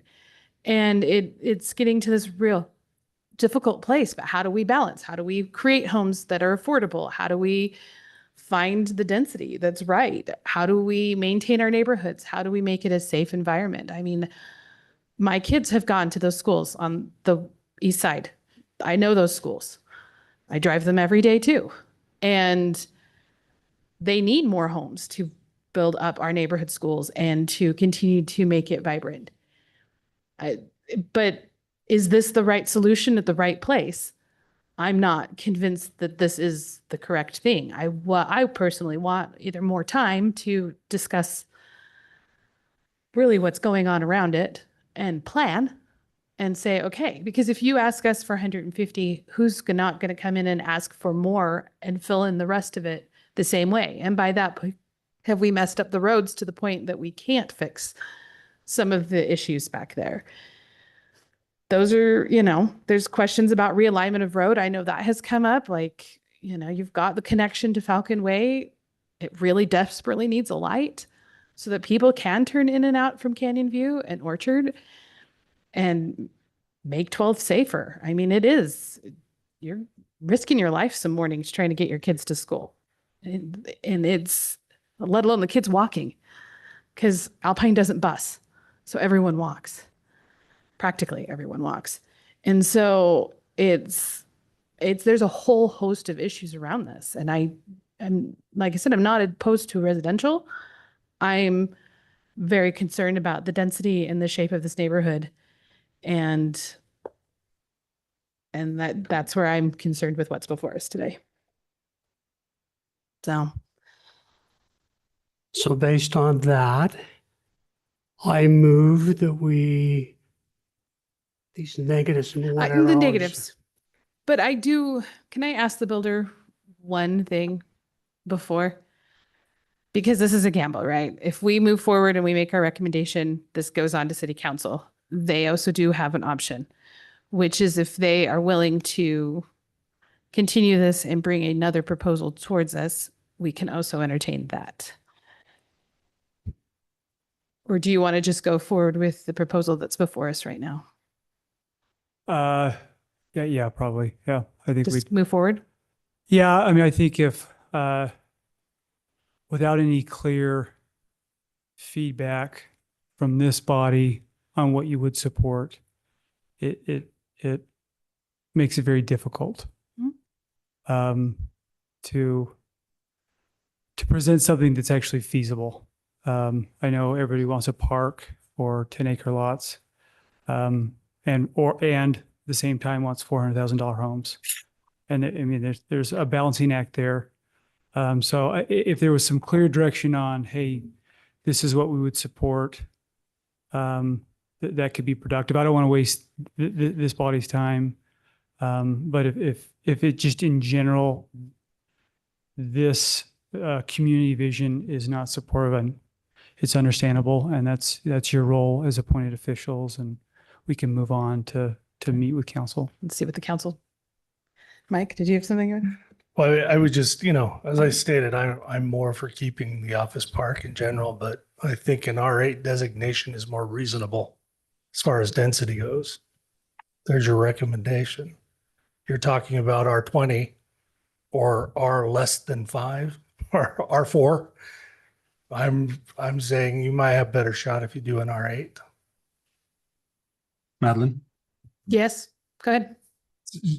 Just as a response, but look, nobody wants 10-acre lots, and not necessarily has to be a park, even though and the consensus people may be wanting a park, but no, we want responsible development. And you said the community's vision is not supportive. That's not true. The community's vision may not be aligned with your intention and what you want to get out of this land, but the community is supportive for our 8 homes. And if that does not pencil, then you keep coming back to the drawing table or charge more. But the community is supportive for homes in the neighborhood, and we certainly don't want 10-acre lots because that is just that's exaggerating. That's all. Thank you. Thank you. Do you want to say it? Like, no? I'd take a 10-acre lot. I mean, If someone would give it to you? yeah, they'd have to Yeah, give they it just to have to me. give I it to can't you. afford it, but I would love to take a 10-acre lot. So I'm going to resume with You can my resume. motion. That is fine. That is totally Okay. fine. But thank you for letting us talk through that. Oh, just a no little problem bit. at all. Based on what I'm hearing, this is not going to be a quick thing between the developer and the current owner. So as it is stated today, the proposal before us, I move that we recommend the city council reject it. Is Make that a the way neg- you rephrase it? Make a negative recommendation. Negative recommendation. You Okay. guys are confusing me. I'm not a math Look at that. genius. Look at that. That's my motion. Okay. With the stipulation to recommend an R8? I think that's up to them we've stated what's acceptable to us and They're willing to go before I'll second that. you're so gonna I'm just second it? saying as is. Yes. Does you're- he need to read the verbiage exactly as it's I'll We have read it on the resolution, so. We got it on the resolution. Okay. So, and then Mike, you're seconding it? Rod's motion. Rod's motion, you're seconding it. I'm making it clear. Yeah. Yes. I do. Okay. As I said, I'm for the office park. So. Yeah. So the proposal that's before us, please can I have quiet? Thank you. The proposal the motion we have before us is that we provide a negative recommendation to city council on rezoning this as per this PD 54. And that was seconded by Rod said it, Mike seconded it. Okay, would you guys want to say, anyone want to say anything more? Haysom, do you want to say anything before voting? No. Okay. Oh, Mike wants to, sorry. I want to thank everybody for showing up and speaking your mind, and remember to come to city council and do the same. Okay. Right, then we will go to voting. Rod? Aye. I'm sorry. Aye if I'm you're a s- for, you're negative. Okay, I'm a slow guy. Please be patient with me. Aye. Aye. Aye. Aye. Aye, Haysom? Aye. Okay. We will forward a negative recommendation to city council. Just as a reminder, has this one been scheduled yet for city council? I think it'd be the 27th, yeah. So likely the 27th, this will be heard again at city council.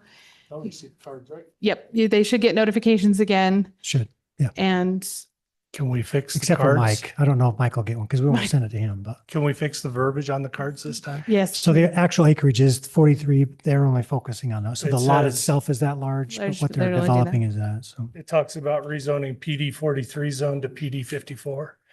well, the number of acres? No, that's What? the number of acres is what was. 40 something. PD 43 zone to the PD 54 zone. Oh, it's PDC. Okay, we will make sure Yeah, it's I know. correct. Make That's sure why I it's said, correct. can we- We'll make sure it's correct. Absolutely. Thank you. Okay, we still have a few items of business before we adjourn tonight. Item 4.1 is review and approval of the meeting minutes from July 17th, 2024. I don't think there were any. They looked fine to me. I recommend they be approved. Okay. Second. Britton, got it. Okay. So Jim moved and Britton second that we approve excuse us, we really do have to finish our meeting. I think Folks, just for a minute, please. they think the meeting is over. I know, that's what, Ladies Gary? and gentlemen, we are finishing our meeting. If you could quietly exit the room while we finish our meeting, that would be appreciated. okay. All right. Continuing on. So we are moving to just for Hasem to make sure he heard it, we are approving. I heard the- it. Okay, sounds good. Then we're going to vote. Britton, would you like? Aye. Aye. Aye. Oh, aye. Hasem? Aye. Okay, the meeting minutes are approved. And then now it seems a little empty to say this, but this is Jason's last meeting It with is. us before his retirement. Yes. Retiring. Congratulations. So Thank we you. want to thank him and thank him for his years. Years. Thank you. Jason, thank you so much, man. Congratulations. and Thank you. It's been 30 great years, so thank you. Yeah. You're So, How old are you? You're not old enough to retire. 22 in Orem, but 30 total. So yeah, that's I awesome. also like to thank you for setting up the tour of the water tank and Yeah, all that that was stuff. cool. You guys did an amazing job. that was cool. It was fun to see, and I appreciate it. Yeah, you're welcome. Hmm. We wanted to just make sure we had a super long meeting for you Yeah. on your last one. It'll be memorable, won't it? Send you out with a bang. So with that, we'd like, anyone want to? I'll make a motion to adjourn. I second the motion. Okay. Aye. Aye. Aye. Aye. Hasem? Aye. Okay, we are adjourned until Wednesday, August 21st. Thank you. Thank you. At 8:05.